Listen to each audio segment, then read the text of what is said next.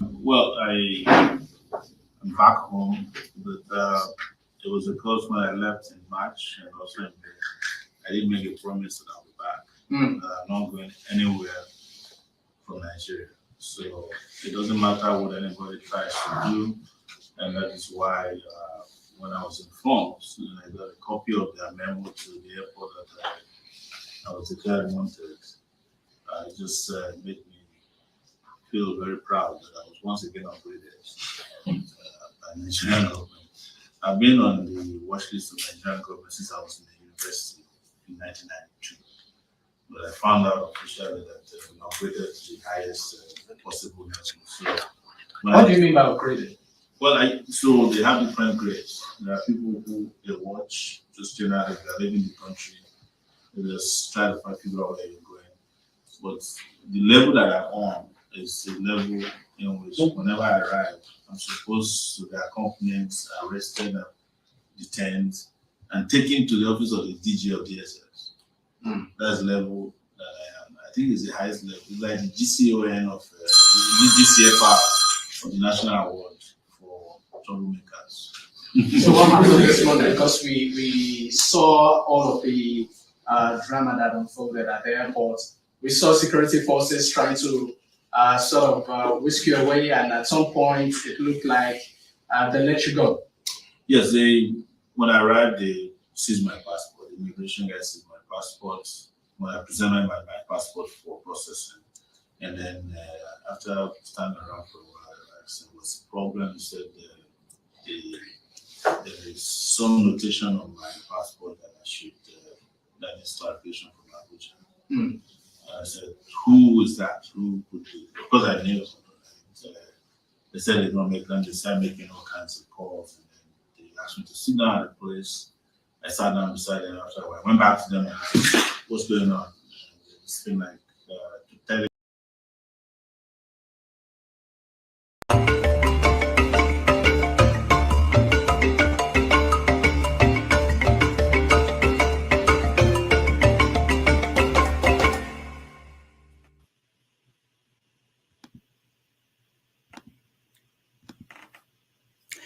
Hello, welcome. Upon his arrival at the Murtala Mohammed International Airport in Lagos this Sunday morning from the United States, agents of the Nigerian government seized the passport of Omoyele Sowore and detained him. His supporters at the airport blocked the entrance and disrupted activities. The government finally released him and handed him back his passport. Omoyele Sowore's ordeal aligns with Bola Tinubu's government's efforts to clamp down on voices of dissent. It is 5:30 p.m. in Lagos, Nigeria, 12:30 p.m. in New York City, 4:30 p.m. in Abidjan, Ivory Coast, and 7:30 p.m. in Nairobi, Kenya. Wherever in the world you are joining us, welcome to another episode of 90 Minutes Africa. My name is Rudolph Okonkwo. My co-host, Chido Onuma, is on assignment. As the media space in Nigeria shrinks, Precious Enyi, TV anchor and station manager with Voice of the People TV, is joining us on 90 Minutes Africa to discuss her perspective as a media practitioner on Tinubu's administration's economic policies and the role of the media in Nigeria.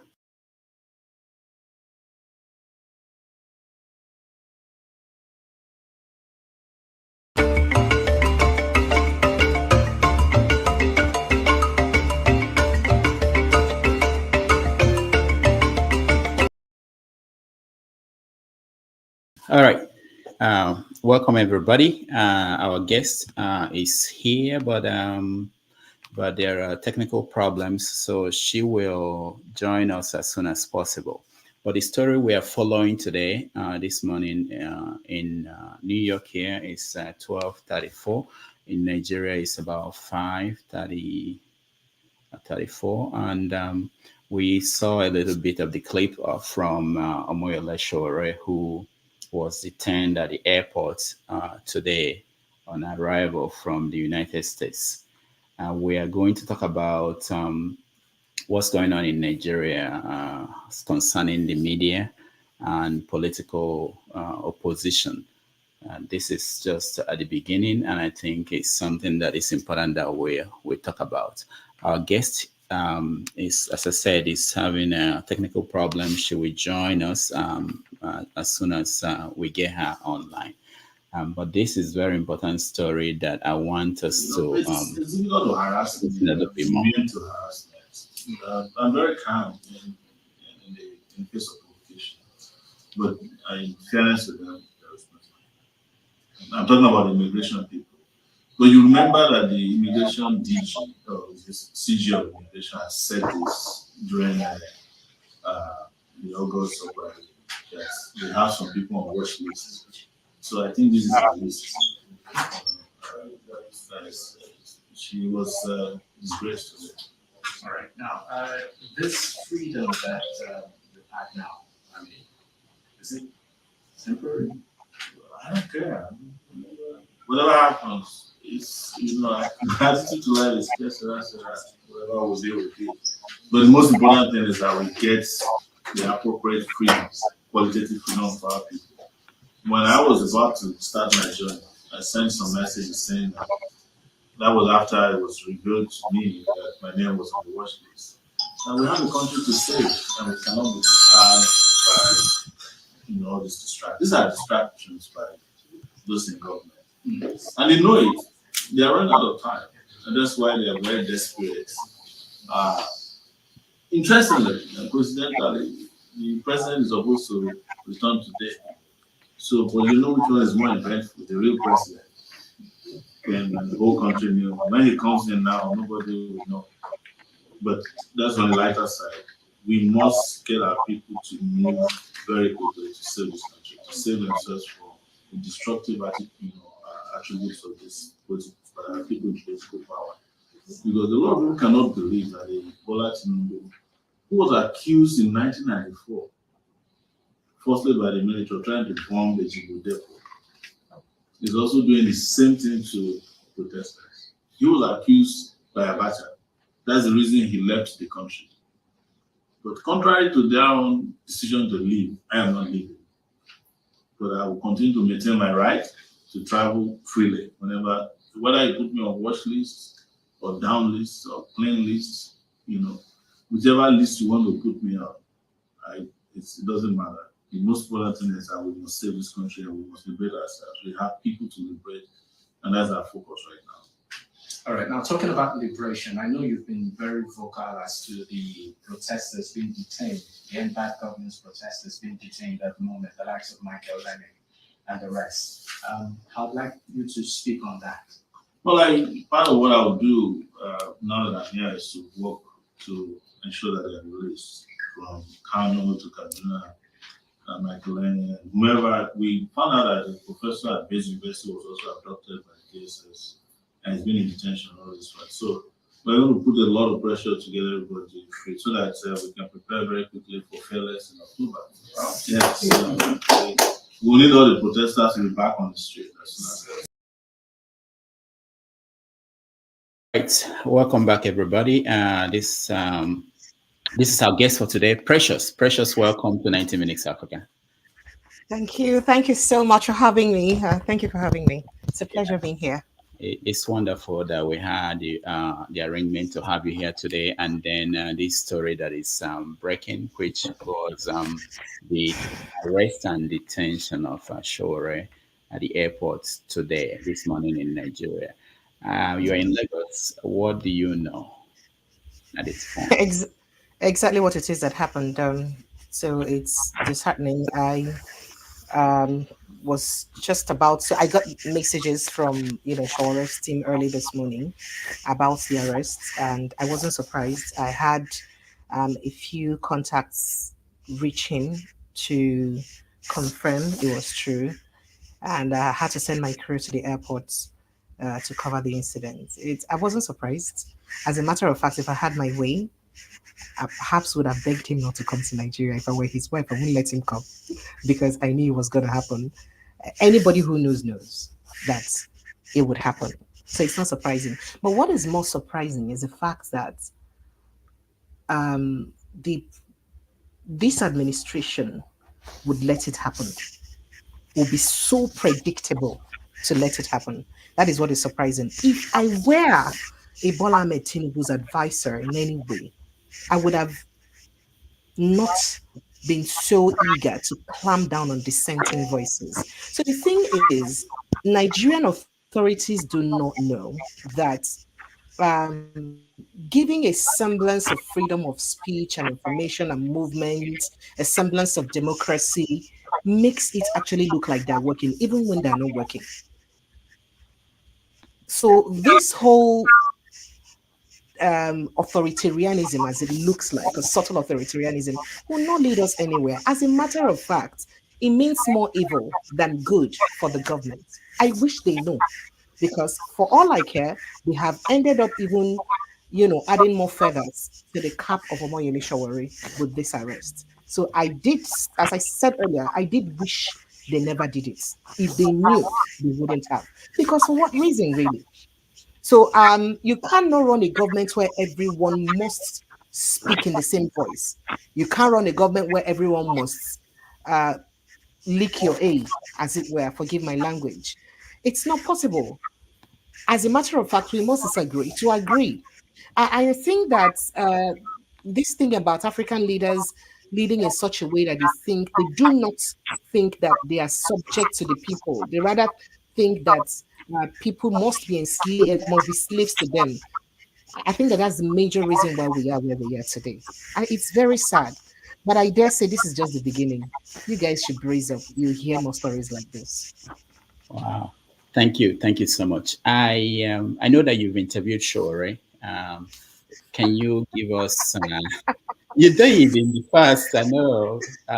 Give us any insight on how you understand him, his politics. Okay, so Shawari, I would like to say is I like to call him a pure revolutionist, as it were. His Anogu is from another level, from the level of school unionism, and he ensured that he maintained that tempo and never backed down. We have very few of them in Nigeria. Not so many would be like that. Not so many will be as brave as he is to maintain that tempo. And some would perhaps have joined politics. After all, we thought Adam Soshimele was a unionist too, but we've all seen how it ended up, right?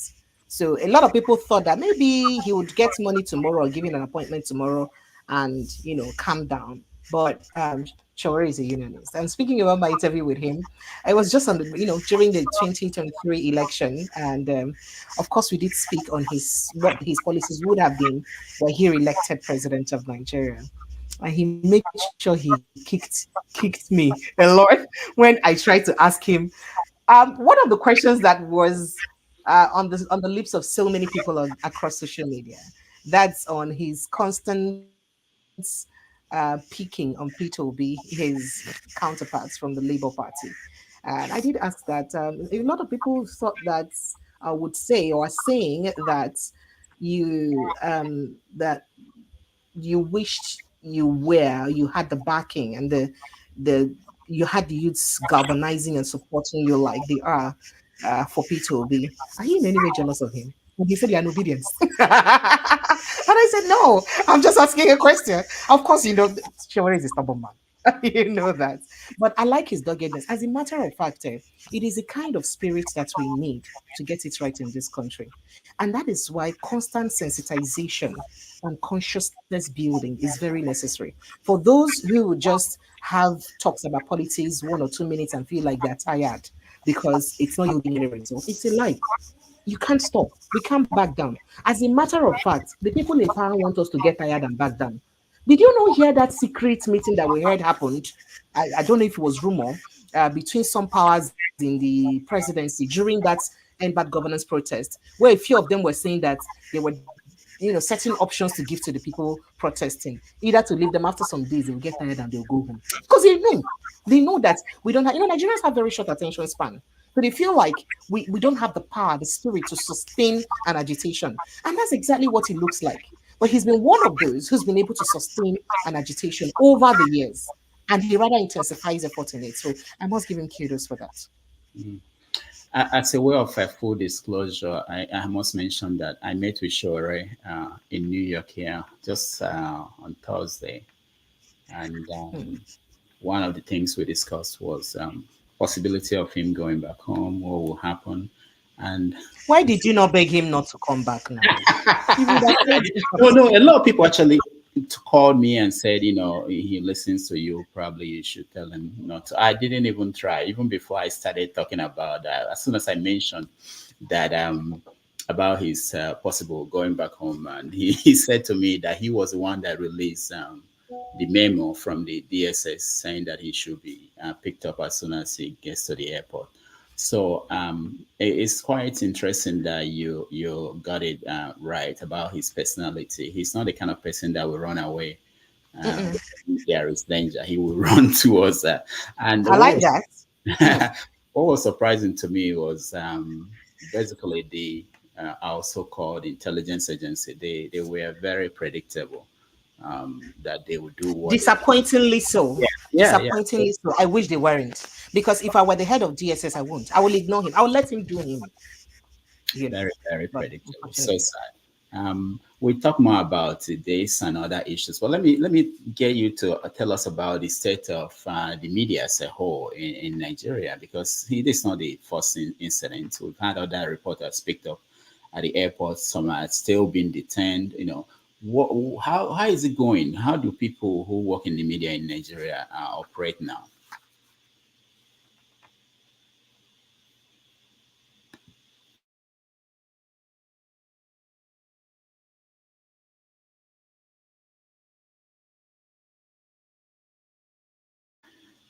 Precious, we can't hear you. Yeah, I think your internet is probably. Can you please check? And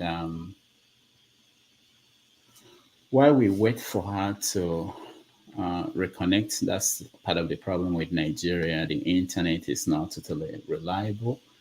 We're talking about the state of the media in Nigeria, also the struggle, the economic hardship that people in Nigeria are currently facing. It impacts everybody. And because the government has not been able to bring relief from people, the suffering, there is this effort to make sure that people who are criticizing what is going on do not have the freedom to express themselves. We are talking to Precious Enyi, who is TV anchor with television station in Lagos called Voice of the People TV. She will join us as soon as she reconnects her internet. Thank you so much for joining us, all of you, wherever in the world you're joining us from. We are going to, as part of this program, we are going to bring you in to get an opportunity to talk to our guest. Again, our guest is Precious Enyi, TV anchor from Lagos, Nigeria.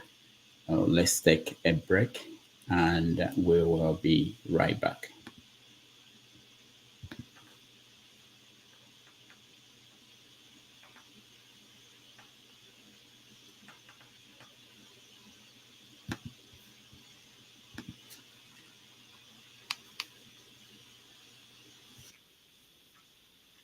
Can see that there is an end to this. But from my perspective now, from this seat, be patient with us. I'm working with a man who I can personally vouch for, in the sense that I know that he's going to bed at 2, 3 a.m. every single night, including Sundays. He's waking up at 7, 8 every single morning, including Sundays, opening his files, working into the late night when no one's there to say anything good or bad about him. He's doing the work. He's a workaholic, and he's doing it all to build a country that is reflective of the progressive, advanced, developed, and prosperous society that he's envisioned, the same way he did in Lagos. And I'm asking our people, on the basis of that privileged knowledge that I have, working closely with him every day, to support this man. He means well. This is not me, a spokesman, getting his salary by doing a job. I'm speaking to you from the soul of Ajuri Ngalawi. This is me telling you what I see in this man. And I'm hoping that Nigerians will give him the support he needs to do the important work that he's going to do on all of our behalves. Thank you. Like us. We're saying, hey,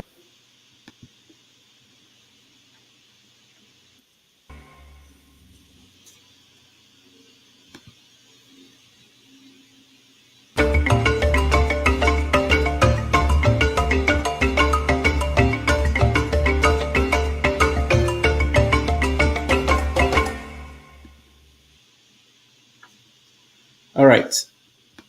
Welcome back. And our guest today is Precious Enyi. Let's bring her in again.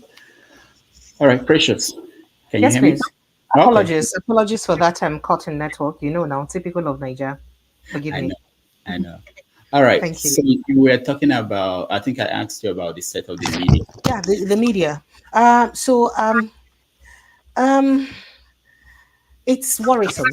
It's worrisome. Now the clampdown on dissenting voices does not just rest with journalists. It's not about journalists alone or activists, as it were. Of course, he may get to reach media houses too. He may, but may not have so far. But the most worrisome thing is if you look at the codes that back up the media practice in Nigeria or the regulation Nigeria, you find out that it's as if you have laws but don't have laws, or where you're giving freedom to express your duty, but you're not giving freedom at the same time. And I think that that's what we worry most about. As a matter of fact, I would rather even say that if we follow those laws, then we'd have to say that the government has even been magnanimous, because you have situation where it's as if they tell you that you can go about your profession, but you cannot do so many things.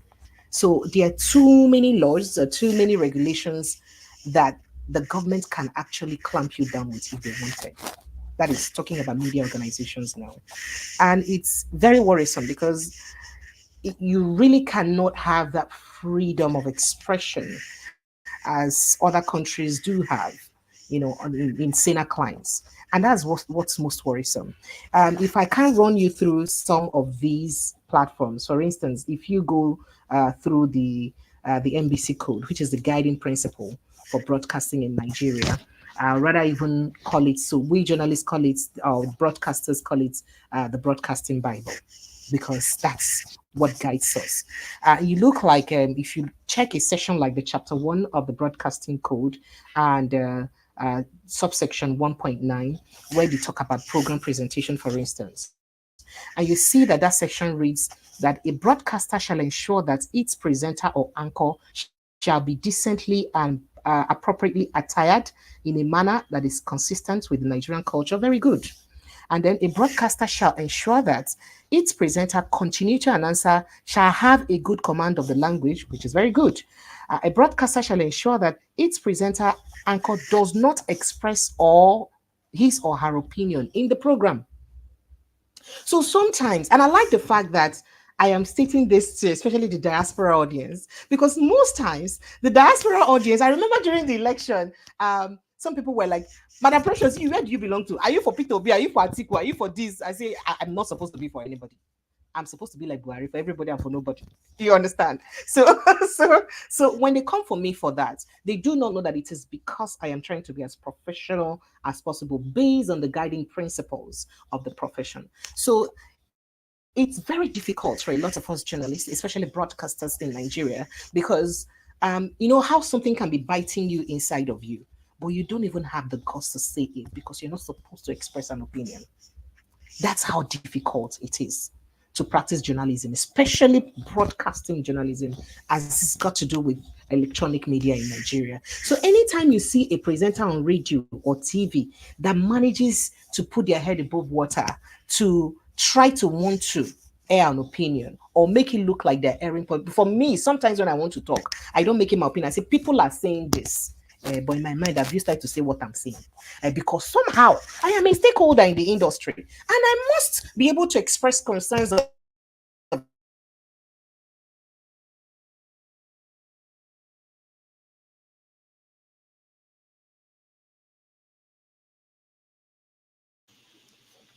We're still having problem with her internet connection, and hopefully she'll be able to reconnect because we can't hear her anymore.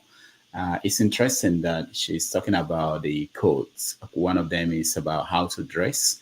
I didn't know that they control how you dress. I thought it's in the TV sessions that will decide how they want their people to dress.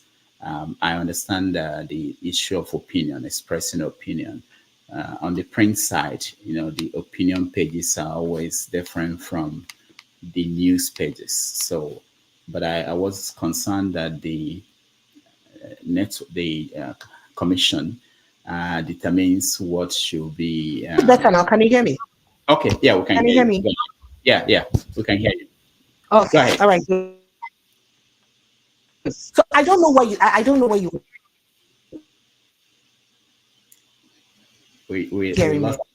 Yeah. Hello. Hello. All right. We still having difficulties hearing you. I think your internet is frozen again. But as I was saying, it's quite. This is something that we are not familiar with Okay. outside of Nigeria. Precious, can you hear me? Precious, Precious. Okay. She still cannot Yes, hear I me. can. I can, but Okay. I don't know if you can hear me. Yes, I Yeah. Okay. can. Okay. I Go can hear ahead. you. Okay. Go Yes, ahead. please. Go ahead. Go ahead. But can you hear me? Can Yes. you Yeah. hear We me? can hear. We can hear you. Yeah. Can you hear me? All right. Great. So I would. Oh. All right. We lost her entirely. She will try to reconnect. She's willing to stay here for 2 hours and get a chance to talk to our viewers who are interested in asking her questions. You can see her on, like I said, Voice of Nigeria TV, Voice of the People TV. She's also on Voice of the People Radio in Lagos. They are in Abuja, Benin, Port Harcourt, I think Oka and Kano. So it's one of the rising TV channels out of Nigeria, and we will be hearing more from her and from their production team. All right. So, for those who are interested in joining the conversation in another probably 10 minutes, I will let you in. Precious, let's try again. Yes. Okay. Oh, All right. Please forgive me. no, Please it's forgive not your me. fault. We are Please used forgive to me. it. We are used to this. When we call Okay. Nigeria. Yeah, go ahead. So these are a few challenges Nigerian broadcast practitioners are going through or are facing, and it makes the practice of journalism, especially in broadcast or electronic media journalism, very difficult because you have to practically walk on an eggshell. And I'll read another session of that, another session of what we call the NBC code to you. Okay. In fact, another part says a broadcaster shall ensure that its presenter anchor of any program, especially phone in programs, shall handle it with professionalism and sound judgment to ensure that it does not lose focus or lead to unfair treatment of any person or institution. So when people will call in during calling programs and say, APC have ruined Nigeria, government can decide that you have infringed on this part of the constitution of the broadcasting code. Oh, this Bola Ahmed Tinubu government, he has scattered this country. So when we do not let people use words like that, and then I say, oh, they started calling me APC woman leader, innocent me, oh, they don't even know. So because I try to ensure that I create balance, because that is what my profession demands, that you must balance your conversation. So it looks like it's a problem when you do not do so. But what they do not know is that whilst Nigerians are very angry and want to voraciously speak about what they are going through, but they do not know that laws like this could could make the authorities pin down on the broadcasting institution or that particular broadcasting house. And if they do, I may be fine because I'll jump into another job immediately. As a matter of fact, I don't just have one profession alone. But the owner of the business will suffer. But then that public edging you on will quickly move to another available media house. And the owner of the business would have lost. So it is very important that we throw light to this. You see, in fact, if you go to the section that even speaks on hate speech, you know that we don't have what is defined as hate speech in Nigeria. So hate speech is practically what you call it or what I call it. So government can decide for you to say that APC administration is not doing well is hate speech. Should be, you know. In fact, government can wake up this morning and not decide that, oh, for you to say that, the administration of Bola Ahmed Tinubu is clamping down on dissenting voices, you're hating the government, is hate speech. They can decide that because hate speech is just basically what you nation outlined by your constitution as to what most terminologies mean. It's a problem. And I don't want to believe that most of those loopholes are deliberately kept so that they can look for a way to, reroute the law or use the law to their own gain. Because I just wonder why we would have, for instance, an electoral act of 2023 that states that INEC must ensure that they bring out a guideline or set up a guideline for an election. And one of those guidelines may mean that, they may decide to use electronic immediate transmission, electronic real-time transmission of results to their own platform or on their own platform. But that same INEC or that same law now also gives them the liberty not to use it if they don't want to. So how can you make a law in one hand and take it on the other hand? So much so that the law, especially the Supreme Court, can now interpret that section as saying that, wait, INEC guidelines are mere promises. So those promises are not supposed to be kept. We cannot hold an institution that we gave over 305 billion naira to run an election to their words. Then how do we hold them accountable for the credibility of the election? That's the question. So when we have laws like this that make it look like we don't have laws, that is the problem. And I do not want to believe that the Nigerian House of Rep is just a bit lazy or clumsy to ensure that they block loopholes in most of these laws.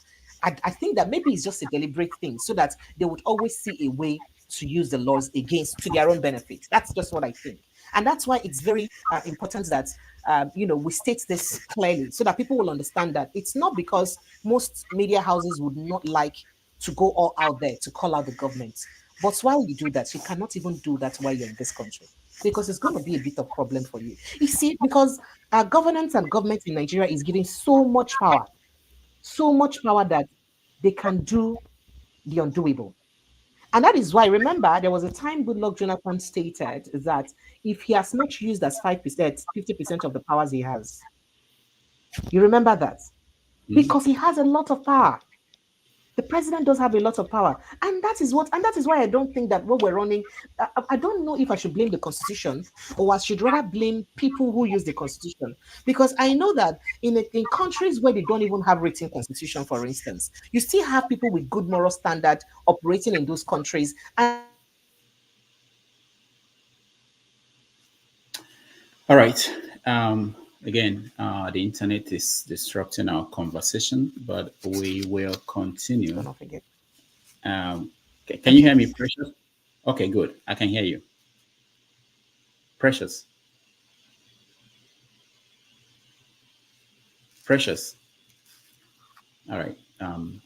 Apparently, we can hear her, but when she comes back, we are going to talk about how her station plans to cover the election in Edo State. We're also going to look at a larger issue about compensation in the media, the challenges that they face beyond the laws or the guidelines in the code of conduct, which is one of the things creating problems for them, because sometimes we outside the country, we tend to think that the media, they don't want to do the job, but they have a lot of challenges. And those challenges are sometimes difficult for them to overcome. So we will get into that and all the other issues around media in Nigeria. And we'll bring you in as our viewer to be able to ask questions. So let's take a little break. When we come back, we will continue the conversation.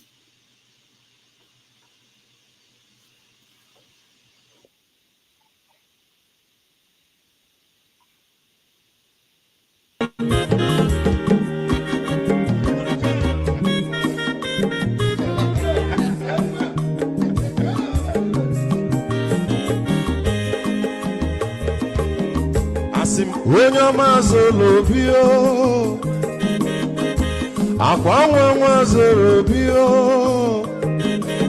Max, if you have no Panumo, no Fube, Nazo, Olaga, ni Piazugo, Mamulaga, Doni Piazugo, Aqua Wilochio, Bicora Puzo, Conavazia. Onyama Zolobio, Abama Wazara, sorry. Ibia Unyana Ganamo Ulagadori Piazigo Ulagadori Piazigo Abama Wilo Chino Bigarafuzo Anabazia Mazi Wakoma Odoguna Quaresunaka Onyama Niga Delemo Mazi ni Piazigo Go with the melody.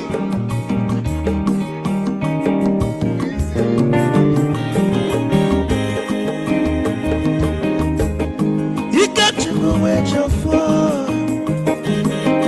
Odogu Nachala Noka. Is it one them nigga delemo? Olaga Doni Piazigo. Doni Piazigo, Mama Wilo Chilo, Bigarafuzo, Anabazia. Say, Onyama Zolobio, Abama Wazara, sorry. Ibia Wuyana Guanamo, Fube, Olaga, Doni Piazigo, Nazaboy. Olaga Doni Piazigo, Abama Wilo Chilo, Bigora Puzoro, Anabazia. Odogu can never be catching for. I'm up on Nika Gogodia. Well, you work well on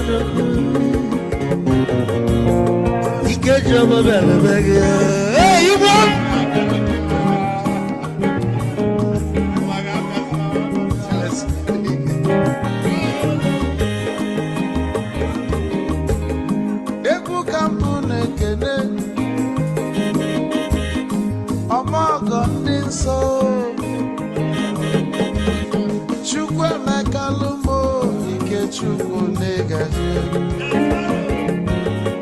Esi nwanne m ekene ịla polife niile na-eme wee bịa ka gosili na anyị na gị bụ nwanne wisdom ga-adị ka nye gị maịkị ka ogobanya bụ egwu esili maxi ọ bụ na-etiri egwu a malụkwa malụ n'imego m ife ọjọọ wesi gị nwanne m ife ọkụ na-echọlụ na ngeme wisdom onume ekene gị agbamanwụ iyo iyo biko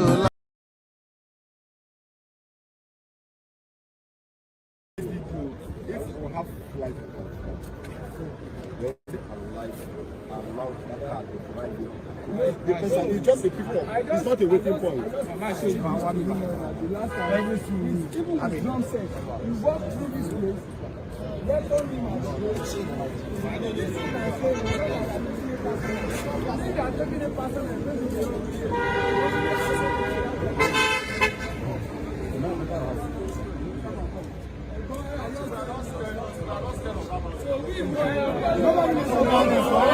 Sorry. Let's understand. No, that's not violence. No. So don't just bring that into the water. Just calm down.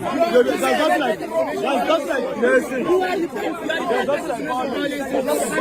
It is our right. This is a public place. So you cannot tell us not to go to where we're going in a public place. For what reason? Please don't make it otherwise.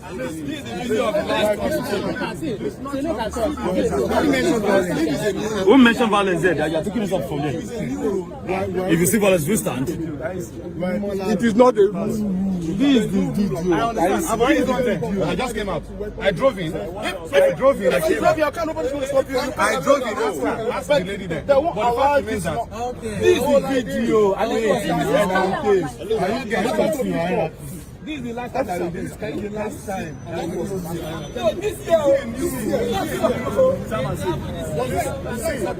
Excuse me. Why is this officer? They were here last time too. They were boss. I ran a bit.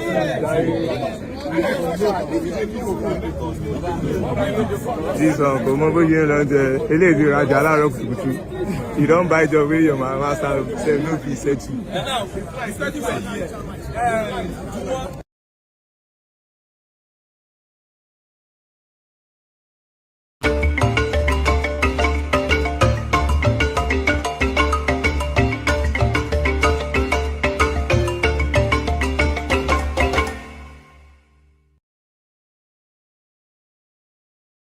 All right, welcome back. We are having a conversation on the state of the media in Nigeria, as well as the issues concerning the government, how they are struggling with the economic policy.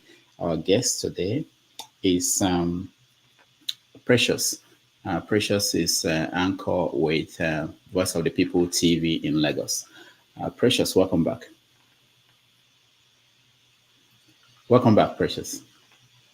Thank you, Sean. But I'm a show host with the radio station, just to set that clearly. Oh, okay. Thank All you. right. Thank you.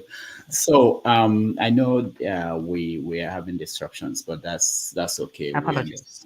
You should. I have gotten like 5 internet options. I just hope that the 5 of them don't fail me at the same time. So let's just do the work.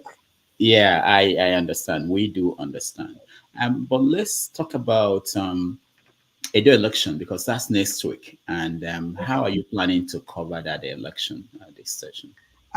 So hopefully, personally, I'm not interested because I just know that it's the same garbage in garbage out situation.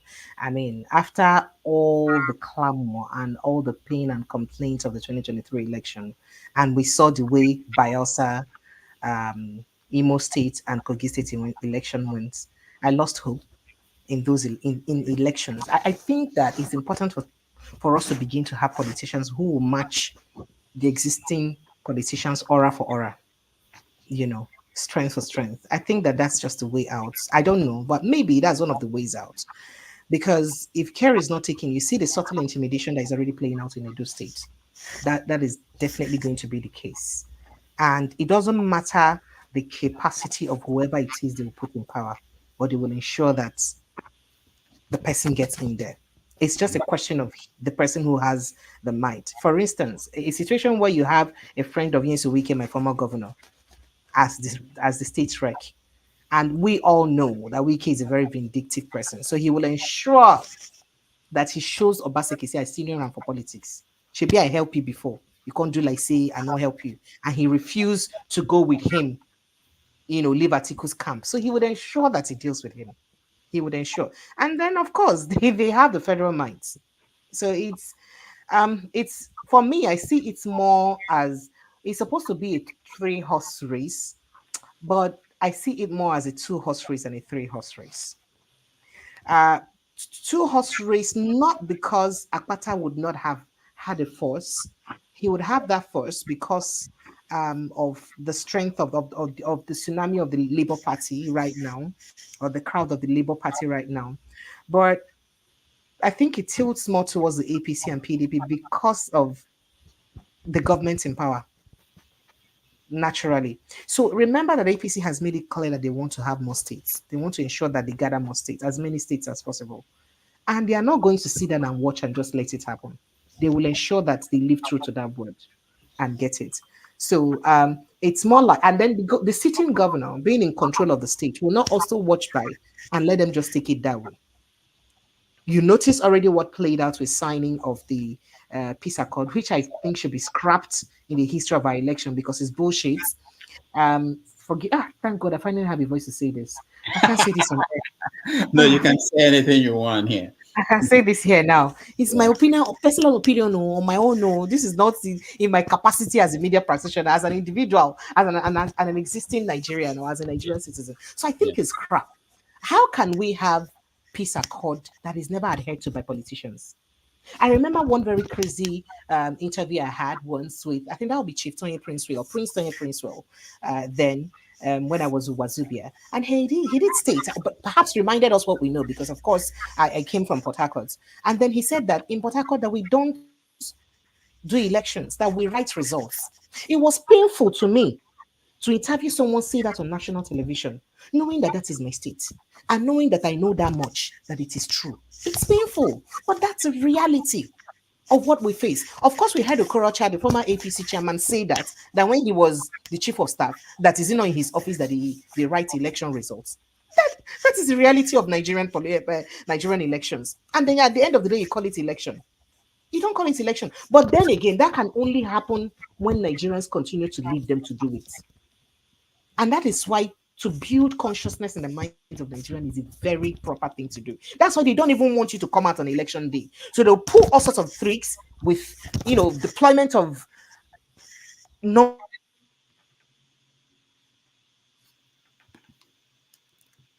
of personnel. You see, they can't deploy to a state election.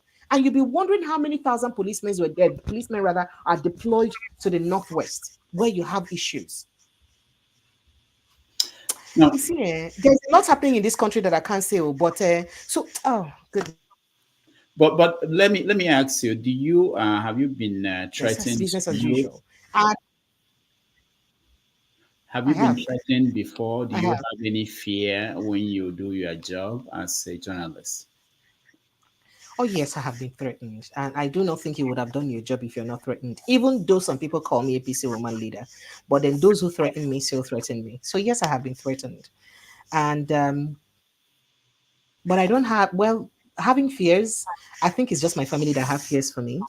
That fear naturally comes with what becomes of you because of your family, generally.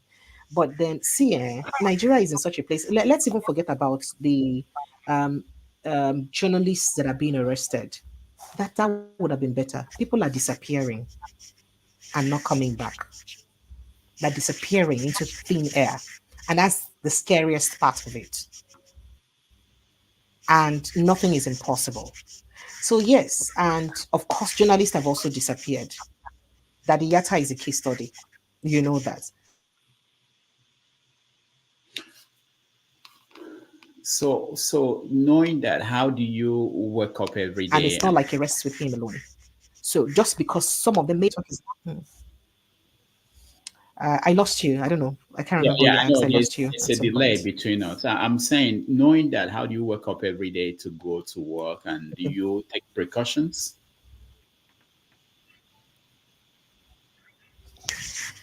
Um, Precautions, yeah, but at the end of the day, everyone has to die. It's not like I'm afraid of dying, but I just feel for my family who worry about me all the time.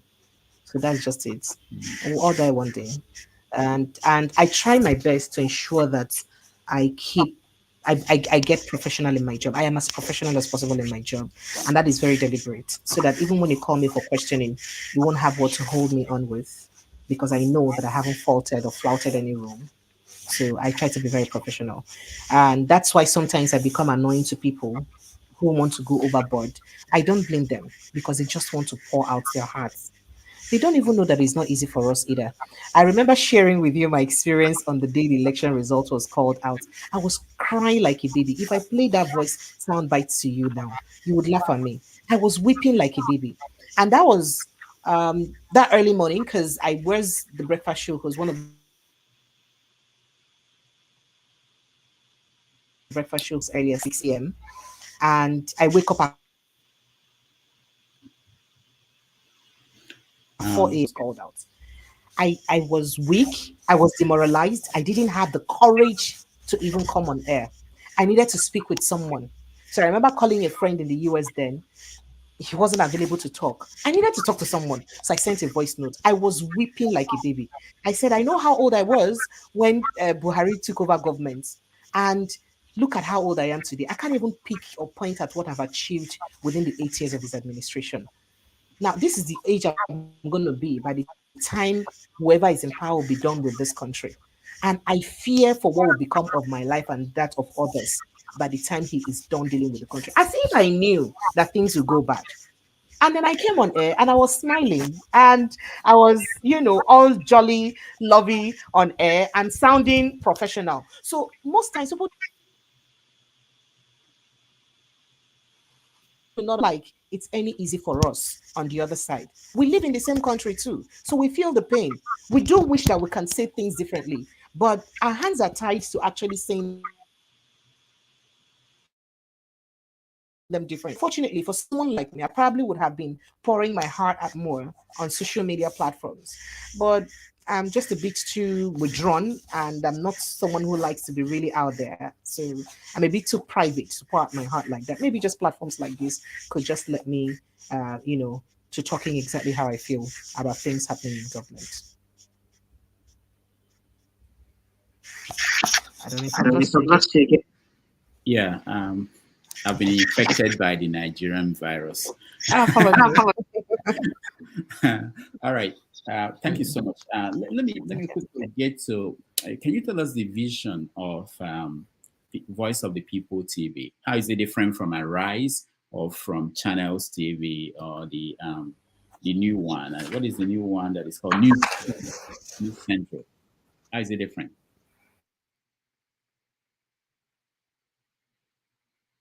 News for television is truly a television station that lives through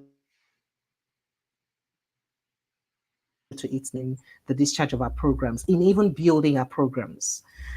So, whilst other stations may perhaps focus on, um, you know, have their focus, as it were, but our focus is basically the people. And because we know we speak to the Nigerian populace generally, we also have to tilt our programs to be appealing to the generality of the Nigerian populace. And for us to do that, we have to look at key factors, like we have to look at the language of expressing our concerns, we have to look at the style of broadcasting, we have to look at the type of programming. For instance, our news does not just look at news alone.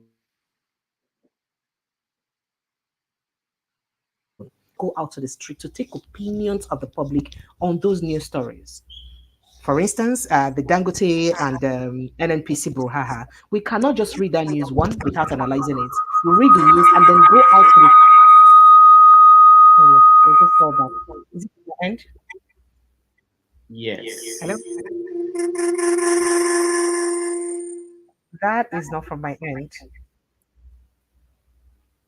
All right. Okay. Is it fair now? Yes, you can go ahead. Yeah. Okay, so we will not just have to read a news story. We would read the news story, have an analyst in the house to analyze, the key stories from the bulletin. But most importantly, we go out to the streets through our reporters to get opinion of Nigerians on how those government policies or actions or inactions as they were affect them.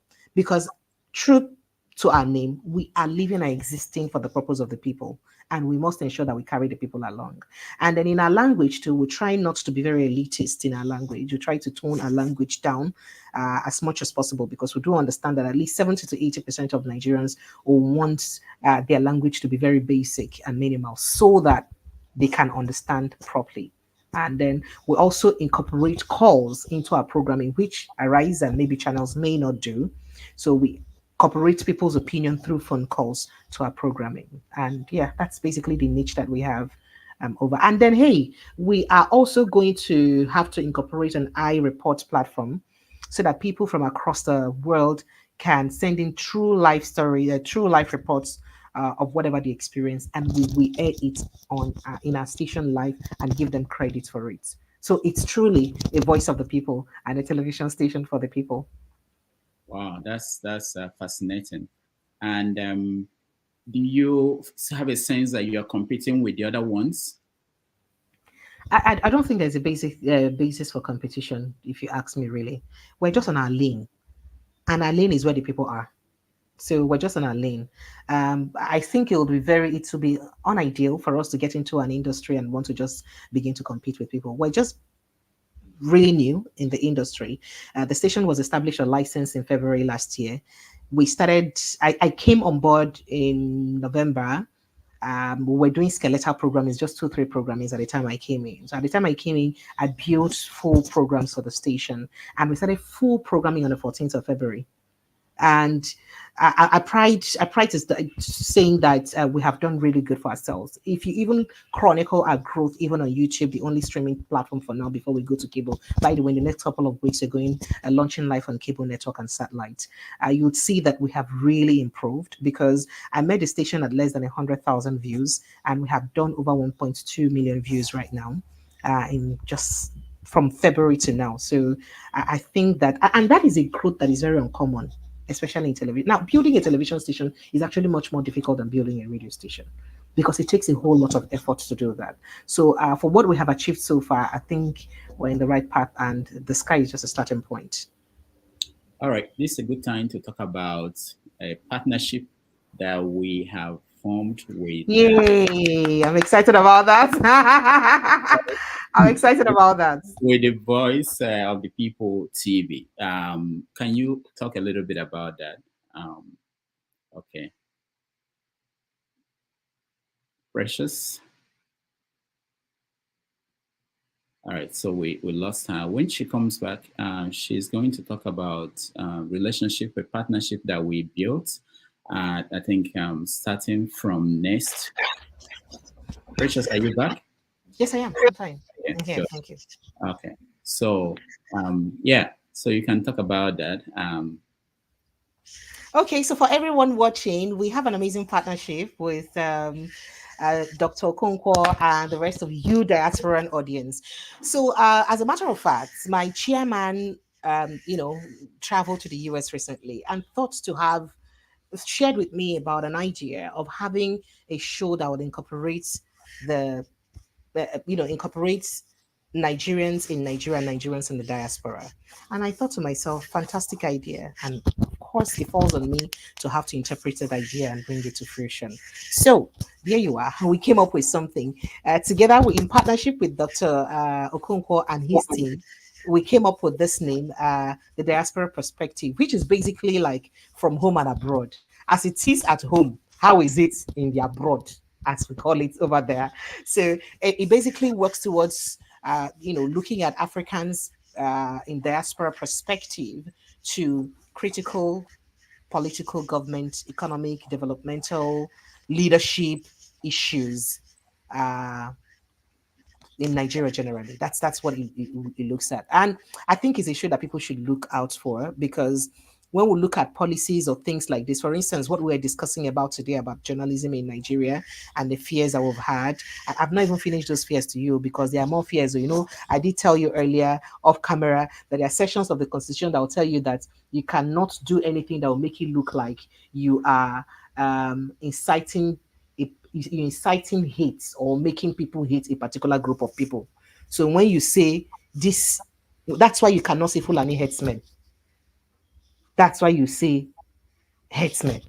Do you understand? Because as a journalist, you can't say Fulani headsmen. It's looking like you're deliberately, speaking to the generality of the Fulani populace that they're all the same thing. So things like that, laws like that, it makes it very difficult for you to practice free journalism as it were in Nigeria.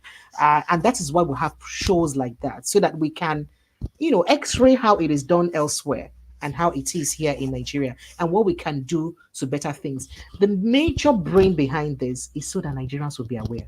Because as I said earlier, there is need for that continuous consciousness building in the mind and heart of Nigerians. We cannot stop talking. And I don't know if I said this here, but I like to say it. The day we stop talking is the day we start dying.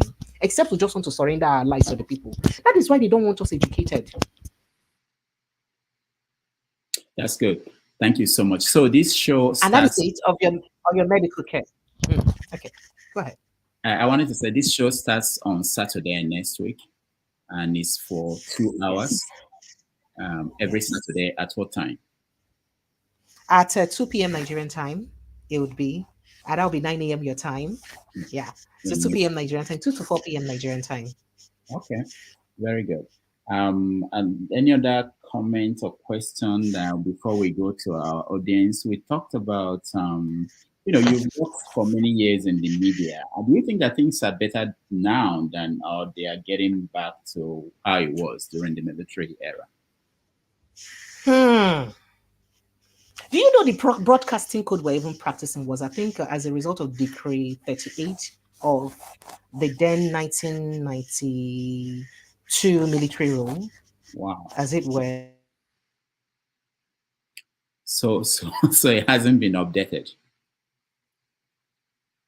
All right. I think our internet is so it was adopted, and that was what. Okay, go ahead.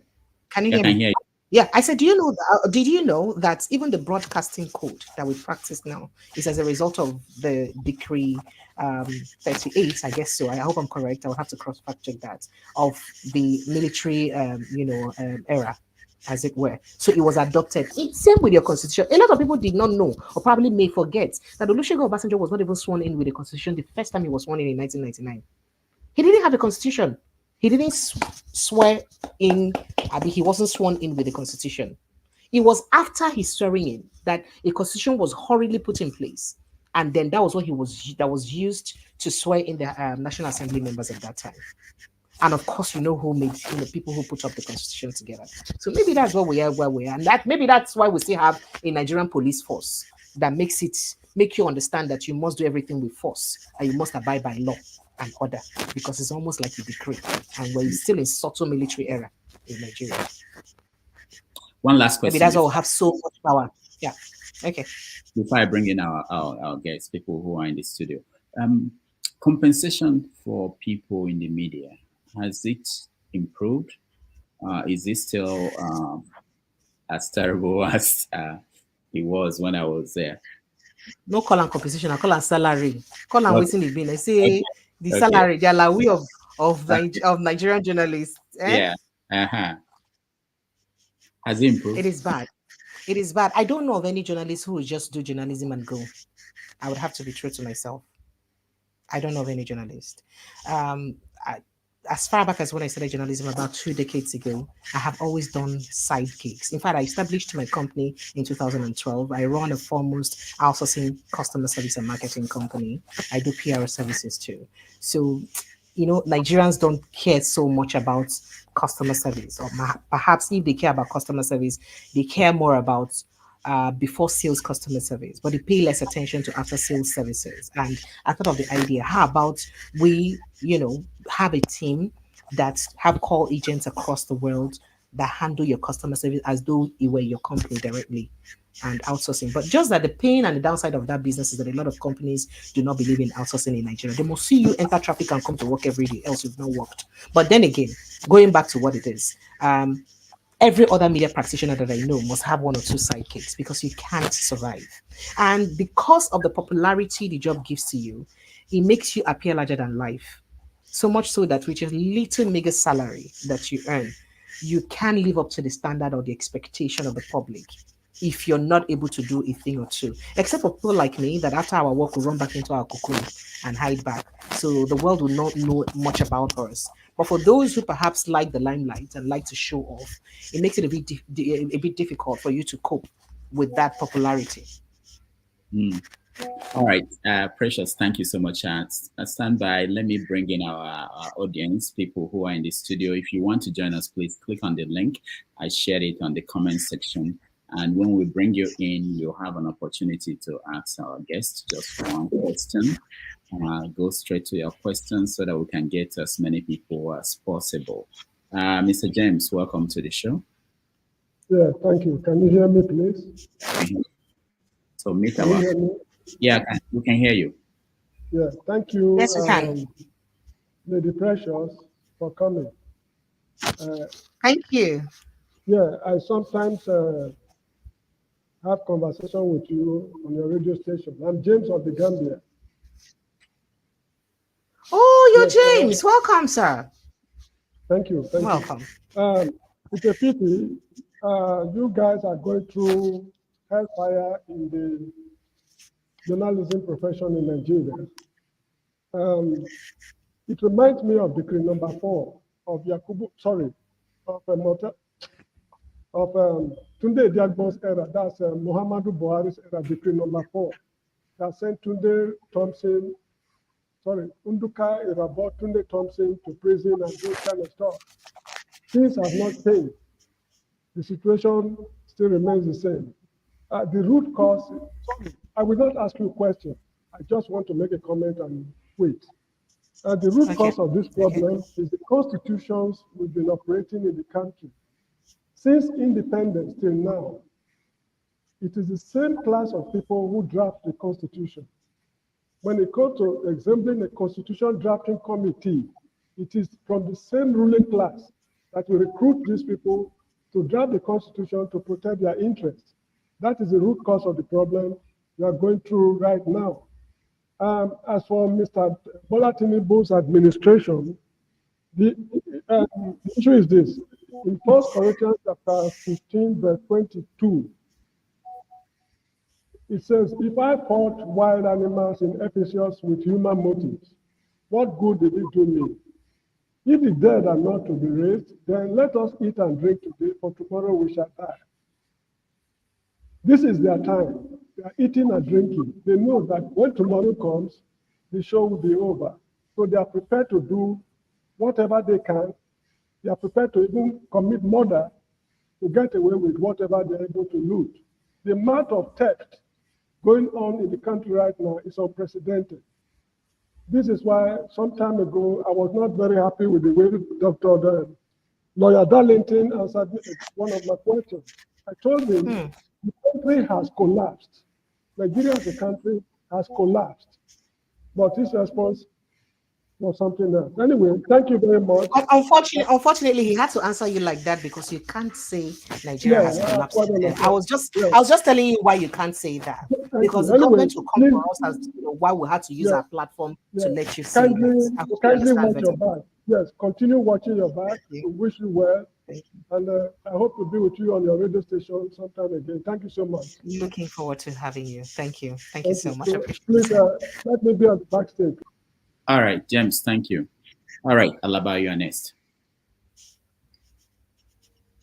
Yeah, hi, Dr. Damage. I've not seen you face to face since you got back.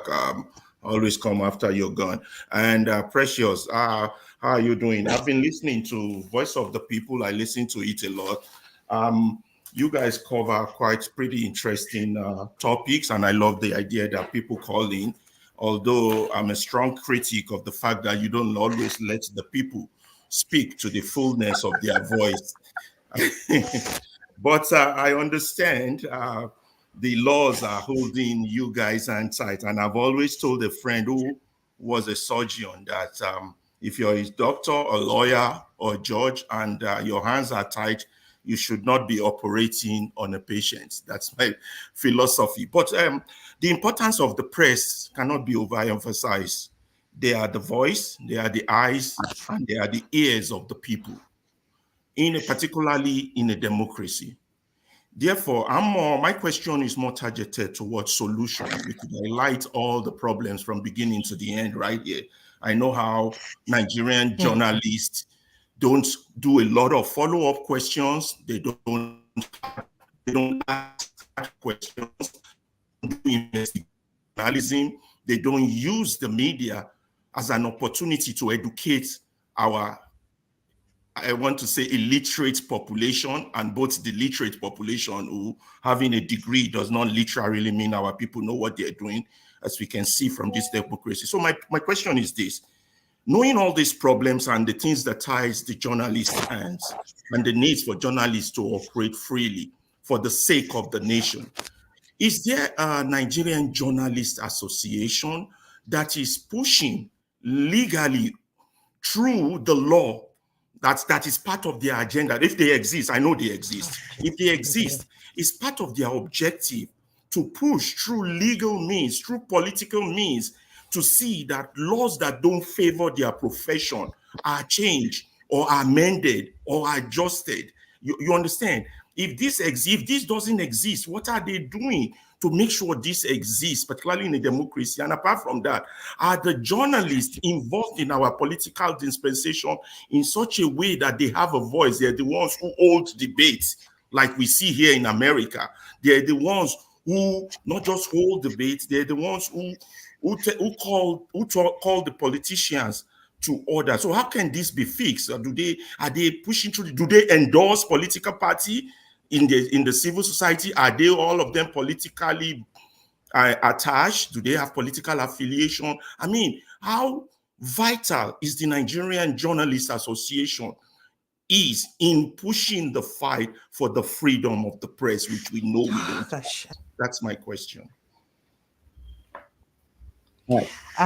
So I lost a few of your questions. I kept having break up. Or I'll quickly summarize it. The question is distortion. Yes, exactly. Yeah, let me quickly summarize it. The question is: the Nigerian Journalists Association, do they exist?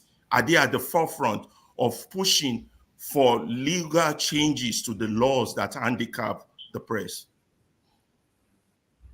Yes, there are quite a couple of associations. You have the Guild of Editors, you have, Nigerian Union of Journalists, you have quite a couple of pockets of associations here and there that, make up or support the journalism profession in Nigeria. Yes, they do exist. In terms of pushing laws and all that, so, I don't know how to say this. We still do not have one voice in Nigeria. So much so that it's a situation where one person may be in support of pushing a law and the other set of people will backtrack and leave you behind. So that is still not very clear yet. Yes, there are laws, there are efforts in ensuring that we get there. But the thing is, will the government in power even ensure that that happens? Because to any government that you push those laws to, it will look as if it comes to those governments as if it's a personal attack on their immediate administration. Now, forgetting that whatever laws they make or not make may transcend or naturally will transcend the administration. So it's not about them alone in power, but it's supposed to be something that would, go past them. So that is just where we are. But then I think that there is a solution, because the solution is in continuously talking about it. I do not believe that we should just talk and forget about talking and then leaving it. And that is why you have such platforms that keep talking about the issues. For instance, for the shows that I run, I choose my topics very carefully, and it is deliberate.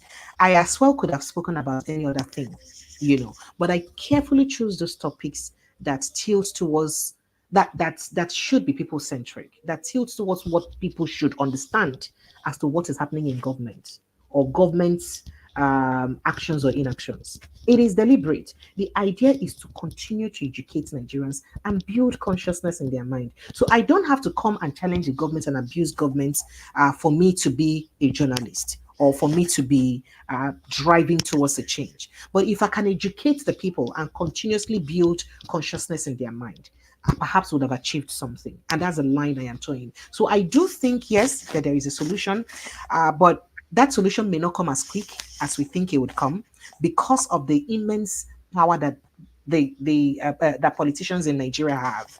And you know how power can be. Power is something that is so sweet. That is why any politician that manages to make money like this, they would want to, you see, poverty is a disease.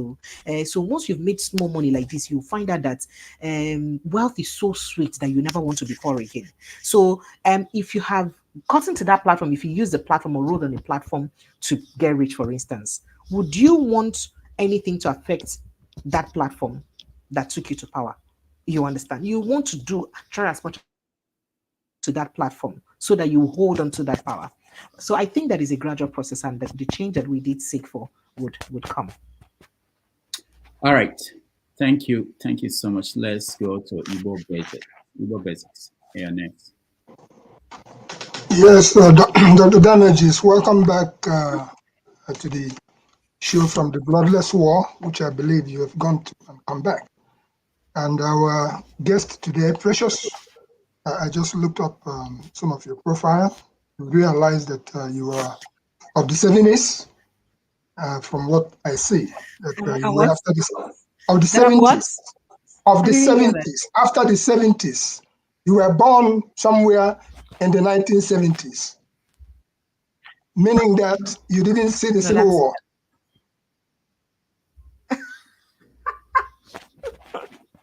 I would keep personal issues private.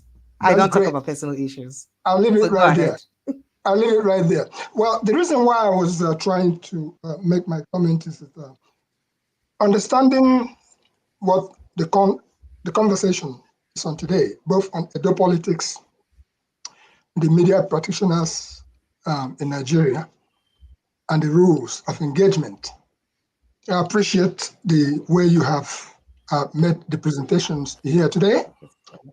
Professional, which is what it is. For being in Lagos and Edo State, I'm going to point specifically to those areas. I had a friend of mine, Dr. Sally Okogu, who was working with Young and Rubicon, and he was running Channel Communications in Lagos. But somehow he just died. So that was my go-between Lagos and Edo State. He actually ran for office in Edo State, and his motto was, keep me out of evil. He had no business with evil.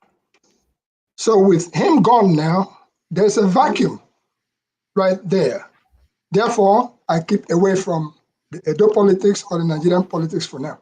On the other hand, Nigerian independent anniversary is coming up, being celebrated around the globe. I have been called upon time after time to show up one place or the other.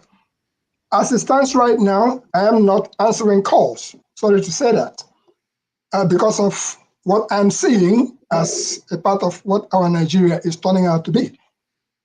So, Precious, if you stay here, I do know that your thing is cycling now, which is a problem. Anybody who can solve the issue of internet connectivity for Nigeria, I think that would be a very, very big boost for our efforts around the globe.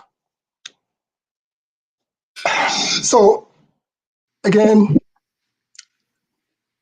All right, Igbo Basics, thank you. This is why I say we should try to make comments, a question very brief, so that there comes my question as soon as she comes back.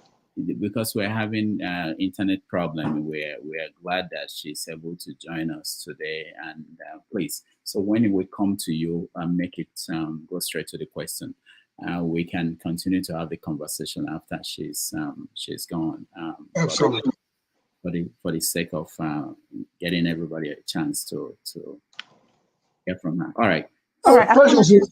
Yes, please. I didn't get your question. Apologies. The network was, doing his work again, so I couldn't really hear you. All right. My question is that there are people whom you stood on their shoulders to become a journalist today. Everything is comedy in Nigeria as we speak today, because almost everything that happens, you see people, everybody is now a media practitioner. But there were giants on whose shoulders we stood on. And those giants included names like Chief Zebediah Okorigwe Nwobe, alias Forta. You've heard that name, I'm quite sure. Have you? Go ahead, sir. Okay.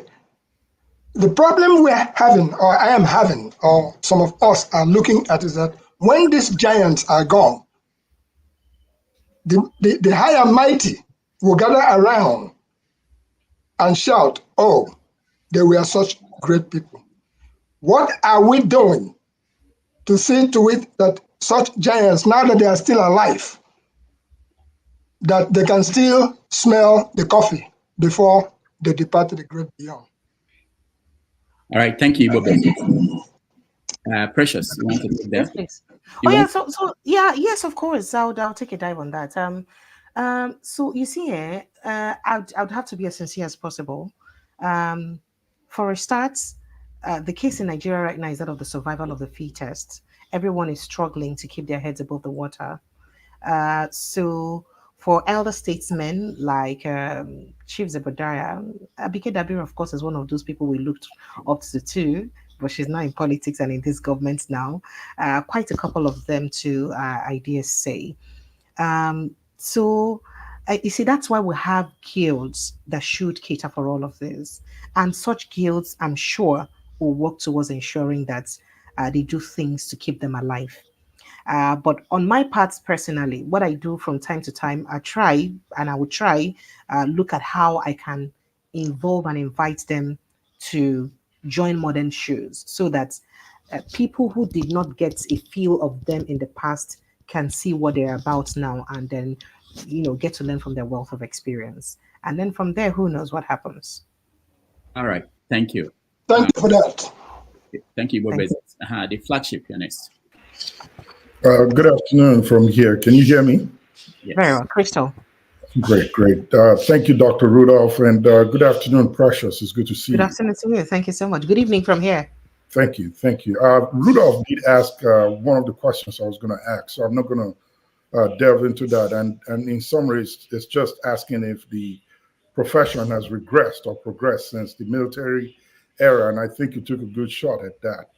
Alaba also asked a very formidable question I was going to ask in the first part of his. But here's my other question that I want to really know about.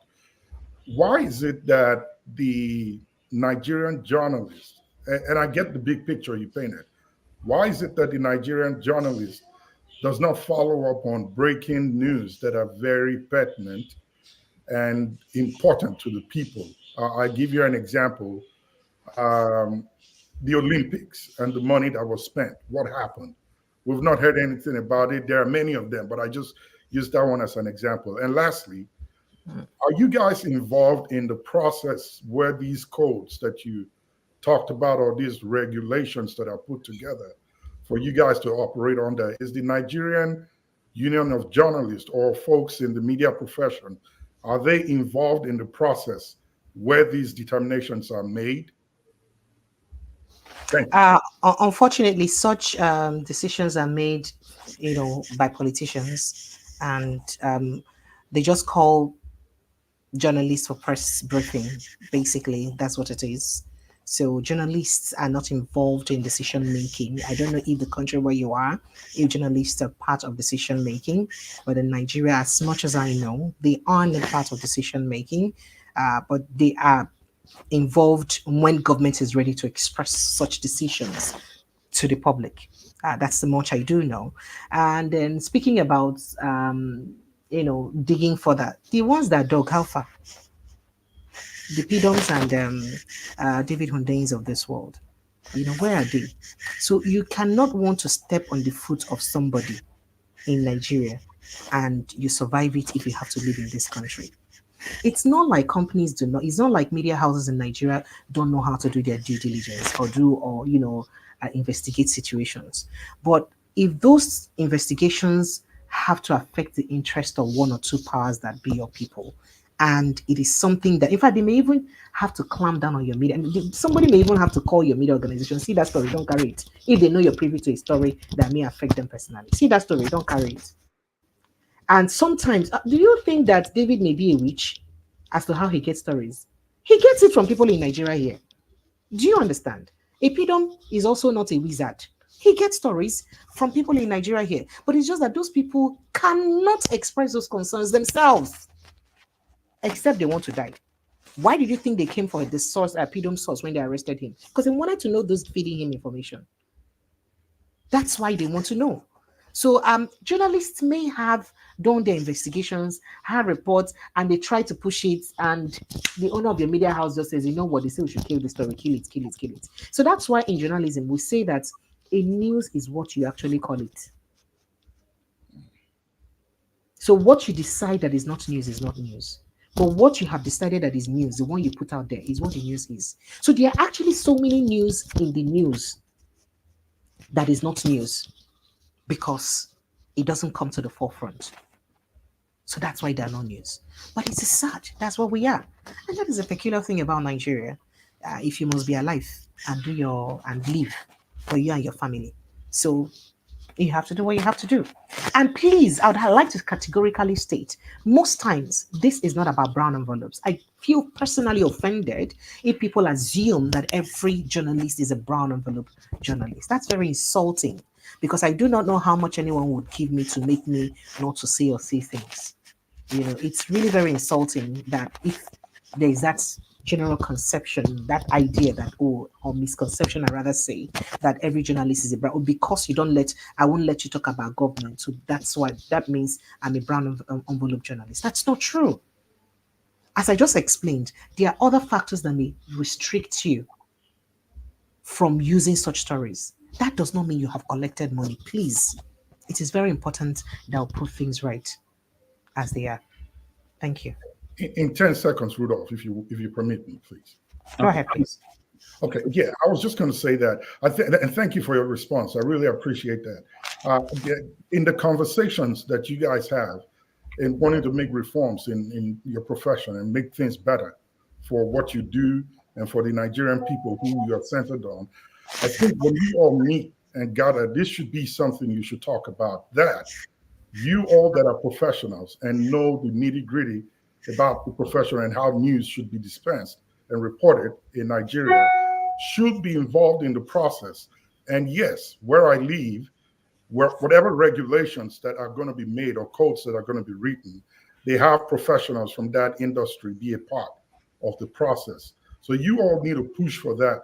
It's not enough to say that the politicians who really don't know nothing about how or what journalism is, you went to school for it, you're trained for it, they cannot make that decisions on how you should carry out your job. I know Nigeria is a peculiar situation, but in your conversations, when you all meet, I think you should push for you guys to be involved in the process of these regulations that are being formed. Thank you. I appreciate that, but are you talking about the same country that has a minister for education that knows nothing about education?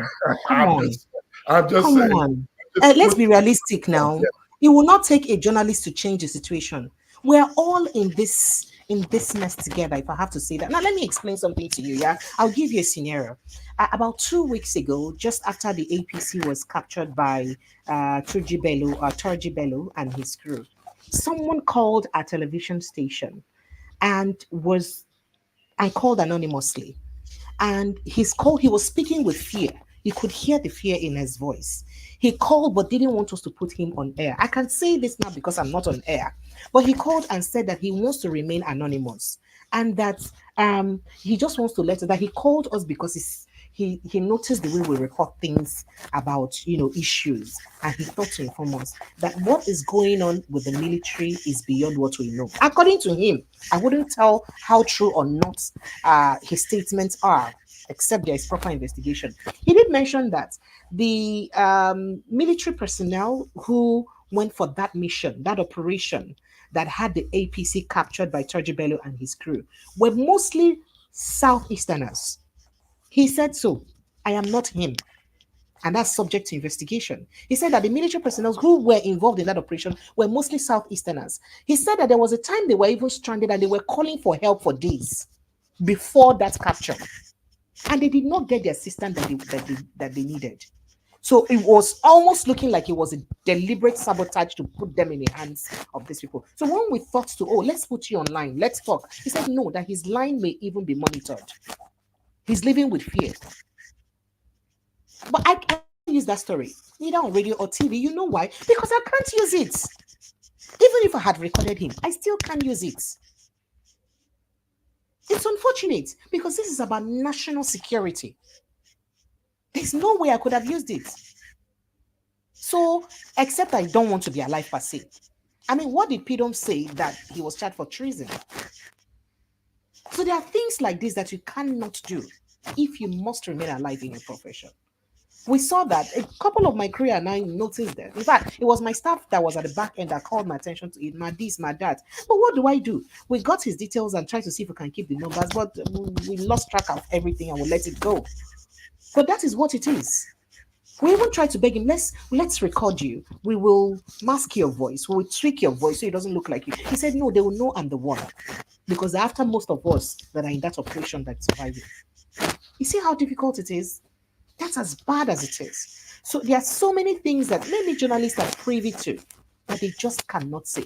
And so they are not news because we're not saying them. It can only be news if we bring it to the forefront. All right. Thank you, Flagship. Let's go to Francois. Thank you very much. Hello to our guests, of course, the host, Rudolph, and fellow panelists, and those who are in the comment section. Ma'am, you see that time is a very precious commodity here. More precious than my name? No, because yours is valuable, right? And highly prized. I want to commend you for your elegance, obviously. It's pleasingly stylish in manner and appearance here. So you're very welcome. I would touch on a couple of things because I have a very small window. I'll touch on conformity from the things that you're talking about. Every government, they have all kinds of impediments for journalists and all kinds of things, but you do have rights as a journalist in the country.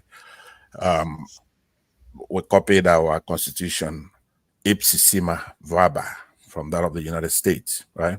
So I've just given you a signpost. I want to, within the very short period, I'm going to talk about development in the new thing that you're putting together, a partnership.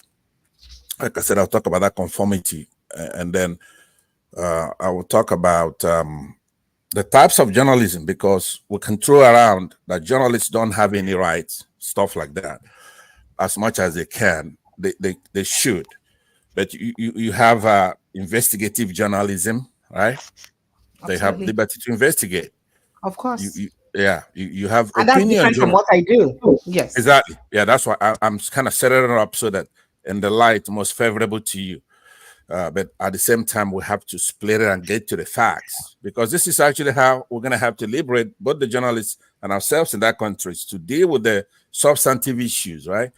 So you have opinion journalism. In Nigeria, you still have the right to have an opinion. Absolutely, right? No. If you have to be a broadcast journalist, you can't have an opinion if you go by the NBC code. And I stand to be correct. I just realized. In fact, as a matter of fact, I can screenshot and send to Dr. Rudolph so he can put up on the page. I'm not doubting you, right? I'm from Nigeria, and I was sharp as they come when I left the country. Okay. I know everything down there, right? And I monitor it. So what I'm saying is that even if in your studio, because I think I've seen you a couple of times in a program on the internet with what's his name there? The guy that's on another show on I don't know if it's Arise. Rudolph, what's his name? What is his name? Rufai. Yeah, Rufai. Is that you on the 90 point something with Rufai sometimes? No, I'm never with Rufai. His show is different from mine, but yes, it's the same station. Okay, great. So what I want to say to you is that here we have a lot of information, including what's going on down there. When you say that, it's insulting to say it's a brown envelope thing going on, right? Well, it may be insulting, but true. Something can be both, insulting and true. You could say to Tinubu, for example, you don't know how to run this economy. You have inflation going off the roof. You've insulted the president, but it's true. Now, that is not particular to you, obviously. Like I said, you're stylish, you're smart, and you're fair here. It's not you when we say you, but there's no doubt that the corruption in that journalism circle is what the problem is. It's part of the problem. We have to have a free press, but you cannot have a free press if they're corrupt, and they are corrupt. It's not you. It's the country, the state of the country. Corruption is everywhere, in the government, in the private sector, in everything. Now, you, in response to a question that was asked you of here, Igbo Basics, and he teed it up for you to name some people you stand on their shoulder. You made it a point to mention Abike Dabere, right? Abike Dabere, who is now for the diaspora, was involved actually not long ago in some kind of kerfuffle on tribalism. You mentioned her. Well, you do that. We have to extrapolate, because I was in a good spirit when you came here. I was trying to learn, but you can have heroes like that when there is a Spanish saying says that one of the most well-known repeated proverbs that we know says, "Tell me who your friends and by extension your heroes are, and I'll tell you who you are." These people, such as Abike Dabiri, she's not a good actress in the country. Yeah. So yeah, let me come down to saying, basically, I'll give you one of the things I was going to talk about is Section 138 of our Constitution, for example, right? Rudolph, let me post the link here so you could show that for just 1 second now. Just hold your horses a little bit. I'm almost done, right? Just summarize what is there. We're not doubting what you're saying. Summarize it. Okay, what it says basically is that a president the president shall not, during his tenure of office, hold any other executive office or paid employment in any capacity whatsoever. That's Section 138. It's very, very clear. The president shall not, during his tenure of office, hold any other executive office. Now, you would agree with me that the Minister of Petroleum is an executive office. It's appointed by the presidency. That's what I mean by executive, right? You have the judiciary, you have the executive, then you have the legislative. So now, when you have journalists in a country where these people appoint themselves, that is a devastating blow to our country. All right. That the president can become the Minister of Petroleum. We're done. Thank you. Yeah. So let me land. Will you let me land, for crying out loud? I have a question for you. How long have you been here giving commentary? Okay. Let me then politely ask that I be given a couple of minutes. No, I'm not giving you, please. We have to move on. You can hang out if we finish and she has more time for us. We want to get to everybody. Could you at least, courtesy, ask her if she would allow me to actually? No, I'm overruling that. So your question is, why should we have journalists in Nigeria when you have presidents who are disobeying the law? And it's not Tinubu that started that. Okay, Precious, go ahead. I thought you were going to tell him to go to court if he doesn't allow you to talk. I should. So that's fine. So I'd like to respond to your first question about that. I didn't mention Abike Dabiri in a capacity of someone I admired. I rode on her shoulder. I didn't ride on Abike's shoulder. Yes, she was one of those I admired growing up. But there were other people. There was a Ruth Benemesia Opia, for instance. There are quite beautiful journalists out there. So I just mentioned her regarding people who perhaps were old journalists but are still in the limelight now, but in a different direction. And that's why I mentioned her. And not an admiration. But can you now repudiate her? Would you go that far? Because you're not on your studio. Would I go that far? Would you say that she's not a good actress? You have taken my lights now. You have taken my lights, you see, because your question just keeps coming. I'm sorry about that. It's okay. Go That's ahead. Okay. But you still shine through. The light okay. can't even do anything as far as your stylish elegance, and you shine right through. So go ahead. I am flattered. Go ahead. So can I do what then? What did you ask? Yeah, what I was saying, since I misunderstood when you answered that question by citing her when Igbo Basics asked that question, would you then now specifically say that she is not one of your heroes as far as somebody climbed on her shoulder, and her role today, it's not one that you admire? Being a journalist, you must know that she has the role to help those in diaspora, and she's been very selective in the kind of people that she helps, the kind of issues. A lot of Nigerians in diaspora have a lot of problems, and she's nowhere to be found. So I just want to separate her from your role models, basically. Would you go that far to say, look, you are forcing me now to toe your lines and to adhere to your thoughts, the one in your head? That's what you're forcing me to do. I'm twisting me to accept that Abike Dabiri is not my role model. And did I admire Abike Dabiri growing up as a child? Yes, I did admire Abike Dabiri. I did love her presentation of the news line. in NTA, 9 p.m. every Sunday. Most people who grew up in Nigeria who watch that show, of course, will look forward to joining the show every day. She did beautiful presentation. But do I admire who she is right now in politics? Absolutely no. Absolutely no. And that is up to me. And I'm not saying this because you have to untwist me to say it, but it is because it is what it is. Back in the days when I was in the university, I did remember most of my colleagues saying that, I mean, 80% of the problem that I had were problems that had to do with other people. They used to call me defender of the universe, you know. You say they say people we know too tall, they get short temper. You understand? So I would defend people. I hate injustice in any shape or form. I do not like it. So of course, I do not agree with the things that she does. The way she goes about her selective judgment, the fact that she's deliberately blind to things about some tribe against her tribe. It, of course, is obvious, visible to the blind and audible to the deaf, I dare say. So I do not like that. And I wouldn't do that. As a matter of fact, speaking about ethnicism and all of those, I actually do not care who the president of Nigeria is. And I think that the generality of Nigerians are beginning to be tired of who the president of Nigeria is. We're only looking forward to a Nigeria that works for all of us, irrespective of who the person is. And that is the level I am. So I don't care about tribe. One of the finest friends I have may be Muslims from other tribes apart from mine. It doesn't make them lesser humans than I am.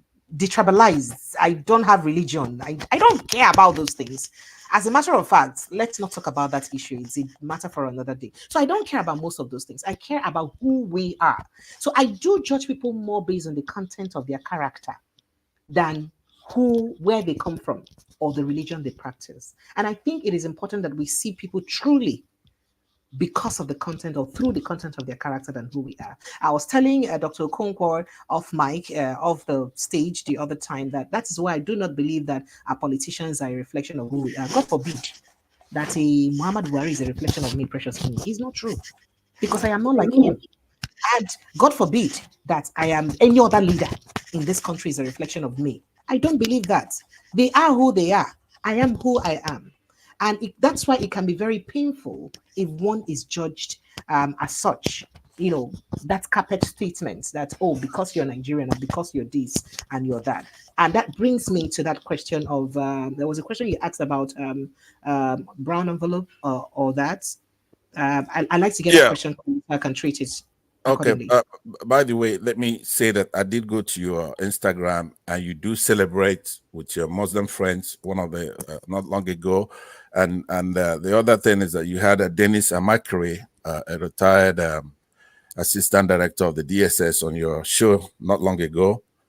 I don't know if you recall that guest in your show.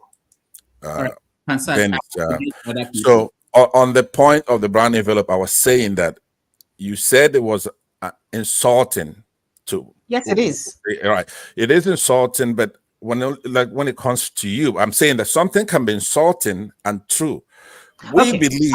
Let me take it from there. Let me take it from there. So there is no denial in the fact that corruption is inherent. It is embedded in the grassroots of the Nigeria generally as a country. Corruption is a thing. It's very easy. It's everywhere.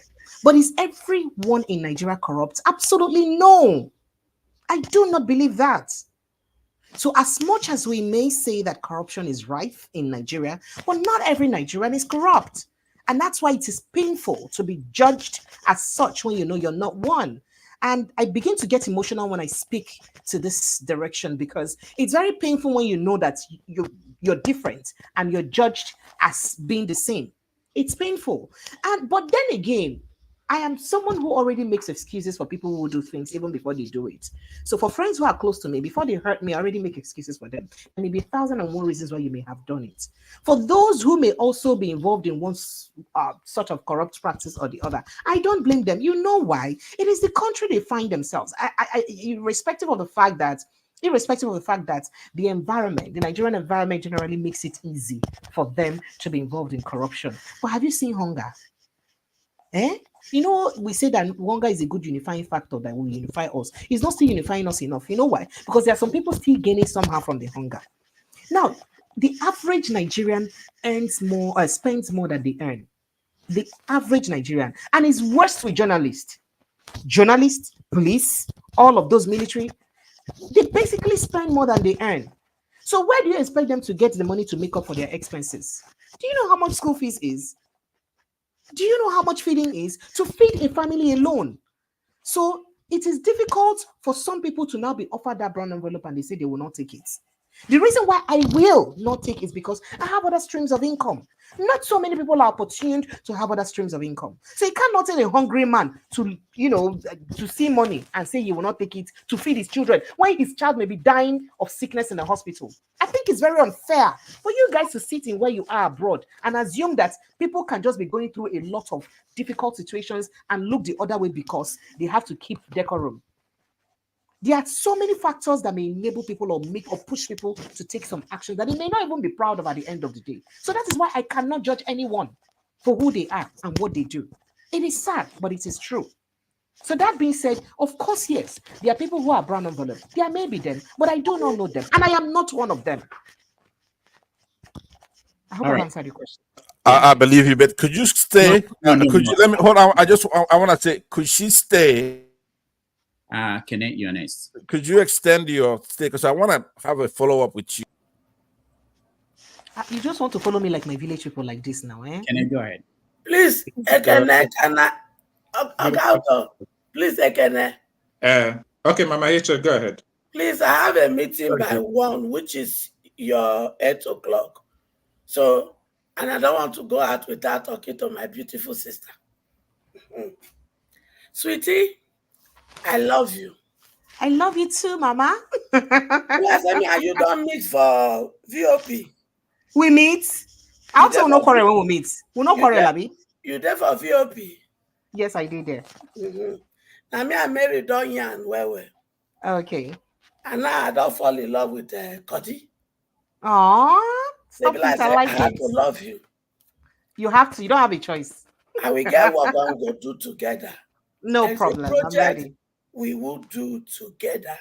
Thank you. I'll be glad to. And DSS, Chief Tinubu, my darling. People are hear our talk yesterday. When I arrest my pikin chore, and I call liver. Good. I hope when I give her a passport too. And before I go ask my very sister question, I want to send message to DSS and go and Chief Tinubu, Remi Tinubu. Nnamdi Kanu court case they come. Mama Echo, can you wait, let me just run down. No. I will, please, because Mama Echo, wait, wait, Donkey, just leave me. Please. I am begging you. I am begging you, don't waste my time. I have yet to go. Mama Echo. We come the next election court day. If you make una release them, if una not release them, it is time for us to play what that they call last card. Una know what that they call checkmate. Now we go play. After this court case, if una not release Nnamdi Kanu, now wait till una never see for the history of Nigeria. Now me and my children go play. And all the Abiamo in Nigeria and above. I go talk on that later. Make I come back to my very sister. Sister, I dey hear you for backstage.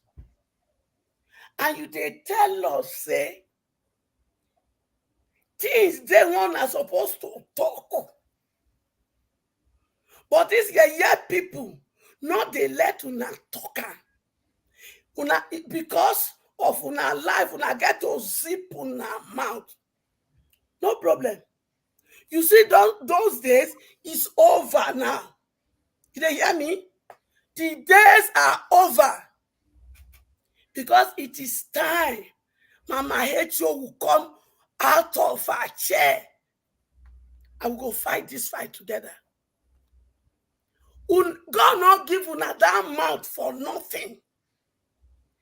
And he not give you the talent of journalism for nothing.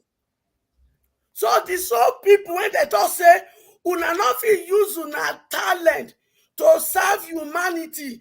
Now listen and listen very good. Mama H.O. is sitting on the throne. Yes. Una want be men, man are not very small. The good one, they are not very. But all the bad one, when una vow say, my children not go fulfill destiny. Now lie, now talk. So all of una want be say, una be investigating journalists. David, only day that they chase you up and down. You get all that ones when I write their name down. I beg. And they talk am for air now. I go find way to reach out to now. Or make una reach out to Dr. Udo for me. Make una collect my number. We go open their nyash from every angle. There is no place for the wicked. I agree with you, my beloved sister. My very daughter, I want to correct. You say you know they judge my children. When they do certain things to survive. Now you have the same belief. Because the very truth, the people, when it be Yahoo plus, now all these politicians and some elite will not be politicians. No ring bell for me because you not ring bell for pastor. Some elite will not be politicians. When they make money from all the wuru when they do for NIPC, all the wuru when they do for NIPC. Me, I come from Niger Delta. From Delta State precisely. From Agbarauto, my father's hometown.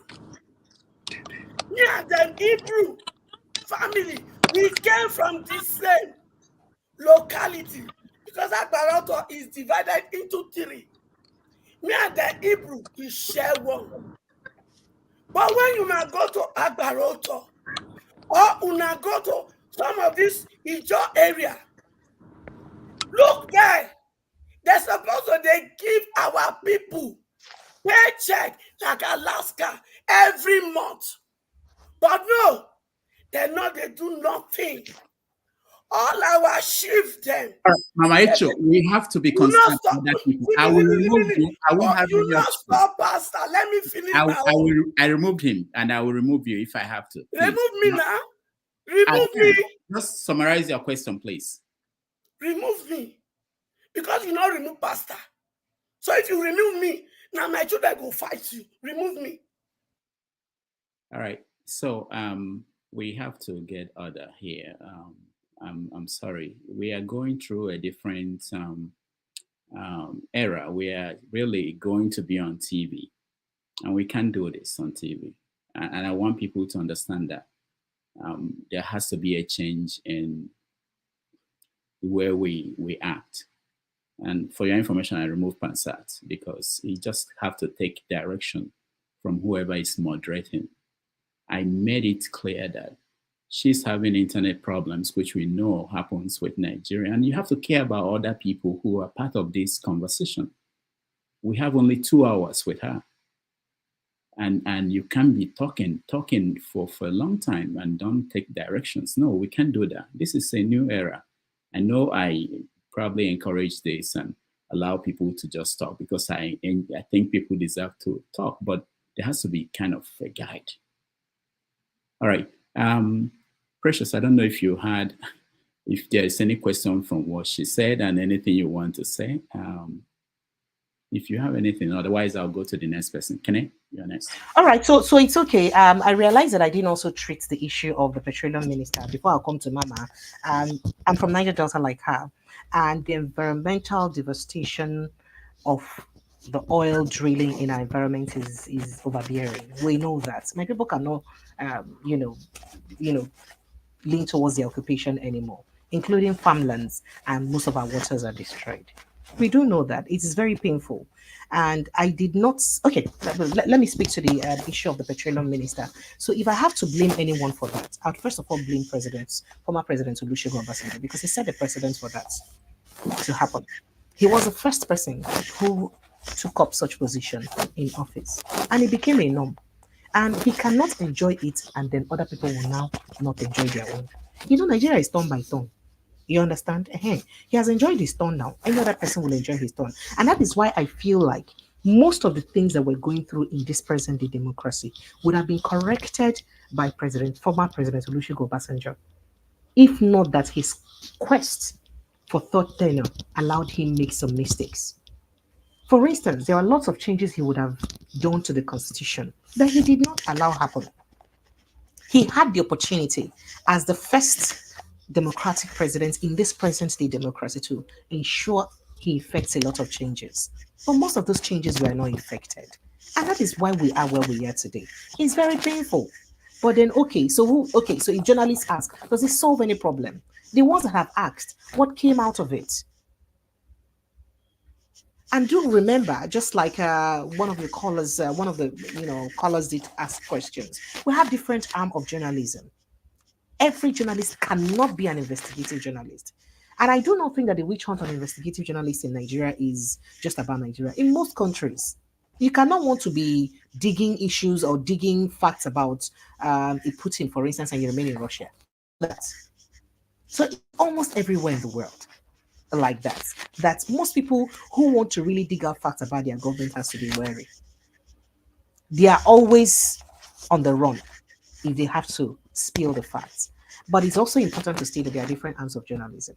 Because I am not an investigative journalist does not make me lesser a journalist than the person who is an investigative journalist. So it's important that we state that clearly, and so that we do not look at all journalists as, come with the opinion that they must all be investigative to make them journalists. No, that's not correct. And I share Mama's sentiments and her pain on what she's going through. I wish I could speak on the Nnamdi Kanu situation, but unfortunately, some of you may eat me raw here now if I speak to that fact. You see, so it is issues like this and this kind of anger that is the reason why government will even want to hold him the back. I'm sorry to say, I was practically elated when there was an option for a political resolution of these issues. I liked it. You know why? We run a kind of country that anything will happen, the sky will not fall. Why do you think that an Omoyole Sowore would be released and discharged of all the allegations on him?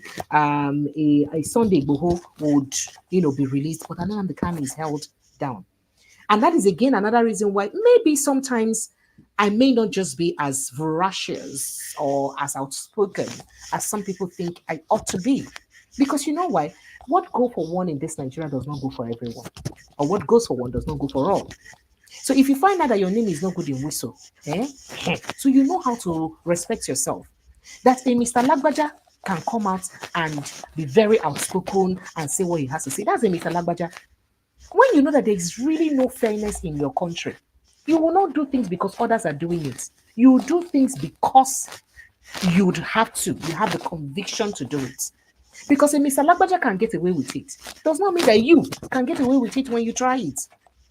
And that's exactly the case of Nnamdi Kanu, as bad as it is. So I think that seeking a political solution or resolution to his issue or to this issue is the best thing to do, because there is clearly very imbalanced judgment in this country. And it's been like that. But it became worse in this administration and in the last two administrations, I dare say. But it is sad that it is what it is. And however, I would rather call on the Igbo people to blame their leaders the more. Because if you look at what happened with Sunday Igboho, you notice how many Yoruba elites galvanized in his favor to clamor for his release. How many prominent, very prominent Igbo leaders are galvanizing in support of Nnamdi Kanu? Some of them may, gather in front, but behind they say something differently because of selfish interest or different interests. It is unfortunate. I do not think that all of us have one voice. And that is a big problem for most of us. And I also think that the Igbo people should also hold their leaders accountable. Because if the Igbo leaders that they have elected so far are using at least 60% of the funds that they get to develop their regions. Most of the clamor we have today, we will not have it. How do you have leaders that receive allocation upon allocation and then you don't even see what they use that fund for in their states? It is painful. It is painful. And maybe that's why they will not like Nnamdi Kanu to be released. Maybe he'll be too much, he'll be problem for them, the way he talks. Maybe so. But it is painful. So clearly Nigeria is where you don't have a fair judgment, and that's why you see them treating a case of a renowned and known band for terrorist like a Bello with kids glove, and government to say ignore him. He's a demented fellow. You can imagine that. Why did they not also think that now the Kanu is demented? They should just ignore him and release him. Why not so? But that is the society we live in, where there is an unfair treatment and biased treatment and imbalanced treatment. So when you know your country is like that, you act accordingly and, be discerning in decisions that you make. Thank you. All right. Thank you so much. Let's now go to Kene. Kene, you're on with Precious. Yeah, Rudolph, good afternoon. Thanks. Good to see you. Looking good. Precious, I agree to. This is Kene. Thank you. I follow your show all the time. It's Kene Ezike from comment section. Hi, Kenny, how are you? Good to see you personally. I see your comment a lot. Thank you. I finally put a face to the name. Well done. Yeah, same here, same here. Yeah, I do appreciate everything you do. I do actually have a very, very simple question, actually. Because based on observation, all the news agencies in Nigeria, or rather the main ones, are all based in Lagos and Abuja. We all agree news is, or journalism is local, right? So why is it that there isn't any news agencies set up in other parts of Nigeria apart from Lagos and Abuja? And I don't believe it's an infrastructure issue, because with the internet you can set up anywhere.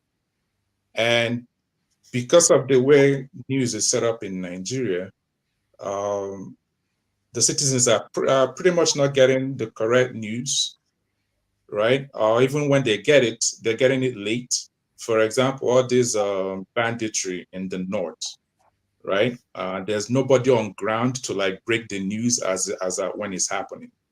And you notice that by the time people in other parts of Nigeria gets the news, or even abroad, when we get the news, it's something that happened 24, 48 hours ago.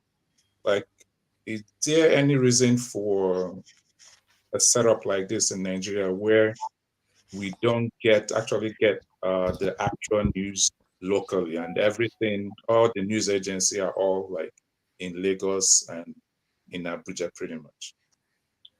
Okay, so simply put, it's because people from other regions find it less lucrative to invest in the media. It's simple as that. The media industry is not a Tinubu with ego business, so it's difficult to invest your money into it for people who may not find it immediately lucrative, but without knowing that there are other benefits of investing in the media beyond the physical cash that you get back. So the reason why you think that Lagos may be one of the center for media practitioner in Nigeria is basically because Lagos was not just it was the Federal Capital Territory, and most of the heads of every agency and parastatals were domiciled in Lagos State before they started moving gradually to Abuja. And looking at the media investment generally, 80% to 90% of most of the media organizations are owned by Westerners, Southwesterners. Most of them, name most of the newspapers most of the television stations apart from AIT though, that was the foremost media house in Nigeria that, after the deregulation of the media industry in Nigeria, broadcasting industry, I rather say, in 1992, and when you had AIT, which is owned by an Edo man. But of course, he had to center it in Lagos State first of all, because Lagos it's like, the meeting point for every Nigeria at that time. And it still is. For so many reasons, because it's the commercial hub and commercial center of the country. So most advertisements that you have to get and all that comes from Lagos State. You know why? Because most companies have their heads and their head office is in Lagos State, first of all. So the movement to Abuja is just because it's capital, the federal capital territory. That's all. But most banks, most corporate entities, and all that have their headquarters in Abuja. So I would not have a media house when I know that if I want MTN advert, for instance, and my advert will have to come from the MTN headquarters in Lagos State, and I'll go and open a media. Even for me that own a media house in Enugu, for me to get an MTN advert in Enugu, it has to come from the headquarters in Lagos. So why shouldn't I have an arm of my media house that is closer to Lagos, so that I'll be closer to where it's happening? That's one thing. And on the other hand, most people from other parts of the country find it less lucrative to get into the media. And this is where I have a problem. I'm sorry to say, but I have to say it again. With most of our southeast and south brothers, apart from the likes of Ibori now and Dobesi, and some people in the southeast now who have now understood the importance of investing in the media and are now doing so. So because media is not practically something that gives you back return on investment immediately, people find it less attractive to invest in. But there are more gains that you have within the media than that physical cash that you get back. Apart from the fact that some people may think that it's also a means of money laundering now for some politicians. That's a matter for another day. But there are other benefits. For instance, President Bola Ahmed Tinubu is a handiwork and product of the media. It is the media that give us a perception of who we think he is, whether it is true or not. The media built him to be that. And they can decide. So when you own a media house, you can decide to direct the narrative for your own good or at your own interest or to your own interest.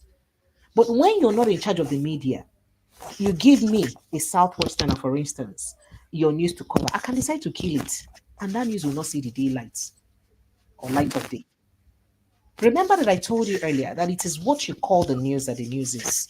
So it's what your editor says is news that the news is. If your editor decides to remove that story from the bulletin, it's no longer a news because it won't exist.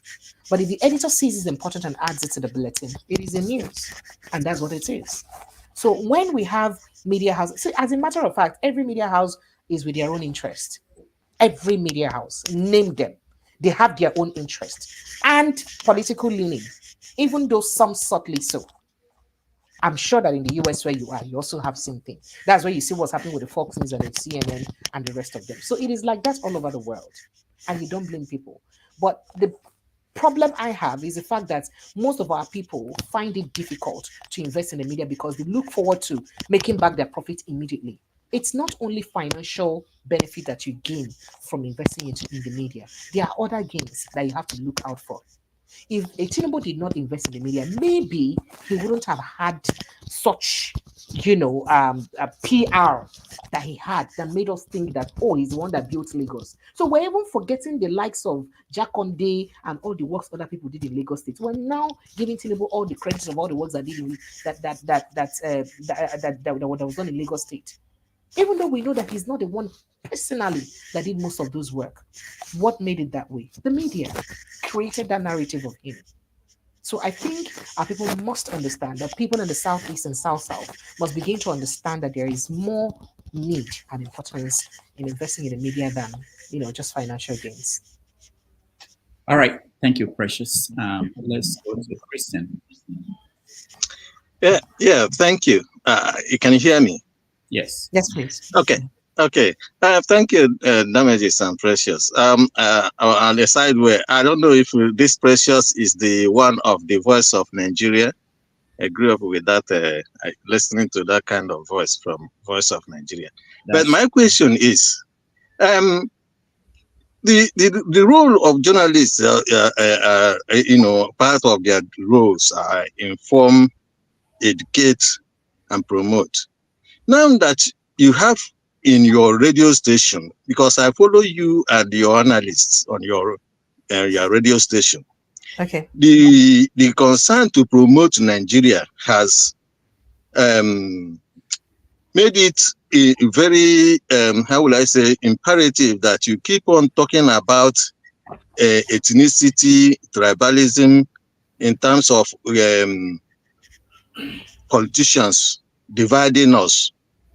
Now, does it not worry you that that education, that kind of promotion that politicians divided Nigerians into ethnicity, which is false, because the last time I checked, ethnicity is a unit of classification, and the power of that ethnicity and the power of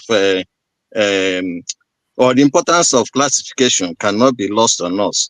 So that part of educating the people, the importance of ethnicity and the power it holds in trying to organize themselves, so according to their ethnicity, in order to hold these politicians accountable. Does it worry you that in trying to promote Nigeria and belittling the power of ethnicity and the importance of taxonomy, therefore the problem of Nigeria continue to exist? Of course, it does worry me. It worries me so much because I'm in Lagos State, and even though I'm from River State, my name is Precious Enyi. And for people in the southwest here in Lagos State where I live, everybody from Benin downward is an Omoibo. It doesn't matter where you come from, you know. So, and whatever hatred or like they have for the Igbos, they pass on to you generally. So it does worry me. It does worry me more because I look forward to having children who will not be judged based on where they come from and who will not be judged unfairly because they come from a part of the country and not opportuned to come from the other part of the country. It's really very unfair and very worrisome. So it does worry me. But then again, that's where the role of educating and constant awareness comes in. Because if we continue to educate our people, we would understand that we're truly one. Look, these people will divide you deliberately. Now, what's one of the things that would hold you down with your religion and your ethnicity? You know why? Because they know that we're highly very religious people in Nigeria, and anything that concerns our different gods that we worship, we take it very seriously, and we don't joke with it. So perhaps they've looked at it in their mind. What is the one way now that we can get to the people? Oh, let's use this thing that they say that is very important to them to get them. And it's very easy. They jump on religion, they jump on ethnicity, and they use it to get us. And they see that that helps us a lot. And that is why somebody will be somewhere and thinks that they can, and may just imagine that they can hate everybody from every tribe, even though not everyone from that tribe hates them. I do not believe that character. I do not believe that a character trait is ethnic or religion. You can have every character in every kind of tribe and every kind of religion. It is the way it is. But who begins to educate our people to make them understand that that is the case? That, oh, you don't just hate these people because you think they are from so part of the world. The thing you think that that person from that part of the world has done to you, your own family member can also do that same thing to you. So why would you also go ahead hating your family member with that much bitterness because they've done same thing to you? If you think an Igbo man has hurt you, has a Yoruba man not hurt you before? If you think a Yoruba man has hurt you, has an Igbo man not hurt you before? If you think an Hausa man has hurt you, has an Igbo man not hurt you before? So would you also hate them that way because they have hurt you? Just because the politicians have deliberately made us hate ourselves. And that is why most times when I talk about it on radio, I try to educate people and enlighten people. For instance, I have a charity thing I've been doing for the past 20 years of my life in journalism. My birthday is on the 1st of January. So every 1st of January for the past 20 years, for every station I've worked with, I ensure that I do a charity work. I've been to different charity homes from when I was in Port Harcourt to here in Lagos. And then recently, I just thought of, for the past 3 years, I thought of not just charity homes. Why not go to see real people living in, very critical areas? So I've been going to the downtrodden generally, and I see people there. None of those people are from my village. None of them. But I give them things. I have sent things to villages in Jos, to villages in Benue State, to villages in Kaduna, to villages.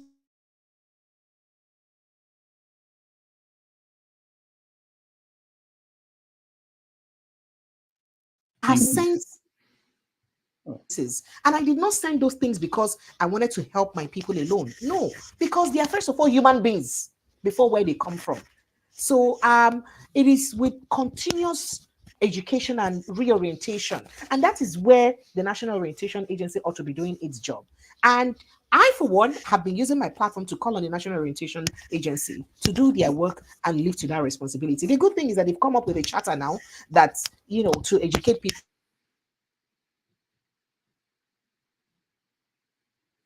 Okay, so the internet has done well. At the beginning, it was difficult. I didn't know we could continue up to this point. I will, when she comes back, I will get Jonava and Obie to weigh in, and then we will.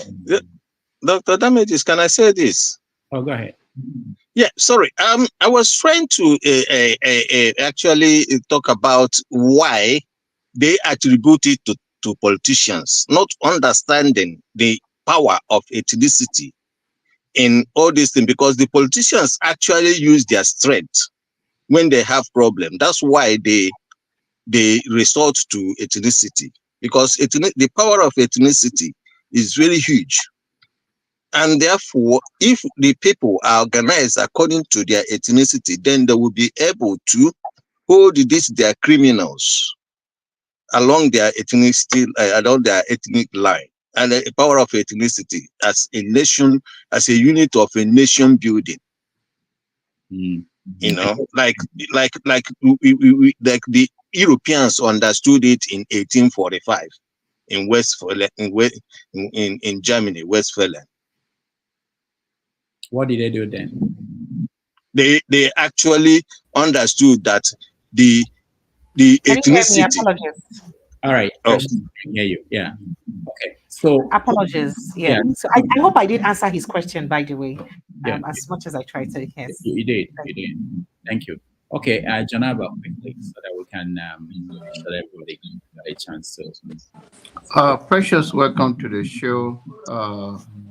I want to use this opportunity to thank you for all you do for humanity and coming to our platform. And also, as a senior citizens, I want you to live long. So, be a human being in Nigeria is very difficult, especially with the job you do. So, do not worry so much about the question here. So many of us where we are very safe, so we can say anything we want to say.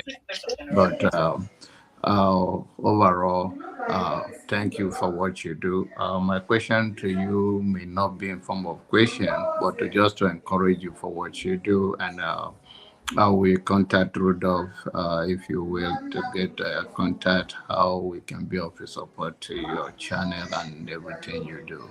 And thank you for what you sent to Benue State. I'm from Benue State. Thank you so very much. Thank you. Thank you so much. This means a lot to me. I appreciate you, sir. Thank you. Right. Thank you, Jonaba. I'll be your next. APC women leader area.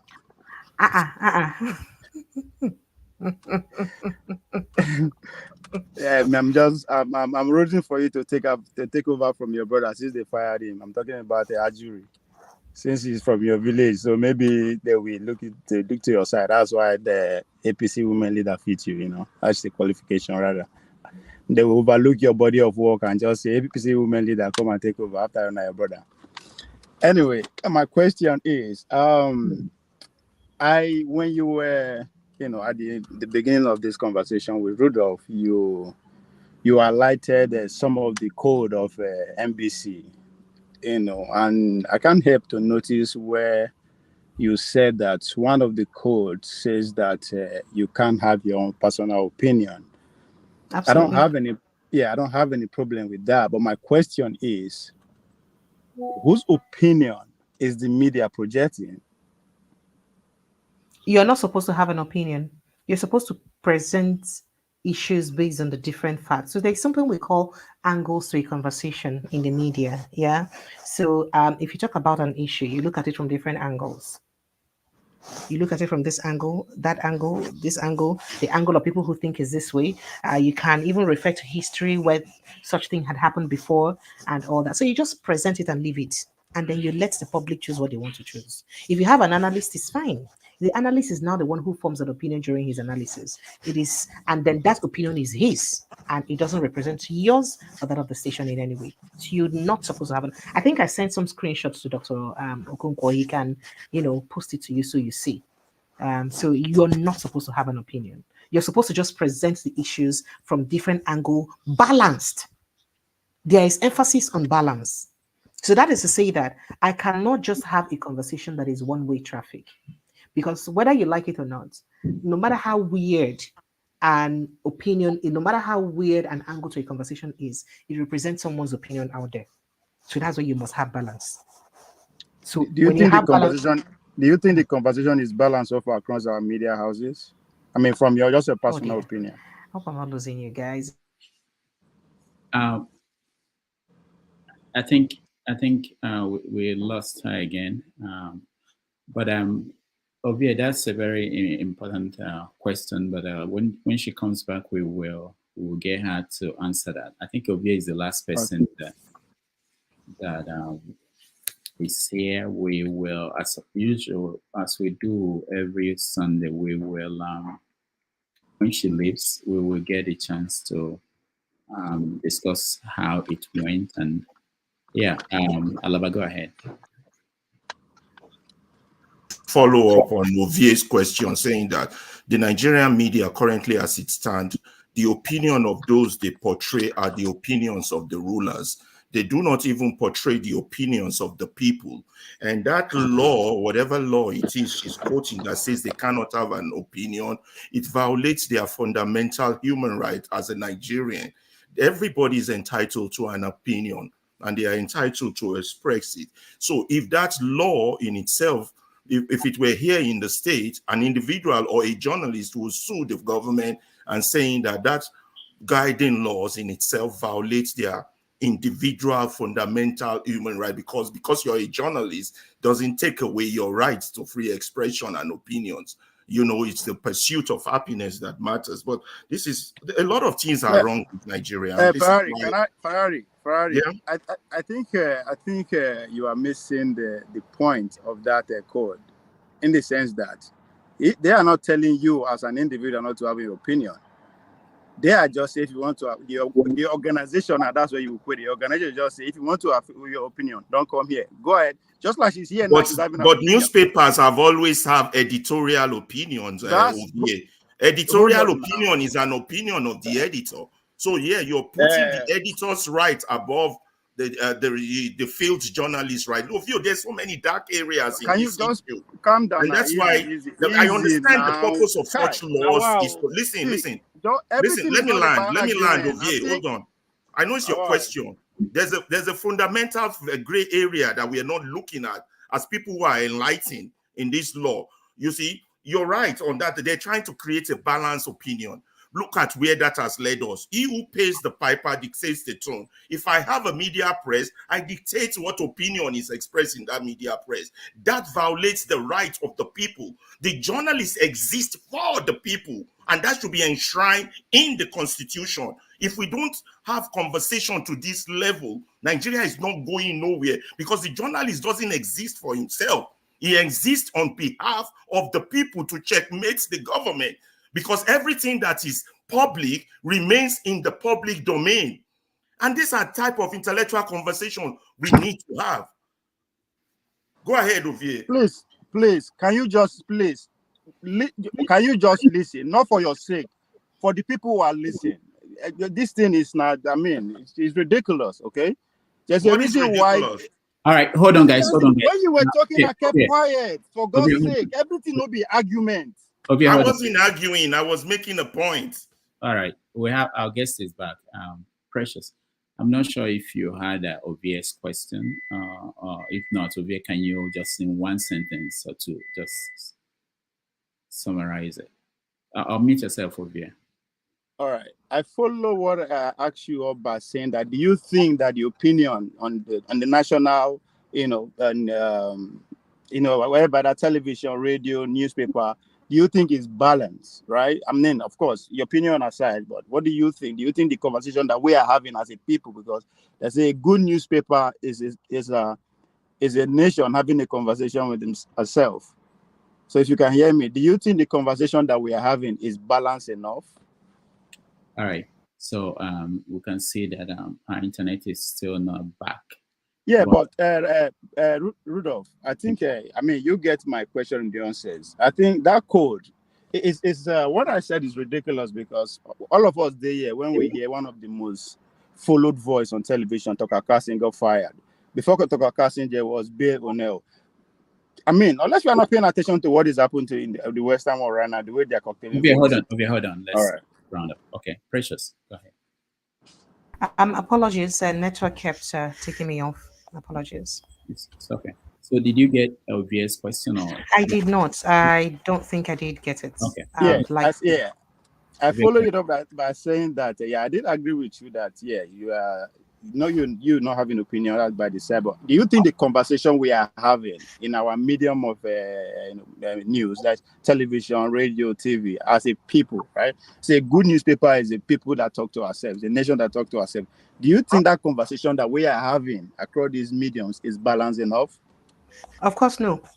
Of course, no. Not all the media, not every media house engages in balanced conversation. That's very typical and very obvious. Not so every media house is tilted towards. I mentioned it before. That it's also like that in your United States. It's tilted towards. In fact, has political leaning, whether you like it or not. So most media houses will rather practice journalism or have conversations that suit their interest. And then when they want to have the one that does not suit their interest, they'll just brush it off and move on. You understand? So it's like that. Almost all the media houses. So just quite a few of them have balanced conversation.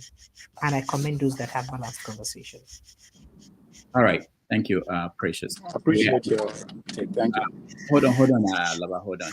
So I will just put KJ, and then I'll give Alaba and James 1 minute to ask follow-up questions, and that's it. We ended there. KJ, go ahead. Okay, thank you so much, Precious. I've listened to you all the while, and it's been a good conversation. I appreciate your work. I really appreciate your work. Sometimes I fear for you. No, it's okay. We're fine. It's not as bad as you think it is. So we're alive now. Because you are doing a great job, and some of the questions are very direct. Sometimes I fear for you, but God will help you all. You see, I'm not going to ask any question. I'm just going to buttress what she has said, and that's some of the things I've said on this channel. Some of you felt I was being overboard, and she had just totally again said those things. You see, journalism in Nigeria is not as practiced any other place, and nobody watches your back. You got to watch your back. And by the way, the money coming from me wouldn't be enough to even solve your problem when you get into it. So you need to watch your back. You need to, as much as possible, no matter how interesting the story is, you got to forget it and move on, because you don't want to do it, and at the end of the day, you are finding yourself in DSS dungeon. So I appreciate your work. I appreciate especially the guy who analyzes for you. I can't remember his name now. He's very good, and fearless also. And all you guys are doing, what you have just said is totally the truth of the situation. You see, journalism in Nigeria started taking a tilt when they started trying to teach that we have to be developmental journalism. In other words, talk about the things happening. Don't talk about any other thing. Don't write about people's their private life. So don't talk about their private life. Don't talk about except the one government gives you. Take it and just regurgitate whatever they've told you. And that's why it became difficult for them to handle the Nigerian populace when NTA no longer became the mouthpiece of what's happening in Nigeria. And it's like some people have asked you here. You don't want to go. There are certain places you don't want to go to because there are certain things you say and you not come back to the job the next day. So, and even the people who own the house, the media houses you work for, have their own organs they are taking directives from. Absolutely. And so they break down on you to make sure that whatever you are saying is in line with whoever is feeding them or giving them contracts to make their station keep running. And again, like, every journalist, I have a friend, AIT, who told me that when they give you your ID card, they tell you this is your passport for your meals or your meal ticket. So use it and make money for yourself. Nobody's going to come and pay you, as at when due.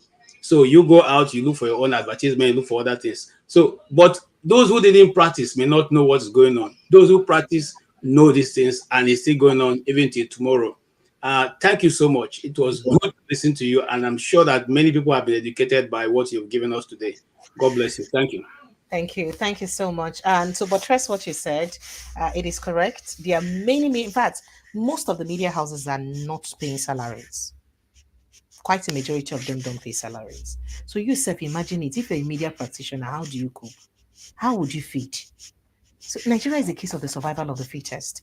You have media houses who will tell you that I've given you a platform, use it to make money. And you're telling the person not to collect envelope. And that's why I said I cannot judge anybody who does.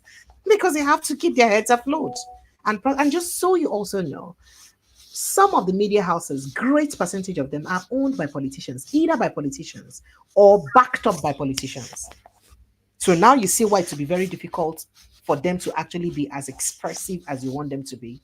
It's not that easy because it's the person who owns the piper that dictates the tune or the tone, as it were. So I hope you guys understand this. That's why it's not going to be very easy to be as expressive and as independent as you, from where you are, expect them to be.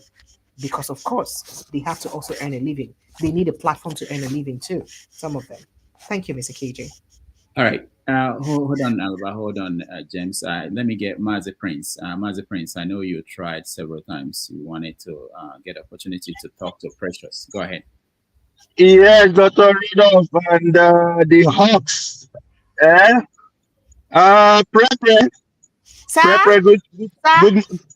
Good afternoon from California. You know. Yes, Prince Akwachi. Good to hear from you. Yes, this is Praise. I would have been in the platform, but however, I have a game, Giants game. You know, in America, the thing that keeps us up is sports. So I am just getting ready to go into my sports. But I said I must say hi to you, okay? I must say hi to you and keep up the good work. Okay, thank you. Thank you so much, and thank you for your support always. I appreciate you always. Thank you. All right. No problem. All right, thank you, Mazi Prince. Alaba, go ahead. Just a question. We are around it. Yeah, Precious. That's KJ submission that you supported. I'm not disputing it, but you have to understand that that is going to be the old way. The age we are now, we are in the age of technology, whereby no matter how strong the government wants to try, they're not going to be able to control communication and information. Now, that being said, you have to be a strong advocate if you are a journalist of the word that says the pen is mightier than the gun. While that is so unrealistic, as one commentator has called me out in the comment section, the pen is still mightier than the gun. Only Nigerians have not realized their power. They've not come to the full glory of what their intended destiny is, including our journalists, our lawyers, you know, the entire system. That's why the entire system is a mess right now. Because if a judge knows what power he holds in upholding the law, the politician will not if a journalist knows what power they hold with the pen, the politicians would not be a threat. It was Nixon that was removed by the article by a journalist. Well, that is a sane community. We know Nigeria is insane. But still, we shouldn't belittle the power that belongs to information. And therefore, we need to encourage it. Rather than, there was a time, there was this guy I remember when I was growing up. She can't hear me anymore, but I'll continue. Franco Lizzie. He goes from every village. And that's how I knew about different Nigerian villages that I didn't even know existed. He was reporting on behalf of the people.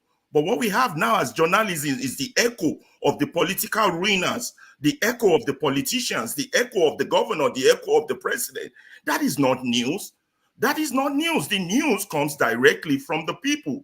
And we need to focus on this. So that's just what I wanted to say, that I want to encourage you in what you're doing. If you can hear me, I want to tell you that journalists, I don't know how much of part of what I said you heard. I want to tell you, encourage you in what you're doing. I want to tell you that journalists are very powerful, but Nigerian journalists have not come to the realization of their power.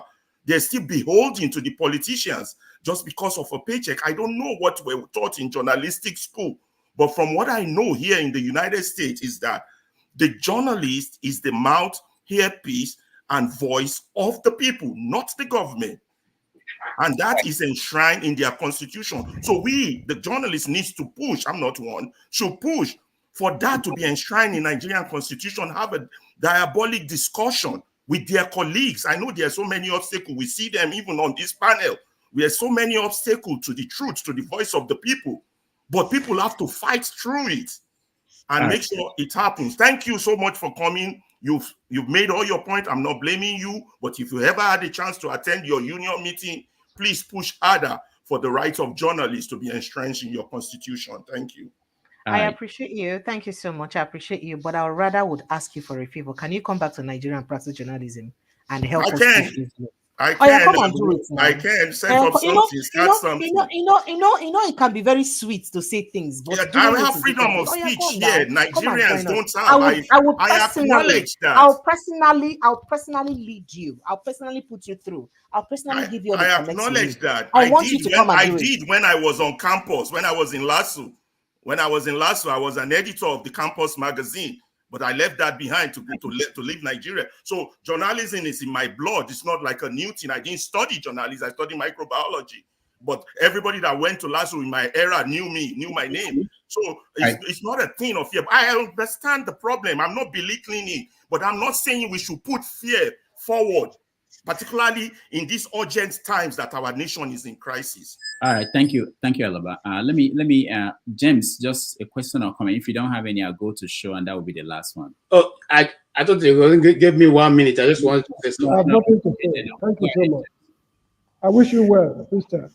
Thank you, sir. All right, thank you, sir. Thanks, James. Show. Oh, good evening, Dr. Damages or Dr. Rudolph. Dr. Rudolph, good evening. Good evening, Precious. Good to see you. I haven't got a question. I just came in, for the usual gist at the end of it. But thank you for what you do. I've become familiar with your work in the last couple of weeks. It's news to me. It's not something that I knew until a few weeks ago.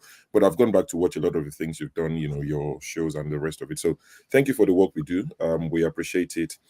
I don't have the cojones to do what you do. So from the comfort of my home in England, I say thank you and watch your back. All right, KJ, final word. Thank you very much. Thank you. Okay, thank you for the opportunity. My sister, listen. Bob Marley used to say something: "He who fights and runs away lives to fight another day." I want you to always remember that behind your mind. If there's an Igbo adage that says that the fool lives to point at where grave men, the grave of brave men. Okay, so anybody who is telling you to put your life on the line because you want to hear stories that you cannot defend, don't do that. You didn't whine, brother. I said that. And again, hold on. I say you didn't whine. I don't go put my life on the line. Great. Not like in life. And all of us here. The guy who interviewed Kamala Harris and Trump, he gets 25 million a year. Is there any Nigerian journalist that pay that much? So when he goes out there, he knows what he's going for. He knows that he has enough power to defend himself. You can't ask a journalist who don't even pay. Do you know that some journalists are paid after every 3 months or 4 months or 5 months? Some never even paid. So, my dear, God bless you for what you're doing. Keep asking the questions you can ask, and any other person who wants to do that can go and they can become investigative journalists and do their own. God bless you. Thank you so much. All right. Precious, final words to us before we take a break and come back to review. Okay, I think internet is once again frozen. It's frozen. Yeah. All right, so let's take a break. When we come back, we will continue the conversation. But just in case she doesn't join us again, but I think if she can, she will join us. I can hear you. I'm here. Oh, okay.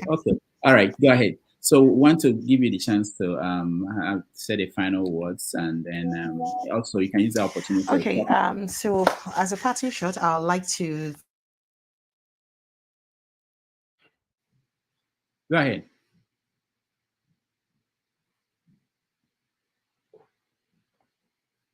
All right. We need to ask Righteous Man to hook up everybody in Lagos. Righteous Man has the best internet in Nigeria. Full stop. Nobody can come close. Yeah, it's also interesting, for those who are looking for what to do for journalists in Nigeria, maybe advocate for better internet. That's the first one to begin with. Yeah.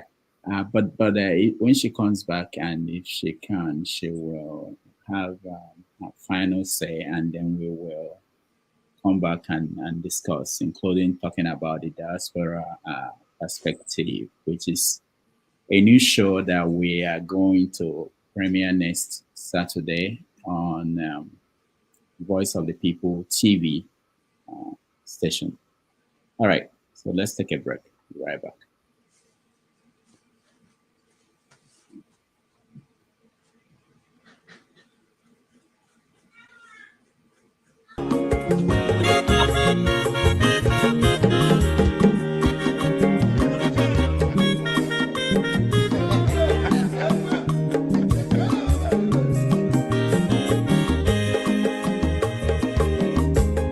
Onye ọma zoro obi o, akwa nwa zoro obi o, Max ịbịa bunye gokwanụ m n'ofube n'azụ ụlaga n'ịbịa zigo, mmanwụ ụlaga do n'ịbịa zigo, akwa nwa nwe ilochi o, biko rapụ zoro ka ọ nabazi ya. Onye ọma zoro biko, abọmma nwetara ndosari, ịbịa wunye n'ịgwana m ụlagado n'ịbịa zigo, mmanwụ ụlagado n'ịbịa zigo, abọmma nwe ilochilo, biko rapụ zoro ọ na-abazi ya. Mazi welcome up. Odogu no kwere neke. Onyo mani gadele mo. Mazi ni bazi kame. Ibu go with melody.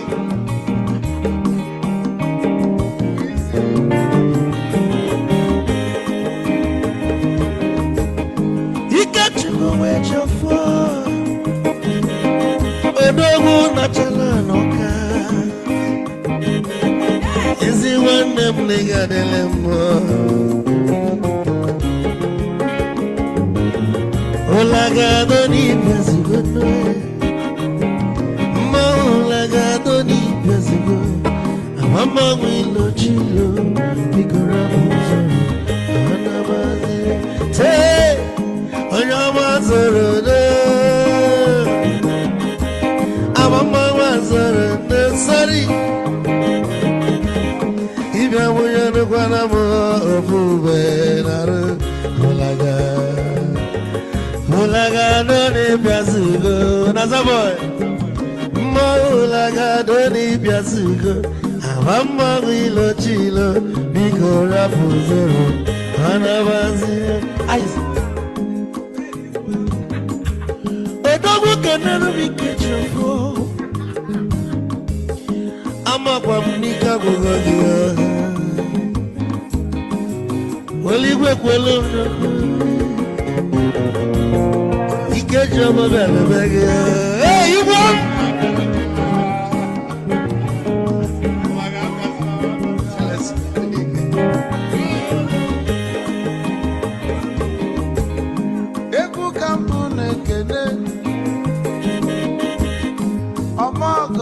So chukwu emekalumo ike chukwu negaji esi nwanne m ekene ịlapụlụ ife niile na-eme wee bịa ka gosili na anyị na gị bụ nwanne Wisdom ga-adị ka nye gị maịkị ka ogobanya bụ egwu isili mmaksi ọ bụ na-etiri egwu a malụkwa malụ n'imego m ife ọjọọ wee sị gị nwanne m ife ọkụ na ịchọlụ na ngeme Wisdom onume ekene gị gbamanwụ iyo iyo biko lapụ na-abasị ya zoro zoro zoro zoro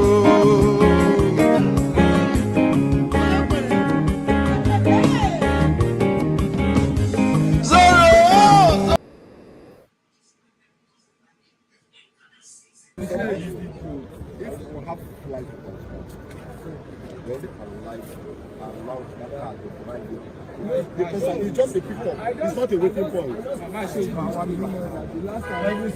Even nonsense. You walk through this place. Welcome him.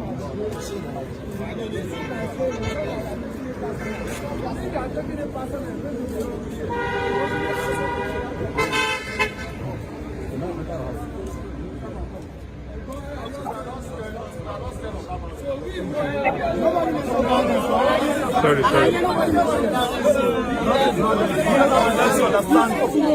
No, don't just do that to the water. Just calm down. Just like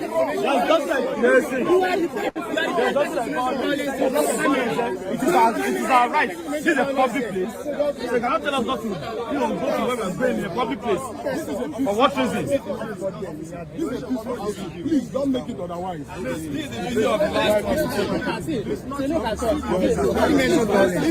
Who mentioned violence there? You're taking us up from there. If you see violence, we stand. It is not a. This is the video. I just came out. I drove in. I came out. I drove in. Ask the lady there. But the fact remains that this is the video. This is the last time I will do this. The last time.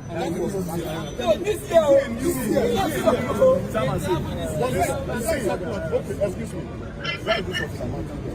They were here last time too. They were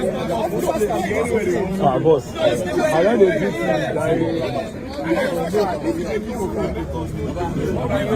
this ọmọ bóyá lọ jẹ eléyìí ìrajà láàárọ̀ kùtùkùtù.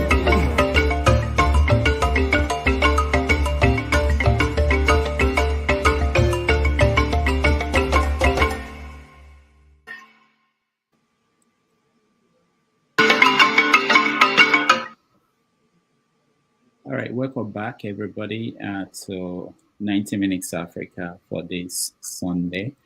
And we've been having an interesting conversation with our guest. I think she's gone by now. So let's do a review of what we discussed. We started by talking about Omoyele Sowore, who was detained at the airport today when he arrived in Nigeria. Later on, he was freed, and he has been speaking in Lagos. We played a little bit of that video along the way. I think I'll play more of that. And our guest talked about the state of the media and the challenges that the media in Nigeria is facing. So let me go to someone here who didn't get a chance. I think, Sho, I don't think you had it. Oh, yeah, Sho spoke, yeah. Olumide, are you okay? Olumide is... Yes, Rudolph. Good day, and good day to everybody. Rudolph, I want to take you on. Oh, you want to because take me? Okay, I mean, what I want to take you on is kind of below your own very standards. Okay. And I'm going to give you a benefit of the doubt to clear the air. Hold on. Don't do that now. Okay, let's make sure that we will have time for that. Hold on. Okay, just I want us to talk about the show we just watched, and then we can talk about other things. Okay, if you don't mind, Olumide, I'll listen to you. I think this is I think this is a good time for you to also plug in the. I think you mentioned the town hall meeting that's going to happen on. Yes, you advertised it, so maybe it's a good time to let people know. Yeah. All right. So I shared on the comment section, and it's already in the. If you are in the panel, you can see it inside the private page. We're going to have a meeting of everybody. Really, it's open to everybody. We can take up to 1,000 people, but we are going to have a meeting of the panelists and those on the comment section. It will be an opportunity for you to come in, and we want to hear from you how things have been going. Whatever concern you have, we can discuss it in that meeting. That's that will be on Wednesday at 6 p.m. New York time. So that will be around 11 for those in Nigeria. I think it's the same in the UK. So it's open to anybody who wants to come in. Town hall, call it anything, town hall meeting. All our people will be there, so you can meet the people, some people behind the scene who run this thing we see here. I'm also trying to extend it to some board members of Iroko Post Media Group. So, but it will be an opportunity for you to air your view on everything that I know there are a lot of concerns from different people from different angles. But I will still listen to Olumide later on if he wants to talk on air. But let's look at the show we just had. Okay. Hold on, Olumide, before you do that. I think Precious wants to say goodbye to all of us. So when she comes in, we'll let her say goodbye because she didn't get a chance to have a final say. But let's hear from you, Olumide, while we wait for her. Go ahead. Oh, okay. So I want to pick up from where KJ left off. KJ, please, you are somebody that I respect, and I would say that by and large, the way you've been handling yourself and the panelists and everybody else since you've been anchoring the program, I would say I would score you very high. But there's this very thing that when they raise this issue about journalists back home, the kind of defense you put up for them is it doesn't hold water. You understand? If you want journalists to be respected as professionals, they have to be able to self-regulate. That is the hallmark of every profession. Doctors, lawyers, engineers, name them. If you cannot self-regulate and put yourself in order, stop putting up excuses and saying that, oh, why don't you go back there? The economy is this, the economy is that. Are they the only professionals in that country living in that country? Please, it doesn't hold water. We know our society has a lot to deal with, to fix. Journalism is part of it. We would not wish that one child that studies journalism is not well paid or is able to make a living wage. And then you put up a defense and say, oh, okay, let them keep writing rubbish. Let them keep writing fake stories and writing and putting up people's, laundering people's image. Please, please, please, please, we are not going to fix our country by brushing things under the carpet. Please. It's nauseating when you say that. And then some people say, go back home and do what? Leave my mudu here and go back home into that shithole. It's not going to happen. So, leave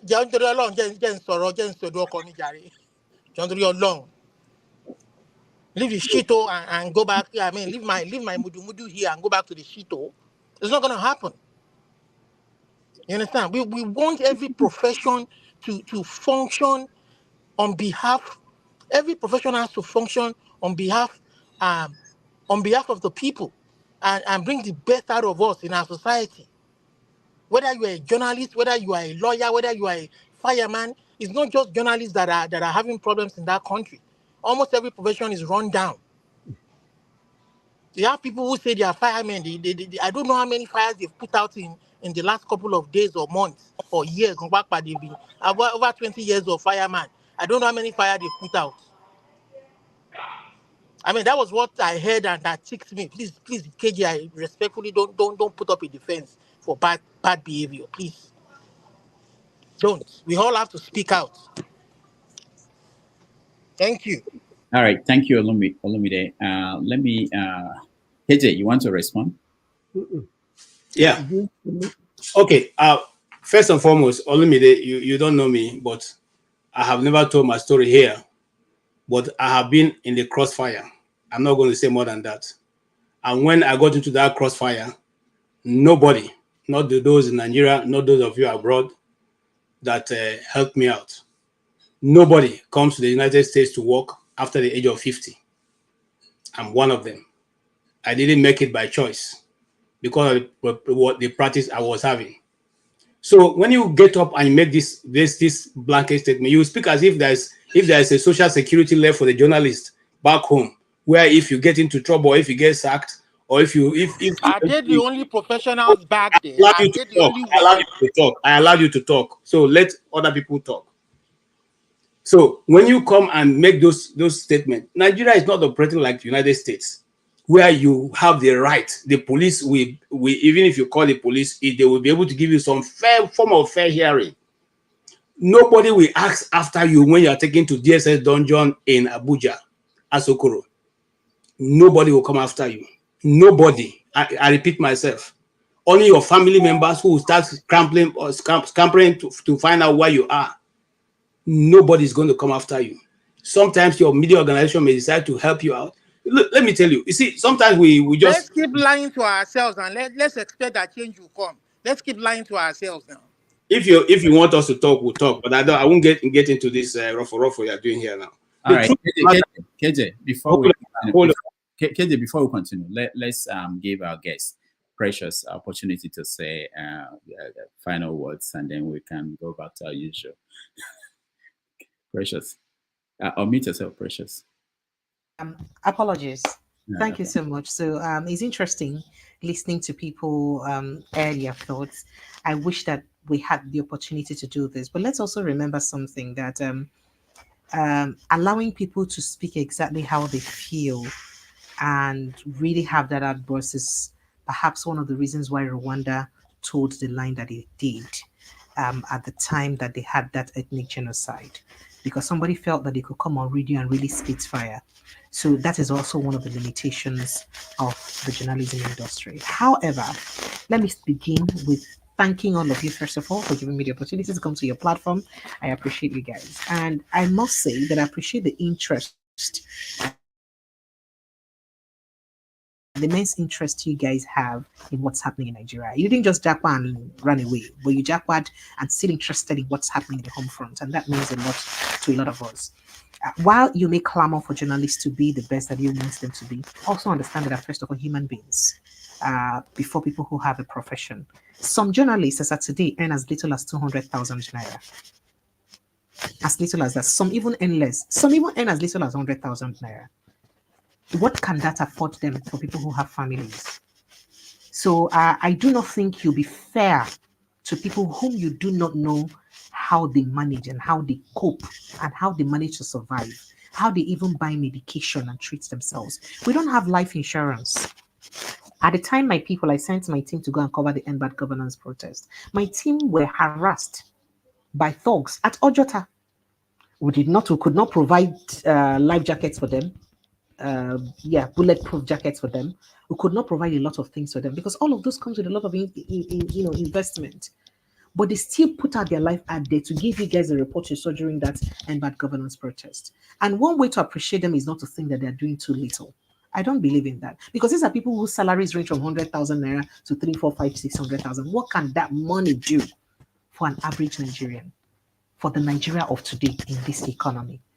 So whilst you want them to be the best that you want them to be, understand that they have a lot of limitations. No journalist, I don't think there is any journalist with life insurance. You know the leverage and the liberty and what your journalists have, the backings that they have abroad. We don't have any of those.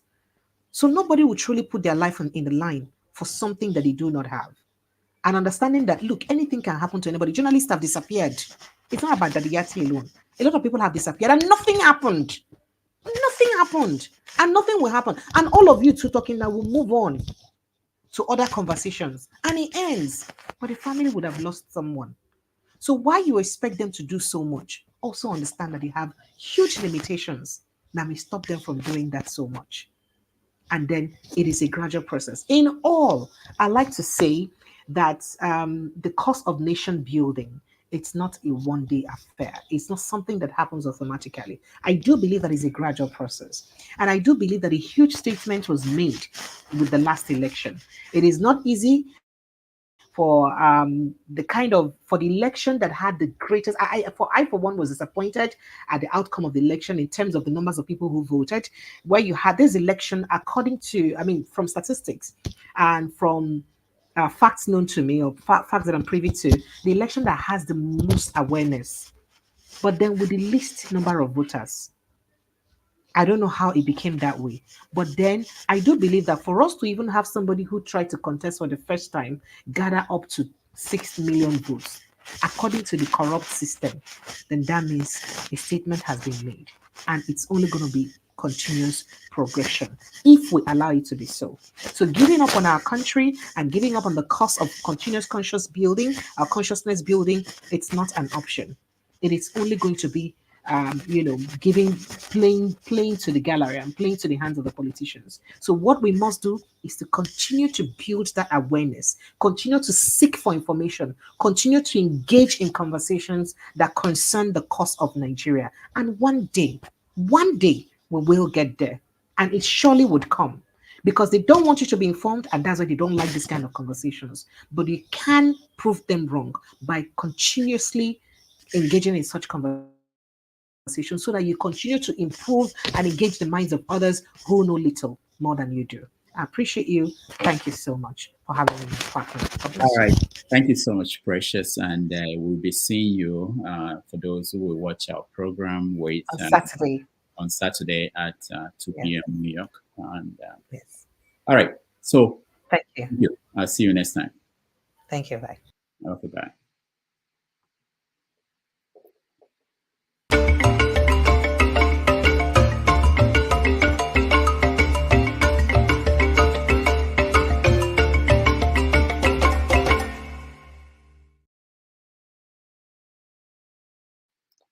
All right, so let's go back to our analysis of what happened.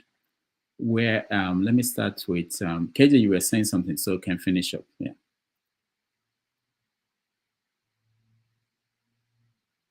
You are muted, KJ. Yes, I was saying that it's not as easy, just like she has buttressed. It's not as easy as we put it. If you can seek redress, and like I've made this point many times, you can seek redress even when a policeman is trying to arrest you. You can still say what your right is. In Nigeria, you will receive slap. You will receive plenty beating for even trying to argue a point or even point out to the constitution that this is what the constitution says. Like Alba was making a comment the other time. You don't even have the opportunity to say, this section of constitution, this is you look. The Constitution of Nigeria recognizes that the journalist is the fourth realm of the governance, but no other government official understands that with you. And that's why they can walk you out of their meeting. And that's why the police, when you say, look, Esprit de Corps, say, which corps? Which corps do you belong to? I have been asked many times, what's the corps? Which corps? And you say you're a journalist, say, I beg, move aside, So what we're saying here is this. The system does not have law.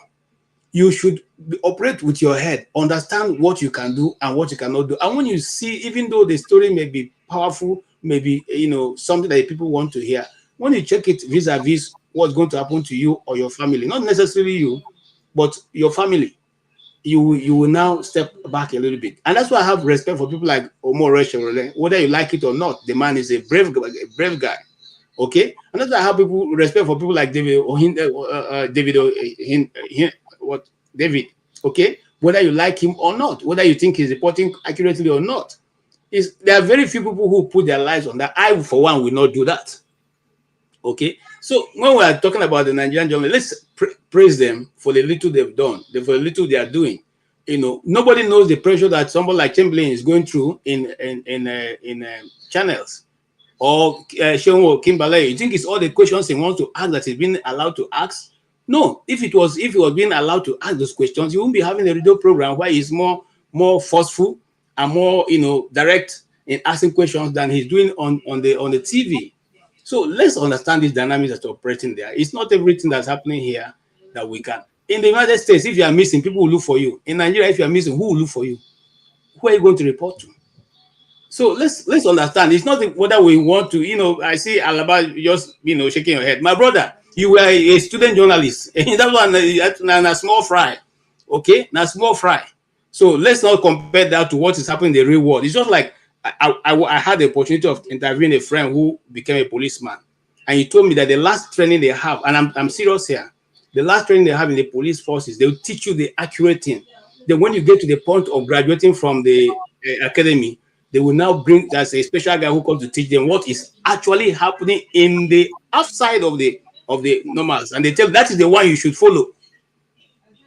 Am I making my point? So what you learn in other places, you are giving when you go to the look in if those of us who did some form of electricity, you are told that earth doesn't shock, right? They tell that earth don't shock. Okay, come out and go and handle earth. You find out whether it shocks or not. Okay, because earth can kill you. All right, so this is the thing. It's not as easy as ABC as you are looking at it and saying these people, they are doing their best. I'm telling you the truth. They are doing their best. I'm not praising them, but they're doing their best. Thank you, sir. All right, thank you, KJ. Sure. All right, thank you once again, Rudolph. I'm not even sure how to address this because there's no way I'm going to address this and not sound controversial. It's quite interesting to see people living comfortably, and I'm quite happy with the way Olumide said it. At least he's not hiding. He said, I won't leave the mudumudum, the juiciness, the comfort of my place in Canada and go to the whatever I called Nigeria and go practice anything. At least he's honest. If I ask people that, do you know who Daddy Yatta is? His actual name is Idris Abubakar, a journalist. He was picked up by armed men. August this year made it 5 years. Nobody has seen him because he went up against the principal of his state at the time. He's disappeared for 5 years. He had a wife. He had children. If I ask you today, do you know him? Or did you hear his story? Did you follow up his story? Did you do anything to support his family? Answer is no. Rudolph, I've had this conversation with you before when we talk about journalism and things like that. I have a nephew in Nigeria. He's one of the brightest 24-year-olds in Nigeria, full stop, period. But when I speak to him and I say, do you know who Dele Giwa is? He said, I think I've had the name before. Even the people who come here to speak about journalism, I've never in my life had one of them mention Dele Giwa and remember him and use him as reference point. He was killed in 1986. His family will still remember him every day. What have you done to support it? There's a saying, put your money where your mouth is. The people who opened Kudirat Radio, they were in their 40s and 50s. Do the same and speak your piece.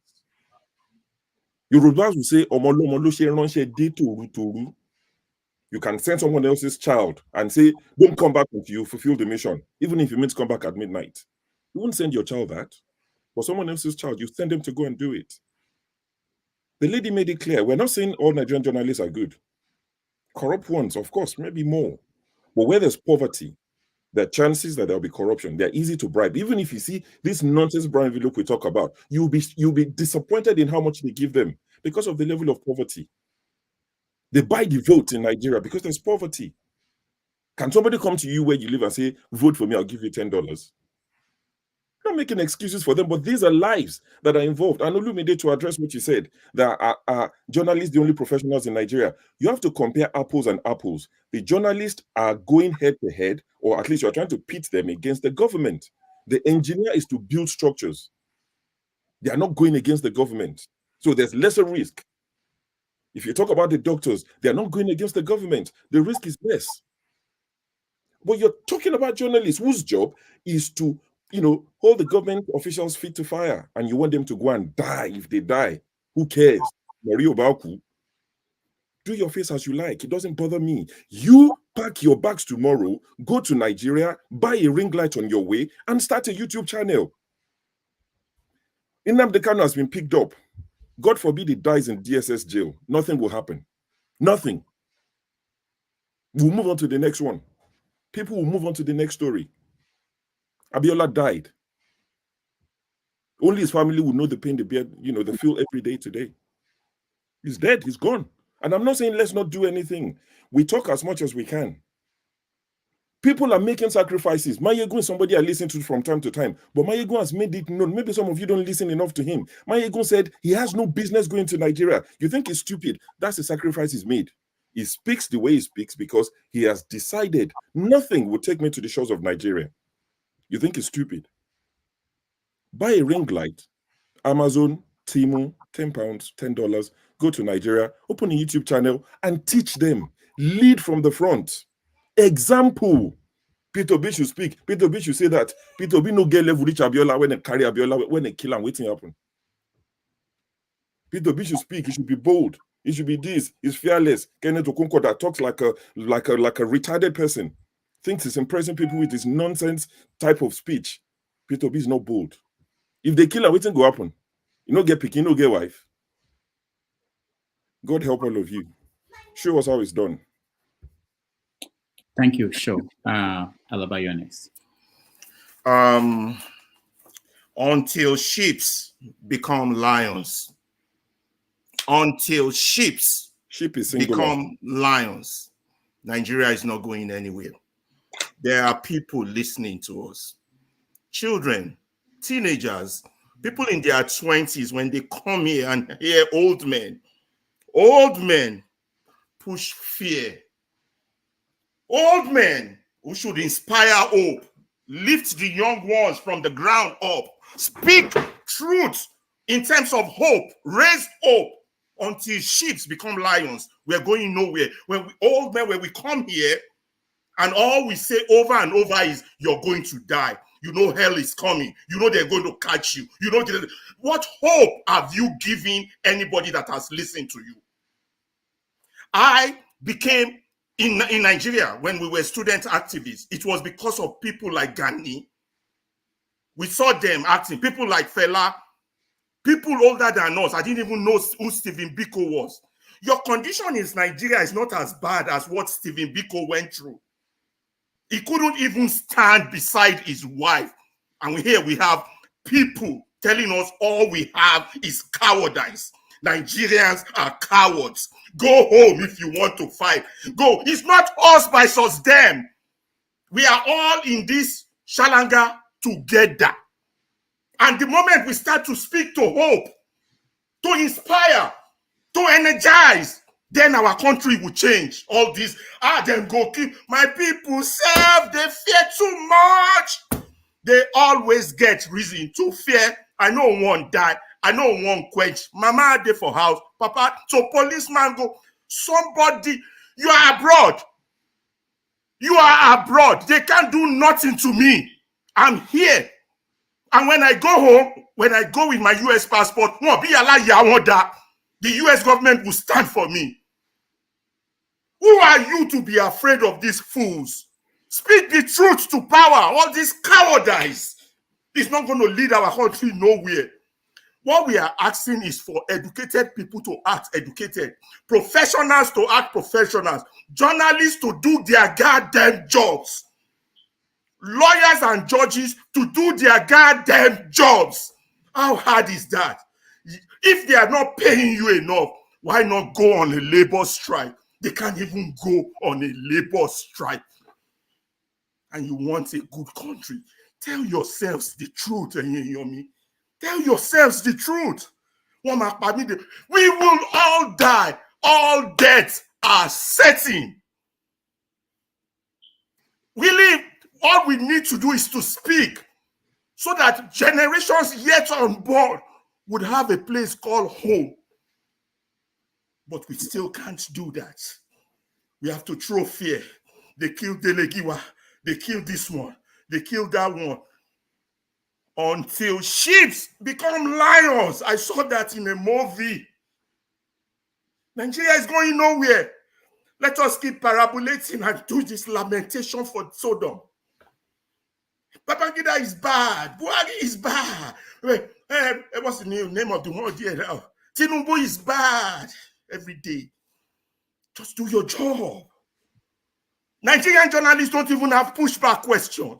Like you yesterday, KJ, you didn't have a pushback question when that guy was loading us with a bunch of lies. They didn't remove subsidy. Nigerian youth are lazy, and you are the moderator. Are they going to come here and arrest you?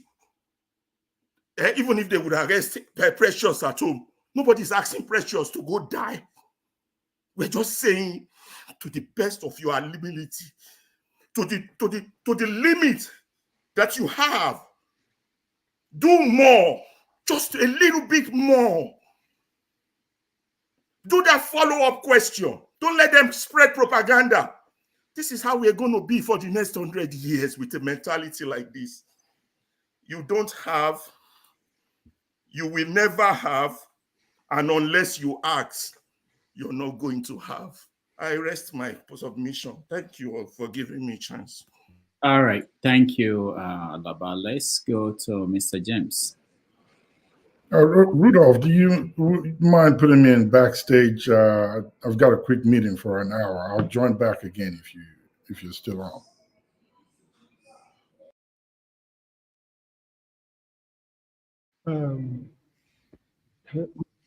Dr. Rudolph?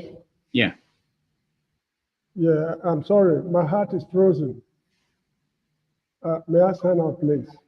Okay. All right. Yeah, because the kind of things happening in the country is just too frightening. My heart is frozen. Please don't be offended. Thank you so much for giving me the time. All right. Thank you. Okay. Thank you, Dr. Damages. If there's one thing I understand so well, one chapter or one verse I understand so well about the Bible is that that one that says there's time for everything. You know, there's time to just sit down and learn and just listen to people who are in the forefront and just learn, even if you don't agree with them, just see where they are coming from. But it's unfortunate that some of us in diasporas don't understand that part of the Bible. And again, instead of us to just focus on everything, she says a lot, right? And just digest it piece by piece. We find a way to turn it to a personality contest, right? Well, on that spirit I stand. I said, Olumide is not saying the truth. He's just ignorant of where he lives. And I will extend that courtesy to my brother here, Alaba. It's just pure ignorance. Why do I say this? If there's one thing our guest method to understand, is that point that I point out that you don't, as a journalist, you don't have your opinion, which is coming from, NBC. Without her explaining in details, even her appearance here, explain what that means. She is a journalist. She has an opinion. That opinion matters where, when, and who is saying it. That's why, Alaba, if you reach Nigeria, nobody will carry you. Nobody know you. Your opinion don't count. If anybody walk carrying here now, Rudolph, but himself no dey fear. She came here from her utterances. You could tell that what she's saying, she cannot say it where she walks. That explains what that code means. Everybody have your opinion. It's about where and how. What we're saying is that matters. And this does not apply to Nigeria. Anywhere in the world, I put it before you. This today, 2024. Journalism faith in Nigeria is the same in America, is the same in China, is the same any freaking where. If it's a lie, go and Google a man called who? Make a mention name for you. Not true, but I will respond when you finish. I'm not talk when you they talk. I'm going somewhere with this. Right? People have been kicked out of their place of work because of their opinion in America. Kashemu, the guy, the journalist, Saudi Arabian journalist, who's an American citizen, they butcher him like steak, suya, in Turkey. He's a journalist. Guess what? Head did not roll. He is an American citizen, a prominent journalist. They butcher him like chicken. Head did not roll. One of the biggest protests known to today's civilization took place in Canada. Right there. We don't know about them. Why? Are they not journalists? This protest carried out by farmers. Months. The same thing happened in Netherlands. How come we don't know about all this? Are they not journalists? That is because once they understand the journalism, media is the fourth estate of the society. And who controls everything that you consume. So if you are in America, everything that you know, if it's coming from all this corporate news, you know nothing. Because they don't capture around way back in the 80s, in the 1800s. That's exactly what she just put before us. But because we live in a bubble, we are so ignorant of where we live. Tucker Carlson was one of the most listened watched voice in to-date media history. Because of his opinion, he's becoming overbearing. They kick him out. Can go on and on and on and on.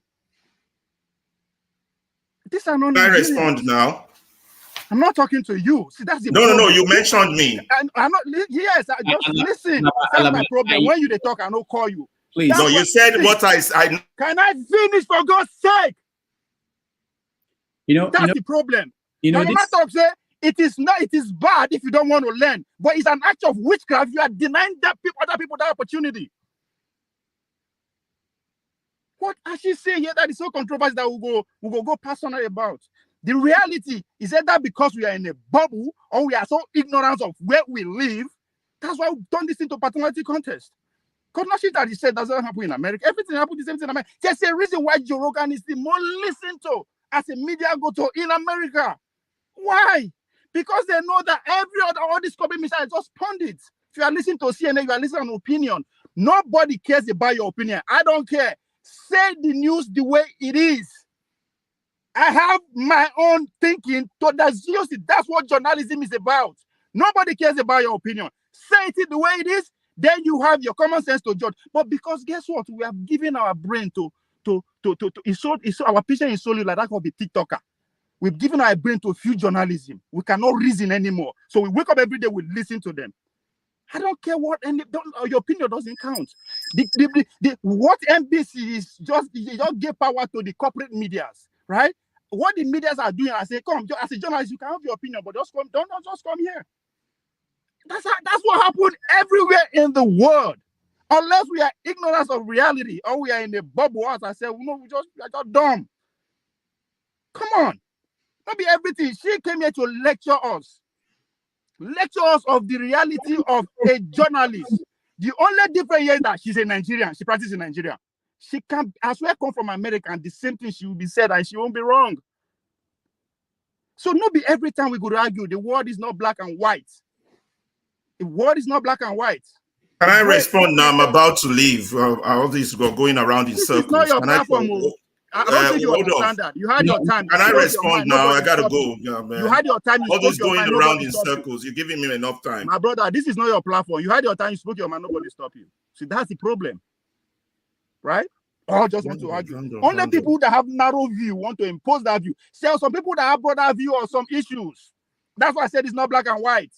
You are hell bent on employing your narrow view. Journalists must be journalists, they are also human beings, as everybody here says. Can you, Rudolph, can you tell him to state exactly what I stated that was a narrow view? What I stated? Ovie, thank you. Let me go to Lumide. Thank you, Rudolph. You mentioned my name, and I Let thought me it respond. appropriate. And I thought it appropriate. This is look on. So I thought it appropriate for me to respond to. Thank you. So, Ovie, if anybody is ignorant, it is you. You are very, very ignorant. You live in the US, and then you espouse the kind of life that does not befit any human being. For those who are in Nigeria, that is the kind of human being you are. And anybody who will take after your advice, that person will be very stupid and very silly. So what we are saying, listen very well. And you too, KJ, listen very well. We are not saying that the journalist practicing in Nigeria is not endangered. They are not the only endangered profession. There are so many endangered professions. Even those, there are good people working in the police service. There are good people working in the army. There are good people working in the judiciary, trying to do good daily. They are not saying there are no good people. There are people like Rufai Hosseini, we see him on TV every day. We see they are trying their best to speak out the truth in the best possible way. Maybe not as much as I would say it bluntly. You understand? So we should have common sense. I am able to be blunt because of where I am. You understand? The society that I'm in that respects human rights. But there are still people there. So does it mean that because you are living in a shido that means you should collect bribe to launder somebody's image, to write wrong stories, to paint white black. I'm sorry, I'm not going to be a part of that society. I won't be a part of that nonsense. And you can't speak the truth just because you want to be able to go back home and take care of your investments, take care of your family, and you're afraid of speaking truth to power. That's your business. If you want to go back home, go back home. For me, this is home. Canada is home. I'm Canadian. You understand? You want to go back home, go laugh. You understand? I'm not going to go back to an environment that treats people like shit. And you are laughing. Don't worry, 2027 is coming. You will vote him out now. You will vote him out. I want to see how you will change that environment. You are laughing. You are a kid. Ignorant. Má ẹ̀ bá pè mí lábúrò ẹ̀ mọ́, wọ́n bí wálé kan náà nà án, àbúrò ẹ̀ bá má jẹ́ wù. abúra wa, ẹ jẹ́ Tó stay ń lórí ṣeré ọ̀rọ̀, ni. ẹ má jẹ́ abúra wa, there are important things láti sọ. No. Ọ̀rẹ́ wa ignorant. No. All right, thank you. Olumide, So no. who says that the journalist is the only endangered Olumide, profession back no. home in Nigeria? Huh? Who Who says says, that? And then you come here because of that you want to come and paint white black, and then you want to change the society, and you are telling me to go back home and start my own YouTube. Why would I go back home and start my own YouTube and get locked up for look at the lady in Canada that they were saying said threatening their life. She's been granted bail. She's been released. She goes to work every day. She got on by No, you are the one exposing. You're the one saying that if you go, you'll be locked up. You are the one saying you'll be locked up if you go home. You are the one exposing. All right. Thank you, Olumide. I think you made your point.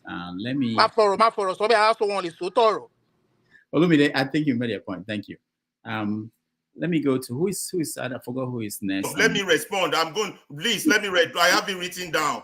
Please let me just clear that. I'll come back. It's not about personality. I'm not going to do that personality nonsense with them. I'll come down. Calm down. I'll come to you. Just righteous man, go ahead. Yeah. Good evening, Dr. Rudolph and the panelists.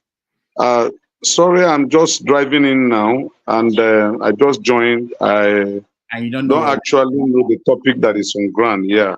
All right, thank you. We'll go to next person. No, I'm coming to you after it goes. I'll come to you. I have to be fair to people. Me, even come here every day. We come to talk. You say I don't get work with it. Come here, come yarn no matter to me. Rudolph, I beg you, let me go now, please, Rudolph. No, I'm sorry. I'm not attacking people. I want to lay down points. Because of that, email. Yeah, I know I can pronounce it. I'm messing it up again. Dr. Rudolph, you're pronouncing it like an Igbo man, so it's understandable. Okay. I'm not denying that I'm Igbo. Yeah, go ahead. Yeah, of course, no, and I think I appreciate that. Yeah, but it is hey me, yeah, actually. Hey me. Okay. Yeah. Go ahead. Okay. Yes. Good evening, and to everybody. I was just spawned to come up to also give my own 2 cents to this discussion. I think from what I've heard so far, I think we are not really doing justice to the topic of the issue of this journalism, especially from our homeland. And I understand that we want to fight. Yes, we have the right to. We want a nation that we can really call home, where rule of law, logic, morality is what we can see all around. And we don't have that yet, at least. But please, I want us to really understand what is happening, especially with the issue of journalism in Nigeria. The best we can offer these people is support and not too much criticism. They are not finding it easy, because they can easily disappear. And trust me, Nigerians, we can forget in the next second that person has disappeared. Look at the issue of a pedo, for example. It took 2 to 3 weeks before the news even came out that he has disappeared. And nobody knew. And if not for the fact that he had 1 or 2 connections that perhaps they check on themselves, maybe every 2 days, that if you don't hear from me, just don't say something don't happen. Or let me say 2 weeks. Otherwise, it would have just gone like that. We have the issue of the Daddy Yata person. Look, you see, if this thing is not happening to you, you won't understand, except you just try and put yourself in that shoe. You won't understand what kind of pain those people will be going through.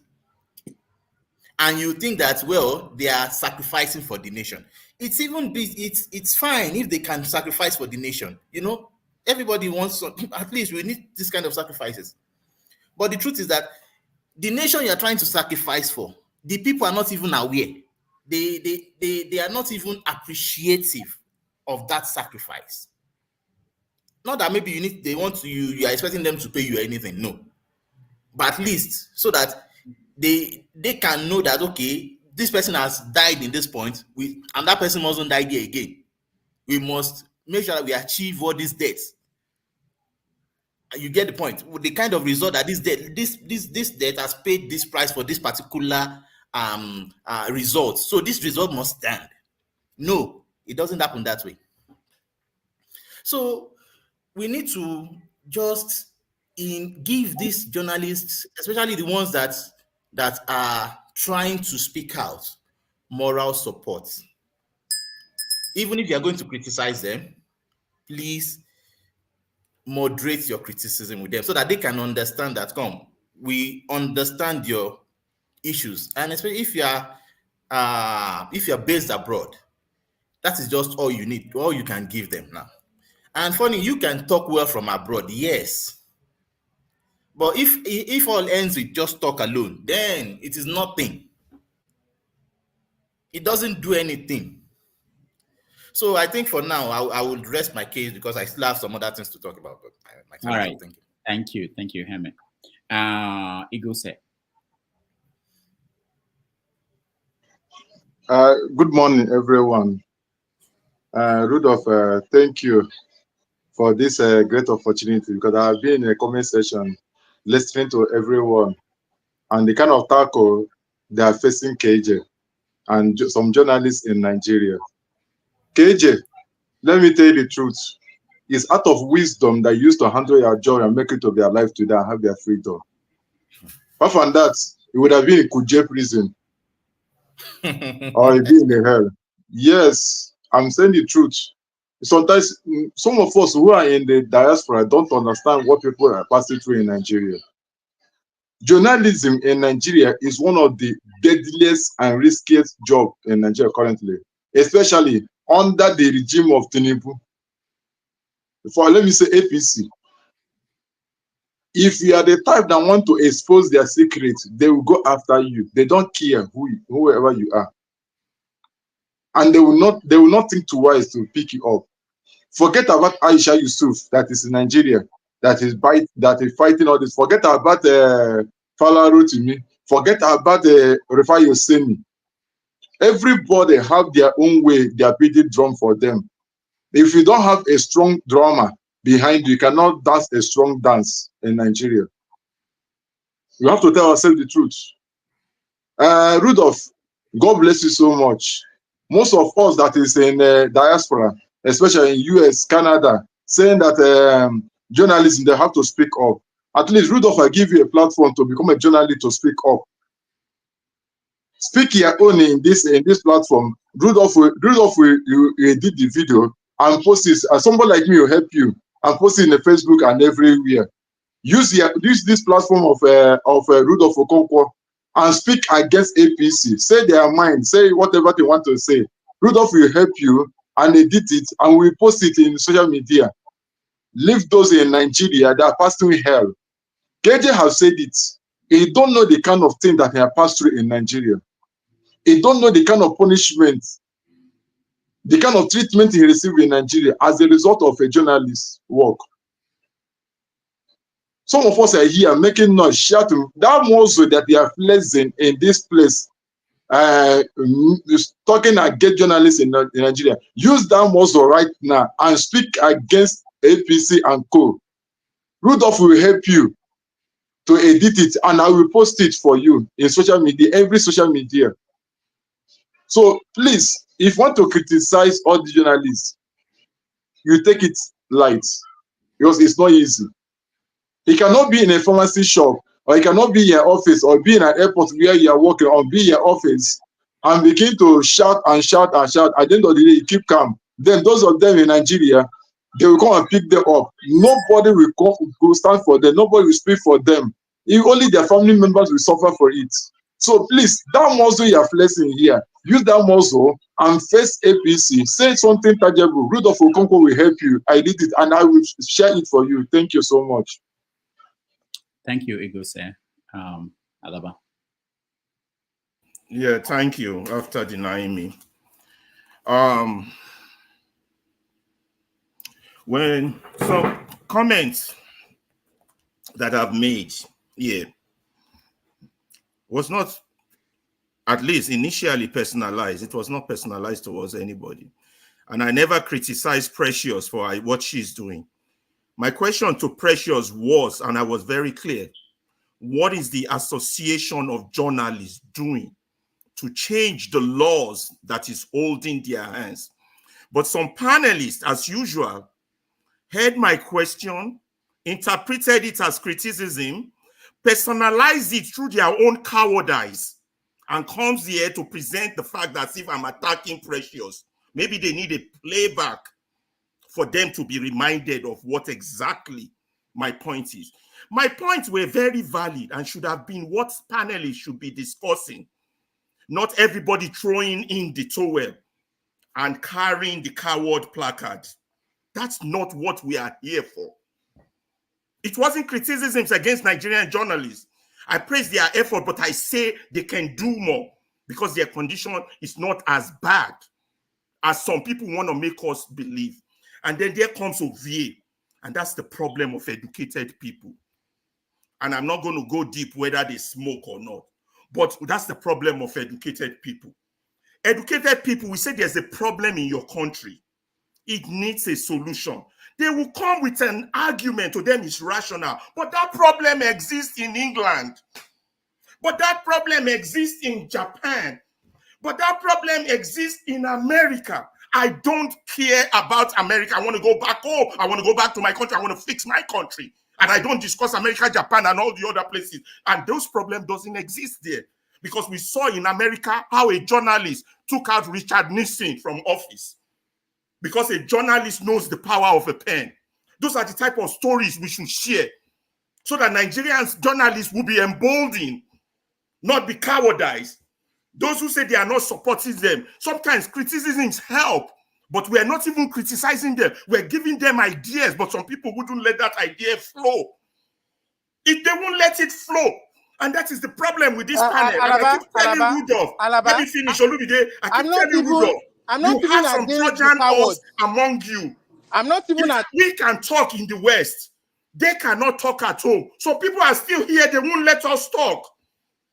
They won't let us talk, and we want to fix Nigerians' problem.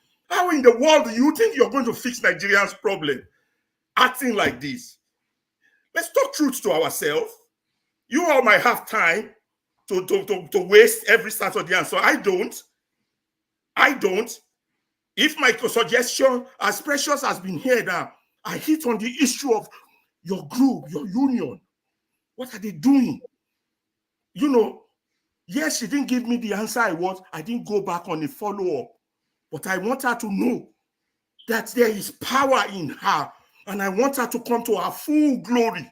It's not me versus them. It's not you versus me. I don't care about all that nonsense. Oh, no, you people, I don't know. Yeah, you know, Nigeria is not going to change with this attitude. It's not. Because we always find an excuse. We always want to make it personal. And that's the thing the educated people do, people on this panel. Yeah, but there's corruption in America too. But the people in America have lights. Not be lights be this. They have internet.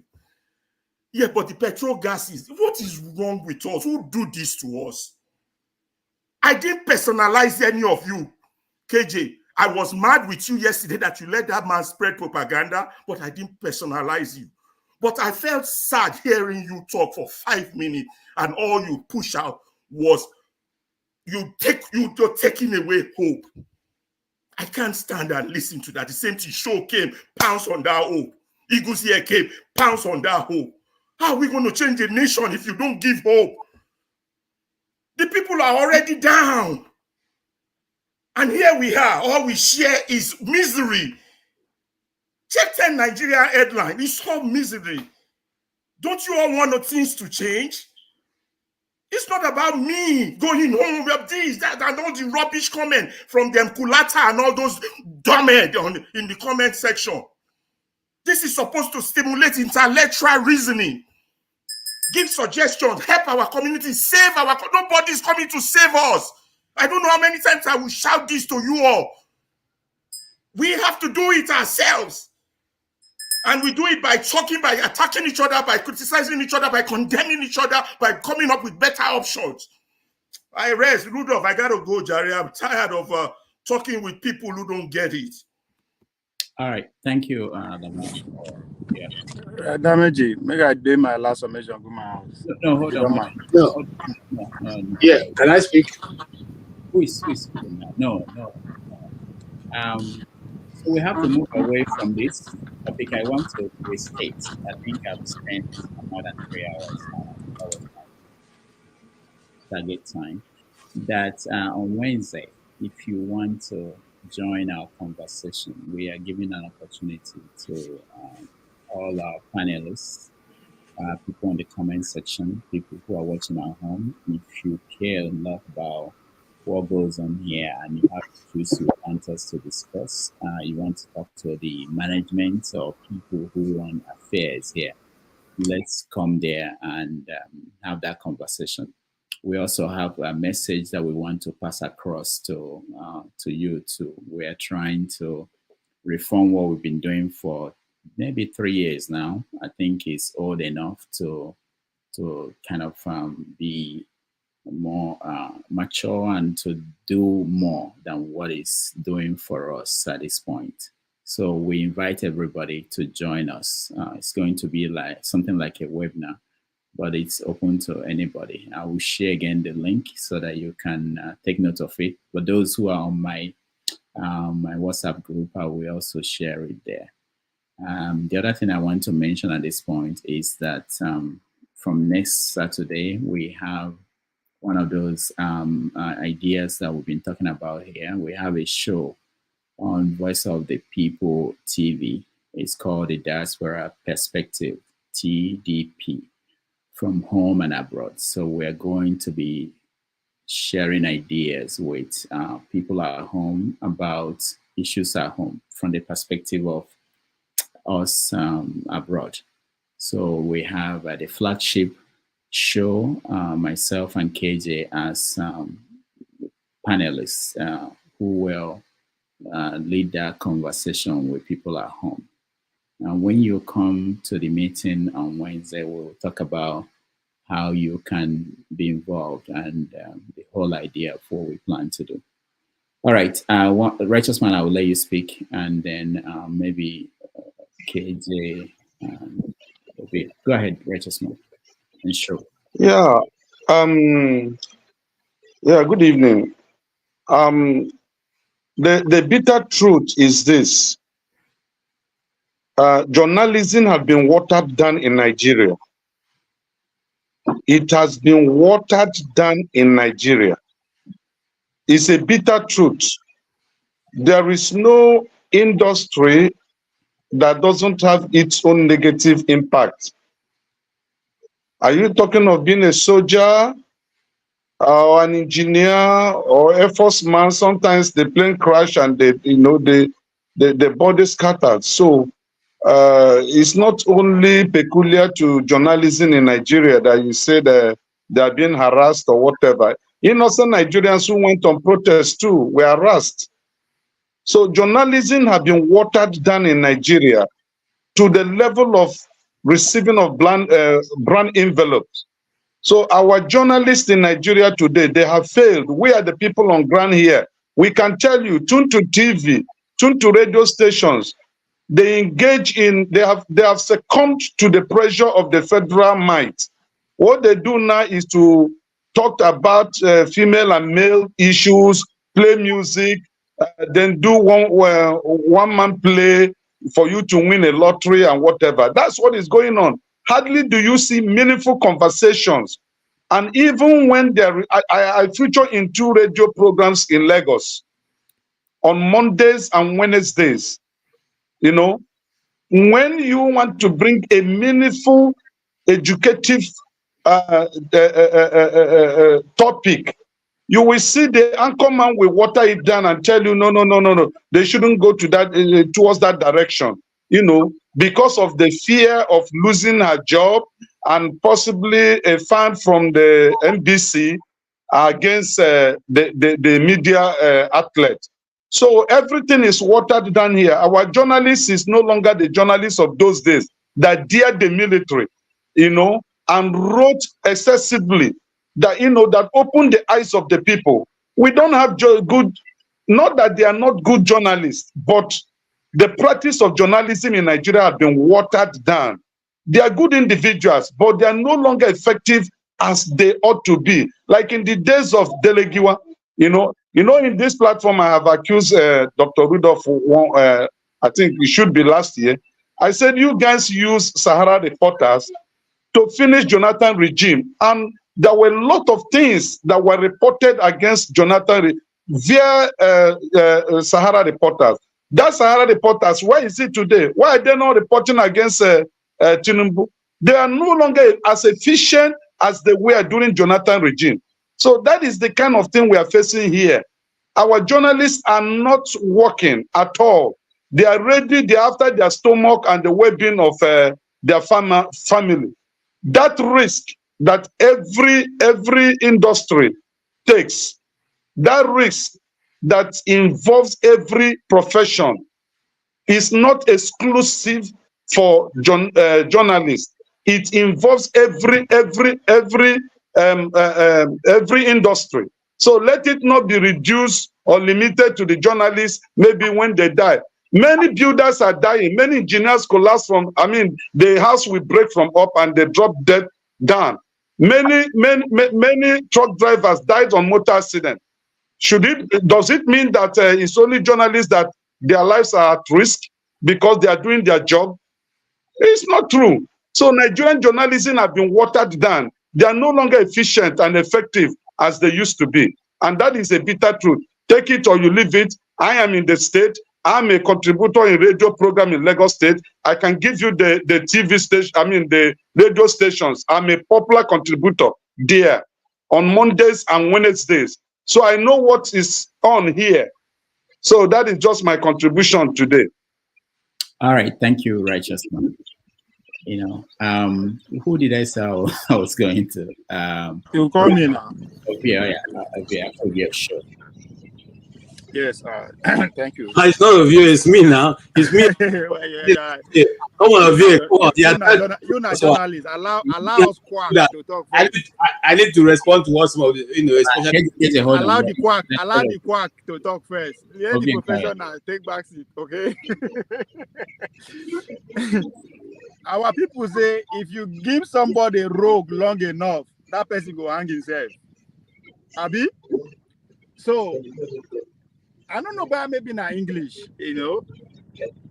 Some people go say Nigerian journalists. I don't know, show now they breathe, correct me. When you use Nigerian journalists, you are implying that they are in competition with another people, another country, Ghanaian journalists, UK journalists. That's what you are implying. Abi, I don't know English is that one. But in the same vein, you go say, every sport you will compare Jamaica to America. But you go only you in the same sentence. You go say, where I dey, I can speak freely. But where you dey, cannot. Where you dey? Now Ibadan you dey? I'm not be America you dey? Not be Canada you dey? So when I talk say some people are ignorant, I meant every sense of it. You are ignorant of where you live. But you quick to use that as an example. And when somebody pointed it out, you think it's an insult. No, it's not insult. Because it's obvious. Julian Assange, no be Yoruba name, no be Igbo name, no be Hausa name. Eh? Snowden. All these are journalists, so they are not Nigerian name. Google them, then you understand what our guess, where she is coming from. That's why I said, if you don't want to learn, that's good. But stopping other people who want to learn is an act of witchcraft. Right? Google today, put it on Google, 1.8 billion nice Americans don't come out for propaganda campaign against China around the world. Google them. Google there is a law in Canada today that says as a podcaster, when you get to some kind of subscriber, you have to register with the government. They want to know what you think and what you say. That is not in Nigeria, it's in Canada. Right? When I say you are ignorant, I meant it. Today, every media organization in America is infiltrated by CIA. Google them. That's why I say you are ignorant of where you live. Of course, if you stay in your bedroom, talk anything for Chicago, for Soso, for Enugu, for Japan, you can do all that. But what you should factor in is that who are you, what are you saying, and where are you saying it from? I said it here. If anybody worth picking up by any agency here in Nigeria is Dr. Rudolph. Nobody knows. We don't count. Whatever we say, don't count. And again, explain what our guest pointed out. That she can say whatever she said on this platform, but on her own platform, she cannot say that. That's where that rules apply. Again, ignorance. Not because you live for America, England, and IBDT. No, you live in a bubble. Now, the same people that control the way they control Nigerian media, that is why they control America on. That's the point that she's trying to make. I mean, why is it? Chris Cuomo, not Democrat, came out and said only 7% journalists in America are registered Republican. That should tell you everything. He is a Democrat. What are you guys saying? One of the most quoted intellectual in known to human history is Professor Noam Chomsky. How come we don't hear him on any of the national television? Why? Because his view no correspond with what the owners of the media want to also hear. Again, our guest pointed it out. But because English now go destroy us, we quick to use Nigerian journalists. We think everybody will go with that narrative. No, some of us understand what you are implying. If you don't know, when you are a product of a mainstream media, that's how you will speak. And when you hear a different narrative that you've never heard from any of your journalists before, we become a conspiracy theorist or we are stupid. You live in your country, you have no clue how the system works, and you come on national TV, you say Nigeria, and you think everybody is dumb like you. No. This work there's a reality out there before everybody. Now, who control the media? Control what you know and what you hear. She clearly pointed out, and that's why I asked her question. Do you think the conversation we have in the country is fair? She said no. Do I have to go ahead and argue with her? But again, before they say ignorance is a bliss, today not lie. Ignorance is a choice. It's a word of information. Everything is out there. If you don't know, say you know the come public, they shout like Mumu, saying that journalists come out Richard Nixon. That is the most bizarre thing I've ever heard in recent time. That's wow. All right, but thank again, you. You're a product of CNN. Thank you, Obie. KJ. Sorry. Elon Musk put 44 billion for Twitter. Why? So that he can have a say to some extent, though. He's the richest motherfuckers in the world. So that he can have a say to some extent. It's just something he can still not say. That's why he put 44 billion. That's how much and how dangerous that profession you guys think it is in Nigeria. If you think it's dangerous in Nigeria, venture out of Nigeria and you see, they go butcher you like a shoki. All right. Thank you so much. Ovie has said almost everything I would say. I would just want to add, even with Elon Musk's money, now 9 countries right now. Ovie said nothing. No, he said jargon. For this man, I didn't even understand what he was ranting about. I spoke to intelligent people, no be dumb. I don't talk to dumb, so you know go understand. Okay, so now, thank you, Ovie. I appreciate your contributions. If I went out to give us multiples of examples. Now, even with Elon Musk's money, 9 countries have already banned X right now from operating. Okay, because they don't feel that they'll be able to control the narrative coming out of it. And as for me, my personal opinion is this: when you hear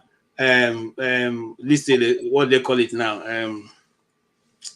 when you hear fake news, when you hear hate speech is simply when the government don't have the ability to control what the publics are hearing. And so when that information they're trying to guard against is released by an independent journalist, they will now call it hate speech, and they will now fast check it. They'll do all that stuff just to keep that information from going around, because you see, the role of the journalism or media is to carry out, is to publicize the culture, what is going on in a society. The culture, let's leave it at that. Okay, I don't want to break it down, but it simply means that we keep the wheels of information running around.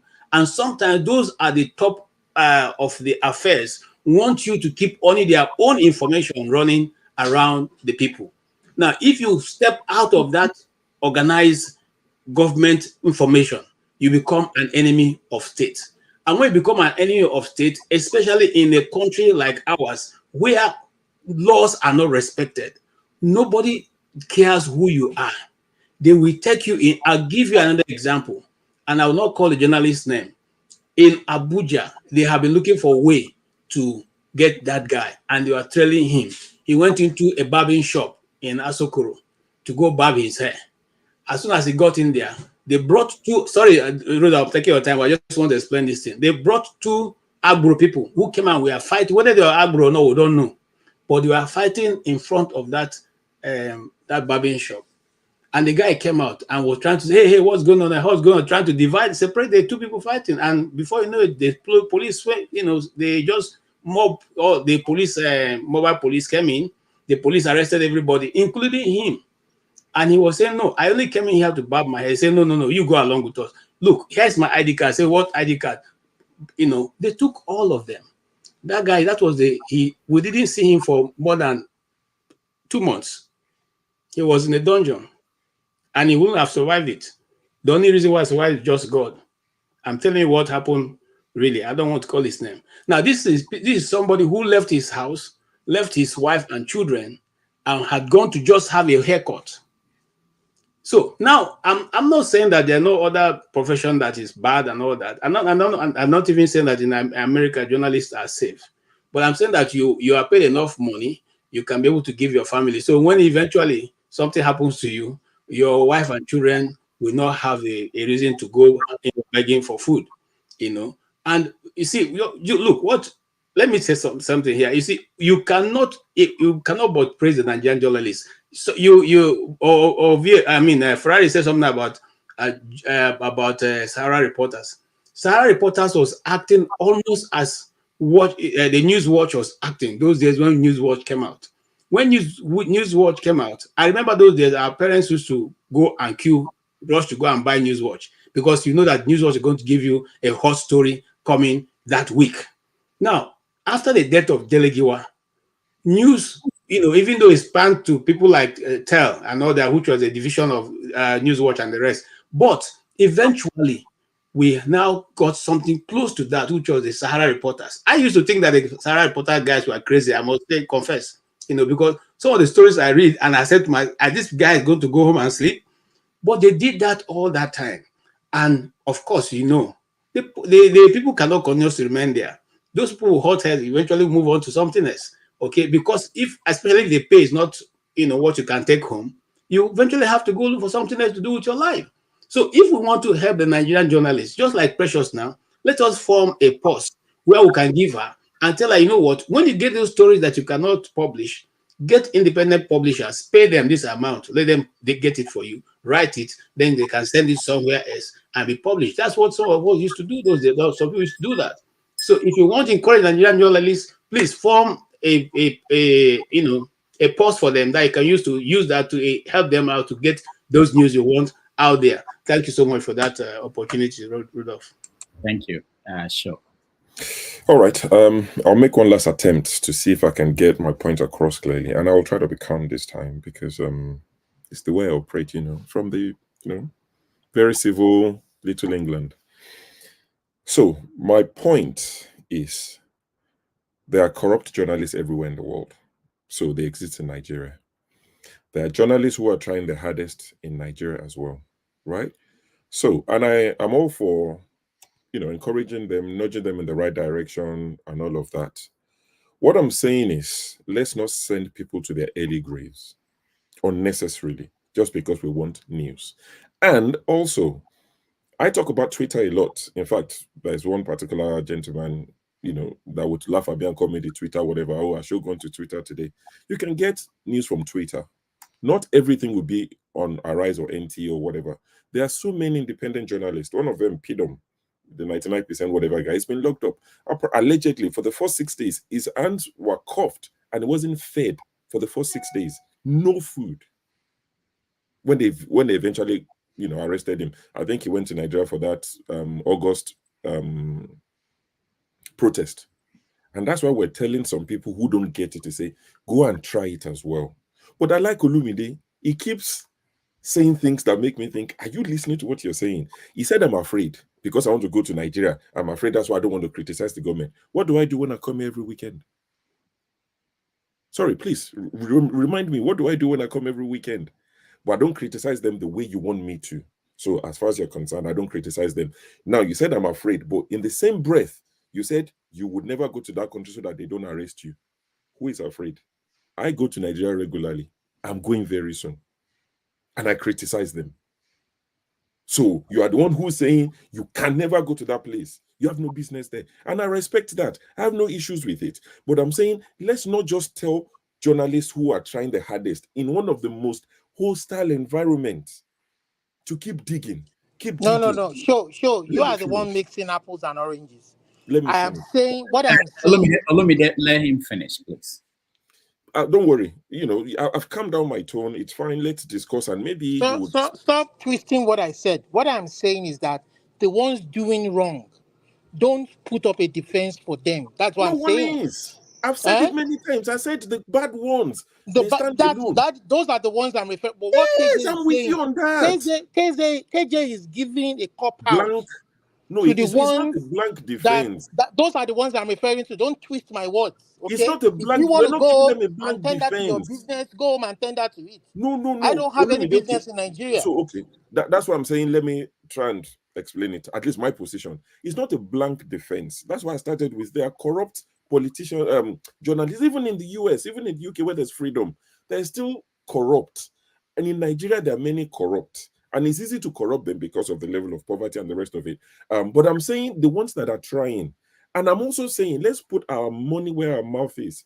David Udein, some of us like his work. Some people don't. He's written books. How many people have bought his books? He wrote one recently, The Jungle. Who's bought it? Who's read it? Pidom was asking for money after a while. Who donated to him? When people talk about Righteous Man, I don't know. Maybe it's me missing something. Righteous Man said, journalists are not the only ones who die in Nigeria. An engineer falls down from a skyscraper and he dies. Did the government do that? Did they go after him? We are talking about people who will get their door broken down in the middle of night. Comparing that to somebody who died while driving on a bad road. If you are the insurance company and both men came to you for insurance, would you charge them the same premium every month based on the risk they face? It's different. We're talking about the people that will be going to bed. They probably don't live in the same house as their families, trying to protect their children, giving them a different name so that they don't link them. You're comparing that to an engineer who dies at work. No, those are not the ones I am referring to. Those are not the ones I am referring to. I'm not talking. Need to move on, my brother. Me, Egbomi. Okay, Egbomi. Need to move on. I'm just saying, Righteous Man compared. Somebody driving down Dangote lorry died on a poor road. It is bad, but I'm saying you can't compare that. See, somebody... what? No. See, you are belittling what even Righteous Man is doing. Righteous Man is an engineer. The fact that he comes on here to talk shows his brevity. You see what you're doing. You think you're talking smart. You don't think that what Righteous Man is doing is brave enough. Are the government looking for engineers? Continue to play safe. You don't have to say anything blunt. I'm we on the DSS list, we know ourselves. We on the DSS list, we know ourselves. Play safe. You will change Nigeria. Don't worry, you will change Nigeria now. Olumide, congratulations. I'm asking you a simple question that the most stupid person can answer. What question? What question are you asking? Are the government actively going after engineers in Nigeria? We are not talking about government going after engineers. Listen. You don't say he's a brave man for coming to speak as an engineer. They are going after people speaking out. You don't have to be a professional journalist. At this point. Let me you don't have to be with those of us on the DSS list. We know ourselves. I'm not entertaining you anymore. You are a politician. I know you. Yes, I'm a politician. You are a politician. Join. You have to have something to offer for them to even pay me. I am not a politician. I don't play politics. I'm going to speak the truth to power. Continue to play your politics. Speak sense to power. Don't just the medication you are selling. Are you the one using them? If you have a problem with what I do and how I speak, you go and help transformer. All right. Please let me address this boy. Please let me address him in a very calm way. The medication is meant for your customers. It's like you are the one taking it at this transformer. If you don't like how I address the people bro. The powers that be, go and help transformer. You said, listen for a second. I know I can't help you with comprehension, but think about it. You said righteous man is brave. Wait now.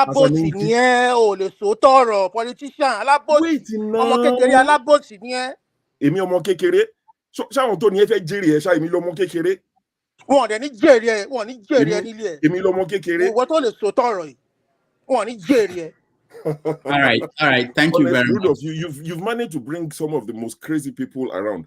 So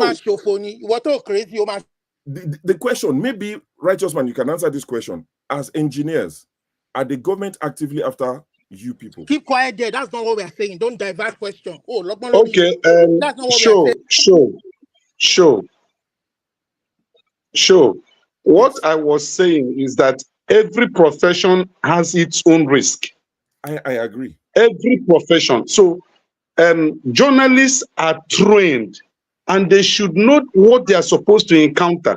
Just like an army man that has been trained, he knows that when he goes to the battlefield, these are the possibilities. He can lose his life or he can retain his life while at the battlefield. So any well-trained journalist should be brave enough to do his duties, not minding what is going to come after him, because every profession has its own risk. That's what I'm trying to say. Okay, I hear you, but you are the one that drew the false equivalence when you said engineers are dying while at work. That is different from people actively looking for you.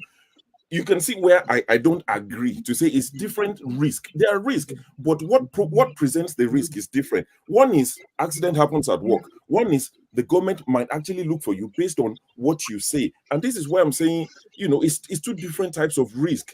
Just to put the false equivalence, it's not fair. That's all I'm saying. Okay. And I'm not saying government do look for us.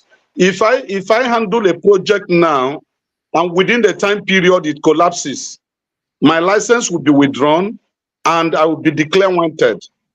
All right. So all right. It is part of the risk of my profession. All right, thank you. I have to go, but let me hear Okija, and then I'll leave. Okija, go ahead. Unmute yourself. We can't hear you. Okija, we can't hear you. All right. So when you figure it out, we'll bring you in. I speak the truth. Welcome to the show. It appears as if everybody here, they've been speaking lies. So let's hear Speak the Truth. Maybe he has something to tell us. Go ahead. Oh, you want me to go ahead? Yeah. Oh, hold on 1 second. I was listening on the other side. Okay, so Show's laughing because he knows I'm about to grab. Oh, sorry. Just one last thing, because now you came on, you reminded me of our chat. Let me just remind our people, I'm spreading more fair. Please, if you have dual nationality and you say things you cannot prove or defend, the day you go to Nigeria and they carry you, America won't fight Nigeria because of you. Let me just tell you that they've borrowed you their passport. The United States is not going to fight Nigeria because of you, or the United Kingdom won't come and fight Nigeria because they've locked you up somewhere. And I'm not spreading fear, but that illusion of they borrowed you a passport, you were not born there, you obtained it whenever, and you think the United States would. You're not a neurosurgeon. Even the US has about 4,000 neurosurgeons. If one is gone, they will be fine. So all I'm saying is don't get that false sense of importance. I have an American passport. America, and they can't get British passports. Correct me if I'm wrong. All right. I speak the truth. Yes, sir. Okay, so I've been listening to everybody, and it's been funny, having fun. You know, I think for the entertainment factor, it's been good. But I think one of the things people are missing, if you are instigating people, you're telling people to go back home. There's nothing wrong with you picking up the gauntlet and fighting for your people in the same way. Now, if you say you can't, and you saying, well, we have to protect journalists, we are in the age of new media. Okay, so I think a lot of people are still dealing with or having the impression that the world is still based on the old school type of media. No, it's not. Like Shaw rightly said, you can easily set up a YouTube account and you could easily go online and have more outreach than established old age media. So if you really believe in what you're saying, if you really believe in what you're doing, you don't have to come on here and pontificate. You could just set up something, and even if you're reaching 5 people, how many people does your channel realistically reach? It's not like there's 100,000 people listening to you, and this is not to denigrate the good work you're doing, but you reaching as you trying to build. So you don't know. Maybe one of the people saying go back home and trying to encourage everybody to go home and start something. Maybe you might become big. The founding fathers of Nigeria, Nnamdi Azikiwe, people like Michael Okpara, people like Herbert Macaulay, they came after studying here. They went back home and they set up print media. So what stops you today in the age of in the age of the internet, like you said, to just pick up your phone, set up an account, and do something with it? So if you can't do that, then there's really no reason you here just screaming and yelling at us and just, you know. All right. Thank you. Thank you. I speak the truth. Mm. Okay, can you hear me? Okay, we still cannot hear you. Next Sunday we are going to have Prince Adewale Adebayo, who, most of you know, presidential candidate in the last election. He will join us on Sunday for 90 minutes Africa. I hope you will join us for that conversation. And if Peter Peter, can you hear me? Just so you know, Peter works in tech. I don't know why people like that have they have tech problems. All right. But on that note, I have to take my leave. I want to thank everybody that joined me today. I appreciate all of you. Remember, on Wednesday, we have a meeting for everybody, really, but panelists and people on the comment section. We want to talk about behind the scene issues and how to make this place better for everybody who is here. And also, what else? For the show on Saturday, if you want to join us, you can join us on Saturday, 2 p.m. New York time, and to be a regular show. See you. And of course, our usual Saturday, have your say 247. We start at 12 New York time. And that's it from me. Thank you, everybody who joined. I appreciate all of you. I will hand it over to whoever is taking over from me. Nobody responded to me, but I have 2 moderators here, Show and KJ. Take it on. See you guys next week, next Saturday. Thanks.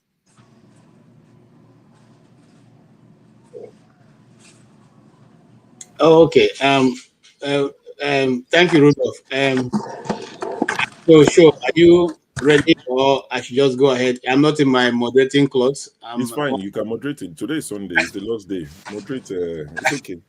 Let me just be contributing as the spirit leads. I will leave very soon. It's Sunday evening anyway. It's almost 10 p.m. for us. Okay. Okija, can you hear us? We can't still hear you. We don't know what's happening. So maybe drop off and join again. Okay. Yeah. Sure. What do you have to say before we change gears? I don't even know if we are going to change gears at all. I mean, no, it's been a wonderful show. Heated up, just like yesterday. It's, sometimes it happens. We'll disagree to agree. I still maintain my position. I am not saying the journalists should not do their jobs. I'm saying they're doing their jobs with their hands tied behind their backs. I've seen people say risk is risk, but what I'm saying is the risks are different. You understand? All die and I die. But what I would insist is one profession, your job is literally exposing the evil of the government, which I support 100%. Keep doing it as safely as you can. That's the caveat for me. As safely as you, especially because of where you live, where there's no data. When I say data, I'm not talking internet data where where you have people's record stored somewhere to say this person is gone, this person is gone. You talk about the Nigerian military as well. You would see the attitude of an American military guy, a British soldier, is different because they are paid well. When and if they pay the ultimate price, their family is catered for. So they go with a difference. They go to war with a confidence. It's different in Nigeria. How people cannot see this, I do not understand. So when I want to condemn a Nigerian military guy or lady, I'm saying it knowing that there are challenges. So I'm kinder with my words while I admonish them. But if a British soldier is slacking, then I can say with all the things in place, with all this, whatever you would get, your family, all the whatever, even when they finish, all the benefit of all the retired military guys, all the benefits they get in the UK, at least I know of that. So I know these things exist. So while you're on active duty, if you're slacking, then I can come to you and say, bro, no, that's not on. But if I'm talking to you, you've seen some of the videos our Nigerian soldier posts and say, this is where we live, this is where we eat. Look at the amount of money they give us. And I want to criticize that same soldier the way you criticize an American soldier. Let's think about it. Is it fair? Is it just? Is that the way we should do it? If Dele Farotimi in Nigeria is telling our journalists off the way some of our people are doing from the comfort of the Western world, I would support Dele Farotimi and say, you know what? You're in the same Lagos. If Dele can do it, then he can tell you to do it as well. If Femi Falana is telling our journalists you are slacking, I can say Femi Falana is in Lagos and he's telling them, if I can do it, you can do it. But I will be a big hypocrite to be in the comfort of my home in the UK and be harshly, for those who harshly accuse them, I'm not saying everybody have, but for those who are not seeing the danger, almost like pretending like the danger does not exist. And people are saying if they don't want to do it, they should resign. So you rather have 0 than this 10% that you have. Are we not getting news? Is the problem of Nigeria shortage of news? The news Sure, can I ask you a question? Sure. Can I ask you a question? I'm going to finish in a second. The news we've I just want to ask you a question, please. Let him finish now. You can ask me. If I can answer, I'll answer. Go on. Sure, you are a very good person. I'm not winding you up, but you are a good personality, and I just don't want you to misconstruct the ideas of other people on this topic, or the belief or the feelings of other people.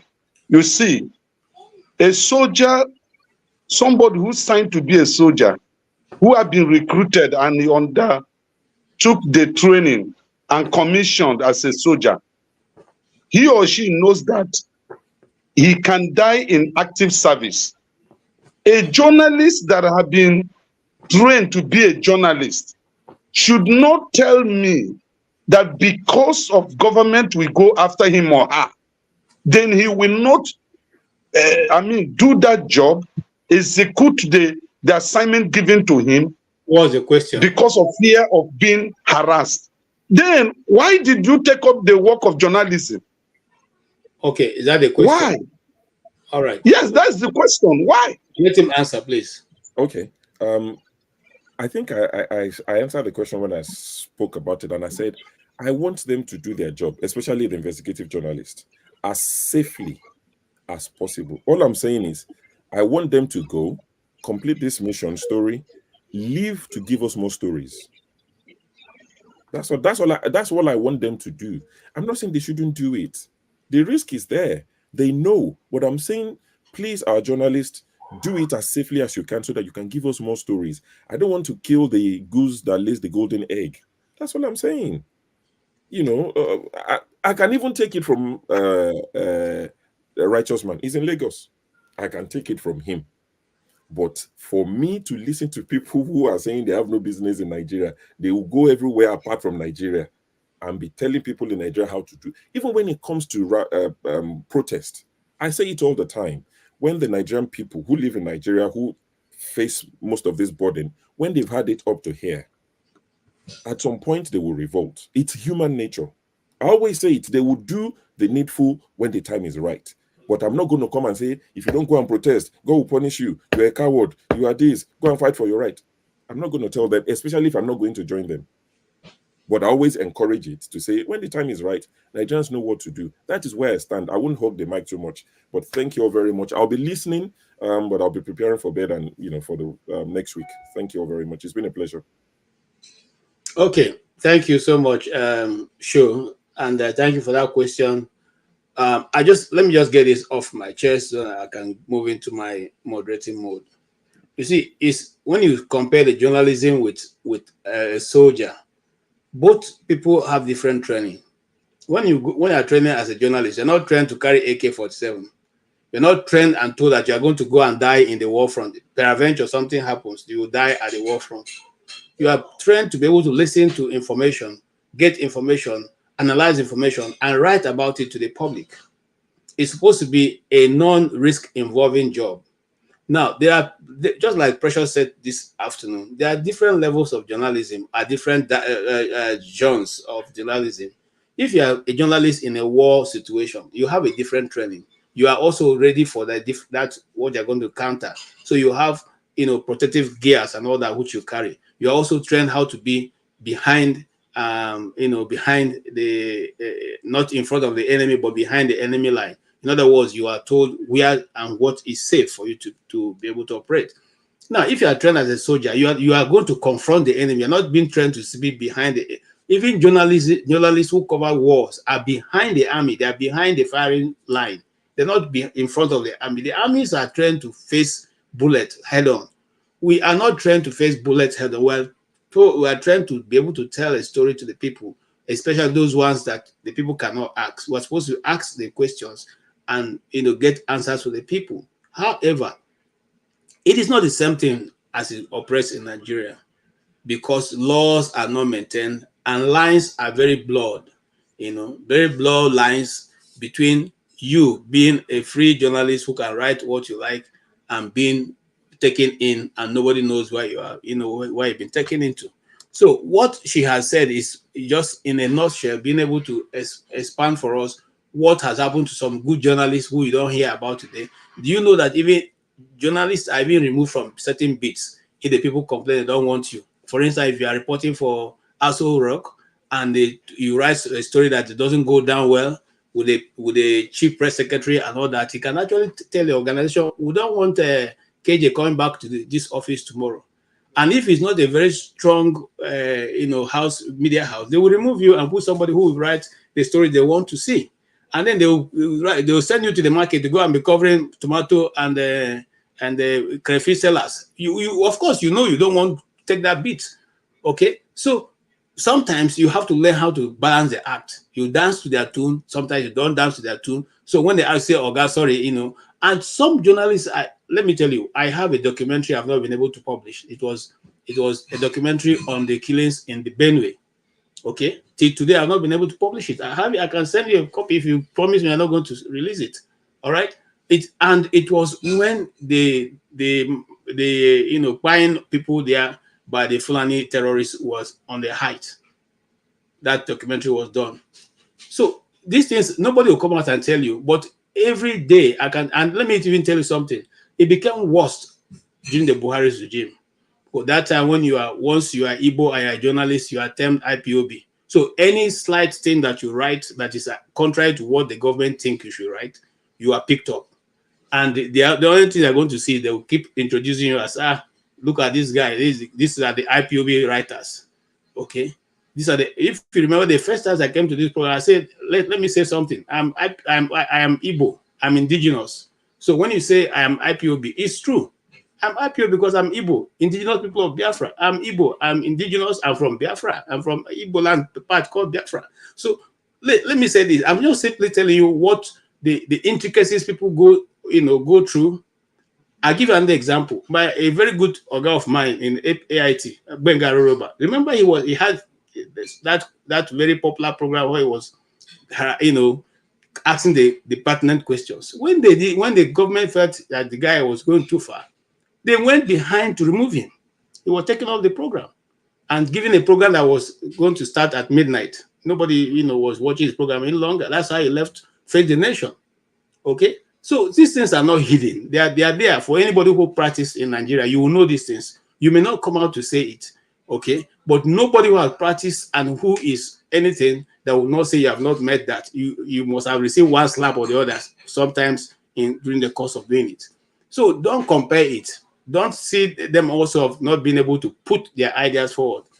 Chamberlain or in AIT, I mean in channels. Do you know how many times I've been harassed? Do you know that there was a particular time they stopped the program, didn't even air for like 2 or 3 days or so because they were taking off the program. They were taking to DSS. So I'm just simply telling you that some of these things, they don't tell you daily what they face. They don't tell you, but they are doing their best. Some of them who are good. And let me tell you something again about brown envelope. I said this sometime we'll talk to a Nigerian journalist. Sometimes that brown envelope is not only for you, it's for everybody in your office. So if you go to that brown envelope, and I'll give you, I once, was a media assistant to one of the northern governors. I won't call his name. And I was supposed to hold a media briefing for him in Abuja. And I was giving, I called the guy who is in charge of I'm a member of the Nigerian Union of Journalists. So I called the guy who's in charge and I said to him, give me 10 names of media houses that are going to participate. Do you know how many we got? Well, I got 10, which was what I prepared for, but there were 30 that came. 30 people came and they met with Oga. Even if it's just small, whatever it is, will just give us. Okay. And being a journalist myself, I felt ashamed to give somebody 5,000 naira.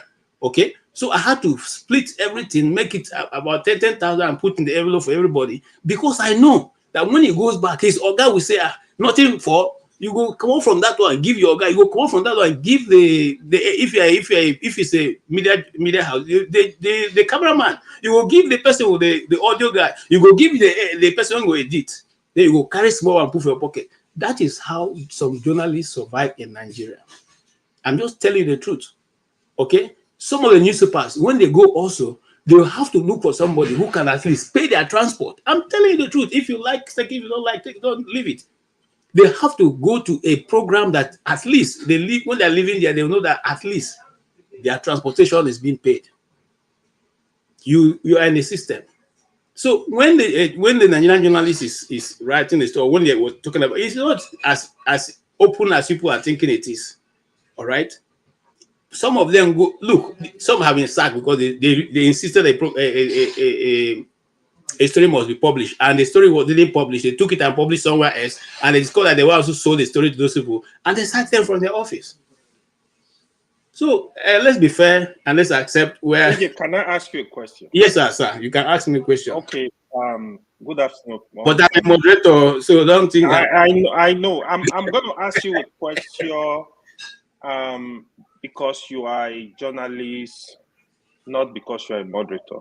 Okay. I've been listening to the discussion from Ferreira to Olumide position on our politics of here. So my quick question, right? So you just accepted right now that what you guys were doing, what you guys used to do in Nigeria was collecting brown envelopes. That is an open admission, to be honest. I understand the difficulties of journalists. I have friends that are journalists in Nigeria. And it's sad because I'm somebody that used to read Nigerian newspaper a lot. It was a little boy in high school. I follow Nigerian newspaper. I read a lot of Nigerian newspaper and listen to TV news also. When I was growing up, I used to think like, I used to take this news very seriously. I don't know if you understand the danger of putting out a story that is not true. The second thing is I want you to comment on is, are you saying like as Nigeria start today, the highest bidder get the news, they get their news out, they want out there? Is that what you are saying? Like, then what happened to the common man? Okay. Like, what should be the source of our authentic information? Okay. As Nigeria system? Yeah, thank you. I don't know if I understand you well. You're asking if the news you're getting now is authentic, or secondly, what's the second question? I didn't really capture the second question you're trying to ask. So are you saying that the highest bidder get the day, like in terms of bribery as it regard to journalism in Nigeria? Okay. The other thing is for the common man that don't have money, that want to that the whole source of information. I know we have a lot of social media, okay, right? So what should they rely on? So like this information, people are relying on them every day to read, to know what is going on, and somebody put out wrong information there for people to consume. Where should the ordinary man get authentic information from?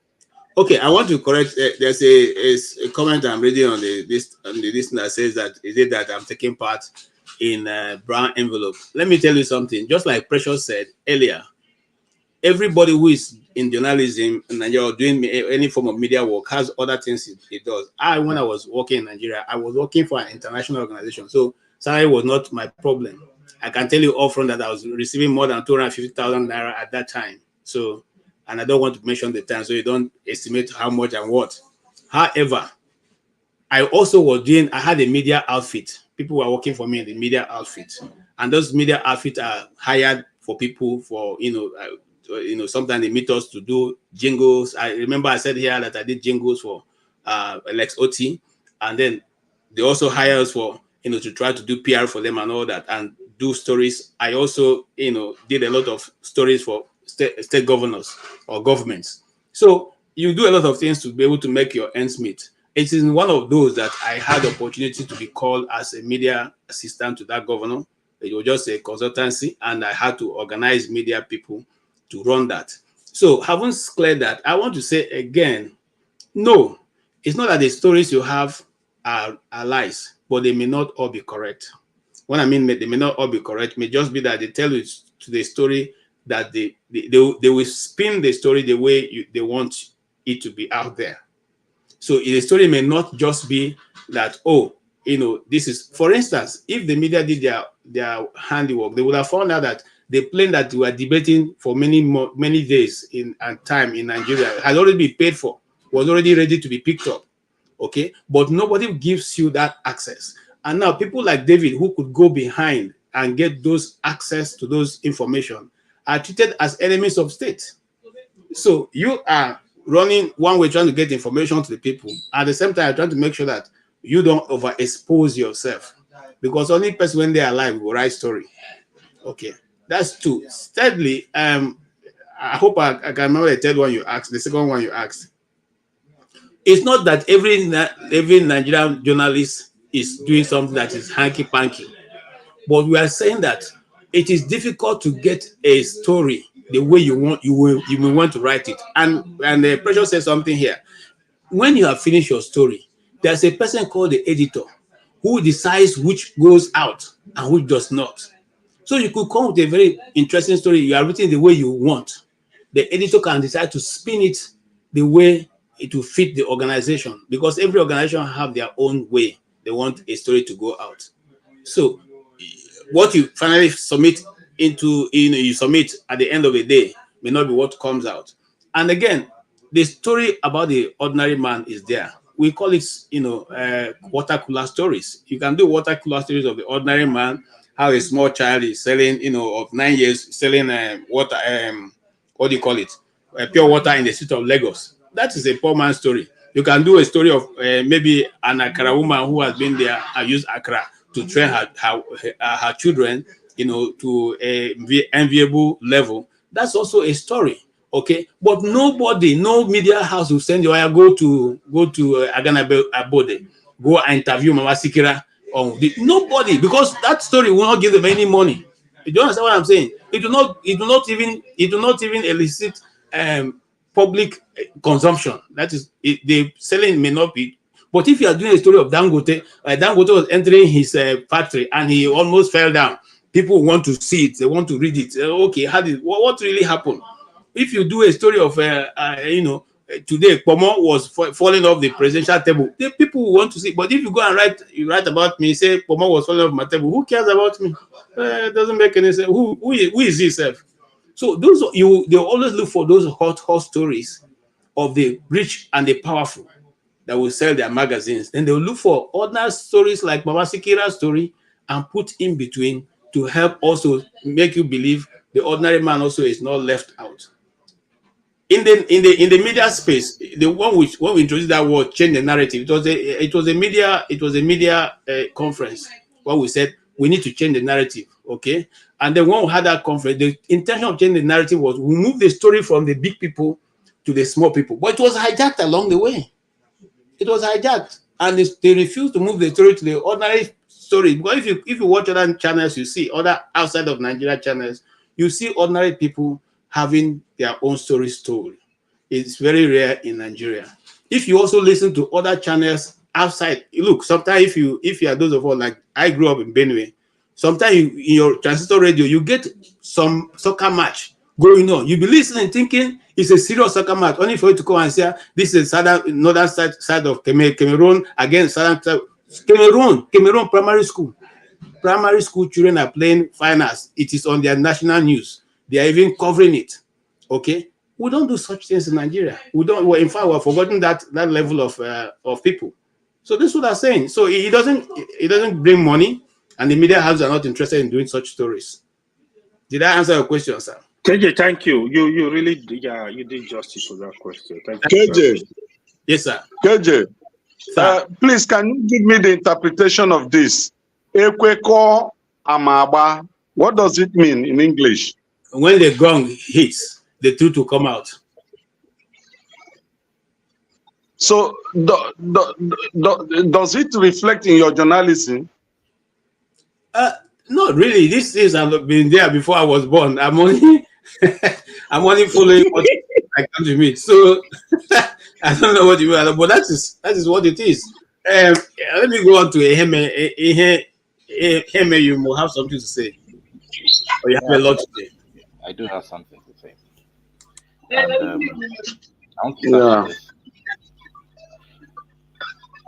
What can we do to help?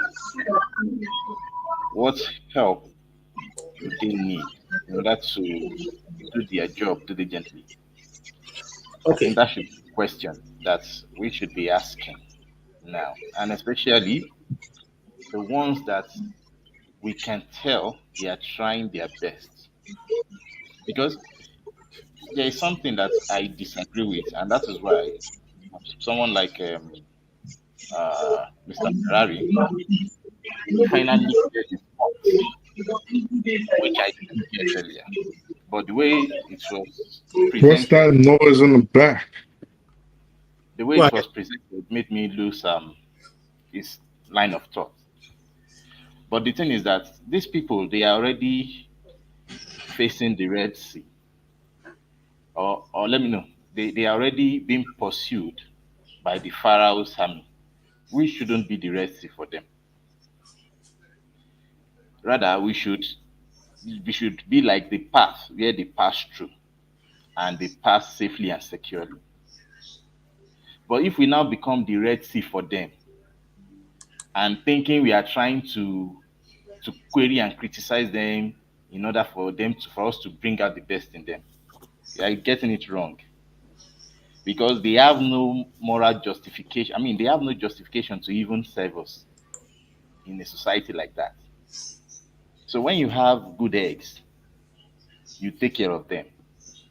Not by giving them money all the time, but by the words of your mouth, by the way you criticize. In a book I read, it always says something that you should praise heartily, and you should praise lavishly and approbate heartily. Meaning that when you want to praise, praise them and make the air to swell. And when you want to correct them with your heart so that they know that no, this correction, this is how you see, you know. But when they feel like the correction is from a place of they don't know their job, or they are inept in doing it, or they are also greedy people, you're already losing the war, not just the battle alone. So I would say for people like that, even if we want to appropriate them, we should do it with conscience. We should do it heartily so that they can see that okay, these are better ways you can do this thing. These are ways you can, and sincerely, this is what this kind of platforms should offer. What can we do to help? You remember this? There's a story in the Bible where, sorry, I'm quoting the Bible here. But that is what I believe. But you know, this story is a principle where they wanted to build the gates in Jerusalem again, and they required Nehemiah to go back. He had to gather his people. While they were building with one hand, they were holding the sword with the other hand. It is telling that there is a way they should do things. You just don't do things brazenly. Everything is not black and white. It's either you are black or white. No, in this life it is gray. So we just have to understand this dynamics before we just make things blank and from there discourage people that are even trying their best to serve us properly. So I would say we should ask, what can we do to help? If they want to be the voice, some of us should be their weapons. And when I Okay. mean weapons, I'm saying AK-47 here, please. It is just a parable, it's an app, to what I'm trying to Yes. say. Yes. To Okay. support. Yeah. That is. I speak the truth. Hemi has asked a question. What can people in diaspora who want to help journalism in Nigeria? What is the best way to help? Yes. Well, for me, I'm still going to revert to the same thing I said earlier when I first came on. And it's the only way you can help is to lend your own voice to whatever struggle you think you want to inspire. So whatever struggle you think it is that you want to get involved in, listen, the internet is here for everybody to use. You don't have to set up a media house. You don't have to set, there's people, like I said, there's people that start up just with their phone and they have more reach than media houses that was built with millions of dollars. So you can use your phone. You think there's something you can say, but go ahead and put it on your phone and broadcast to the people and set up a time. Dr. Damages is here. Believe it or not, we're part of the new media. Everything we're doing right now is part of new media. In the past, people like me and you we're not getting invited to Arise or Channels or NTA. We're not getting invited. So this is a way, I think, if you really are adamant that you want to lend your voice to whatever you think the struggle is, then you can start your little bit by going on social media or YouTube or a forum like this and set up something and get on with it. Okay. Thank you. Righteous man. I'm with you.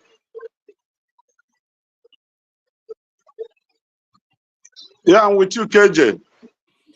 I think KJ is Righteous man, probably you can just go ahead. KJ is talks. He's Okay. having network problem. Righteous Okay. man, you don't have light? You are not My in brother, Pange? this is what I'm using. Rich men like you supposed to be in Bade. Bade, they don't take light. Why are you living in Bad C? That band A, there are some areas it works well, and there are some areas you answer band A just on theory. So are you saying you are Bad A? Everything in Nigeria is just a joke, you know. It's just the way we see it, my brother, you know. So, honestly, what would I add again? Mine is that if you are in Nigeria and you listen to these journalists, honestly, you'll be so much discouraged. I know what I'm talking about. They have so much watered this profession. It's like now they are selling, they're just articles in trade, you know. They give good report to the highest bidder. That's the journalism in Nigeria today. It has formed part of the corrupt,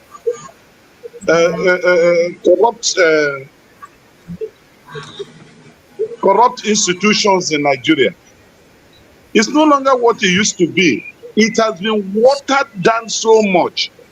Tune to any Nigerian television, any Nigerian what do you call it? Radio station, and listening to the programs coming out from there. You will discover that journalism has been watered down here. And no thanks to the politicians, because it was better during the era of the military. I'm telling you, it's worse now that we have democracy in Nigeria. The journalists are not there to say the truth again. In fact, do you know that this flood in Borno, the Nigerian journalists or the television stations and radio stations first reported that it was rainfall until El Jazeera reported that it was the dam that was broken that caused the flood. You can imagine that. All the TV stations in Nigeria reported that it was rain until El Jazeera said it was the dam that got broken, got damaged, that caused the flood. So, okay. Yes. Okay. I hear you, but I'll come back to you. I just want to again buttress what Precious said. Precious said something that is interesting, and that is that everybody writes to suit who is paying them. Al Jazeera in itself, as a television house, is writing with the mindset of promoting the the Arabic lifestyle and all that. So whatever they're going to write and report is tailored towards their own society, also projecting their own society as a better society than the Western society. Now, having said that, I want to say also that every other media that you see writes in support or against. Now, remember also, now coming back to Nigerian factor, remember that there was a time, I was still in Nigeria at the time, when government gave directive to media houses that they cannot say Fulani herdsmen, they cannot use Fulani terrorists, they cannot use all those terms. You know, they were refused them to use those terms as reporting any form of attack or kidnapping. So is the same government still in power and probably have also said to those houses, you cannot say it's a dam that have broken. You have to say it's a rainfall. So sometimes let's also know that the journalist in Nigeria is operating within an environment that may not be also that does not accept the truth to be told the way it's supposed to be told, you know. And I'll come to you, AY. You have heard what Mr. Righteousman said. I see your hand. I speak the truth, but let's go to AY. Mr. Righteousman said the media house couldn't even report that it was a dam that broke. They said it was rainfall. What do you say to that? Do you think it should have been reported as it were, or why try to spin the news? Yeah. So, So here, okay, let me give a general opinion of this journalism yahoo yahoo. The journalism yahoo yahoo this start today. Actually, I know of somebody that was a journalist that was very poor. He started working with one of the richest Nigerian billionaire, and overnight became a billionaire. I know a lot of story this man cover. Of course, if I mention his name, KJ, you definitely gonna know him. He's a top journalist in Nigeria.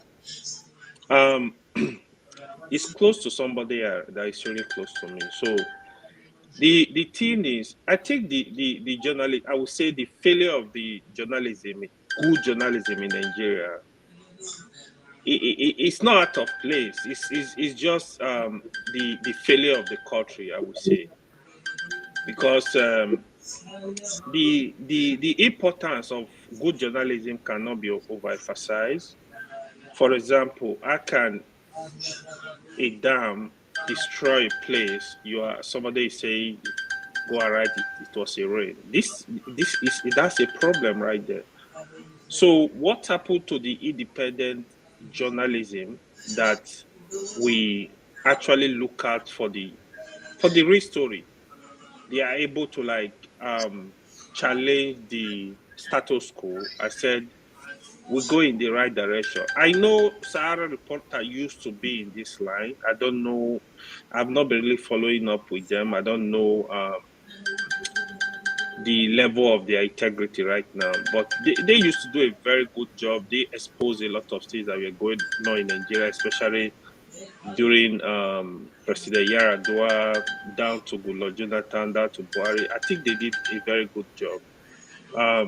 I don't know if the journalists there also have some kind of benefit from these our Yahoo politicians, but I think I just feel the summary. I just feel it is the general problem Nigeria is facing. The journalists are just part of the system. It's also affecting them.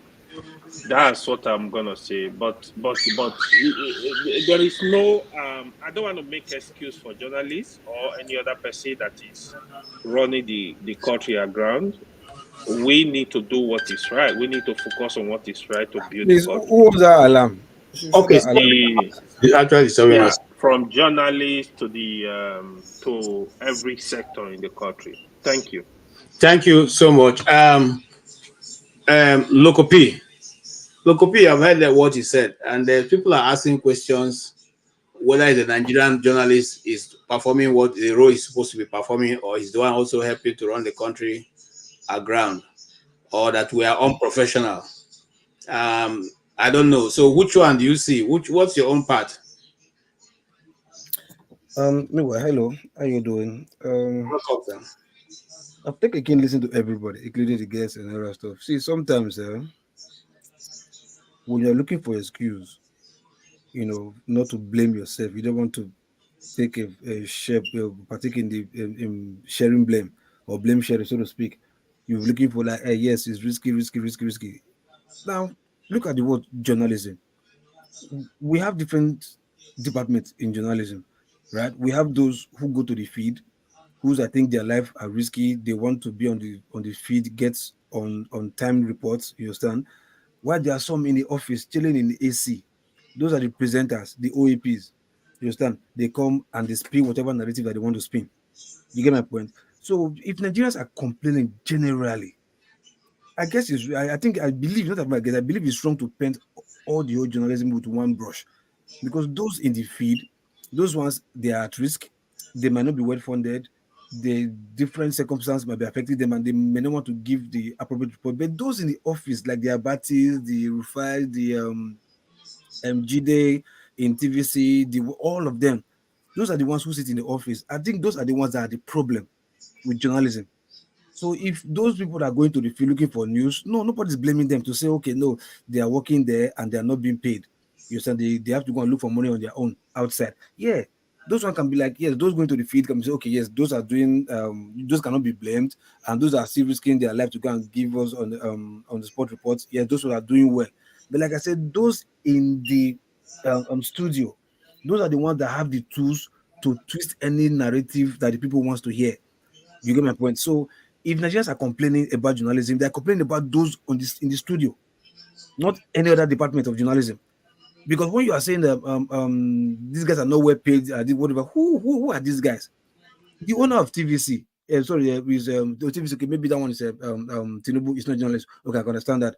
The owner of Arise, Obagbena, isn't a journalist. Is he looking for money to tell us the real truth about the profession? You understand? Who is the owner of channels? Is it not Jamomo? Who is he? Is he also a journalist? You understand? So which money are those ones looking for? If you are blaming those ABS, there's no money. What about Obagbena and Jamomo? Are they not journalists? Are they not millionaires in their own making, their own feed? So why would they not write good reports? Who are they afraid of? They are so because of money. That's why they are spending narrative. So sometimes that's why I blame those in the studio. You understand? But I also blame those that owns the media, because those ones is not. You can't blame poverty on those ones because they are rich. You understand? Because they've soiled their hand with who goes know whatever. So they want to spin a narrative so that the people will not turn against them because they know who is their paymaster. So like you see people praising Rufai. Why are they praising Rufai? Why are they not praising Shehu Okinbaloye? Are they not doing the same job?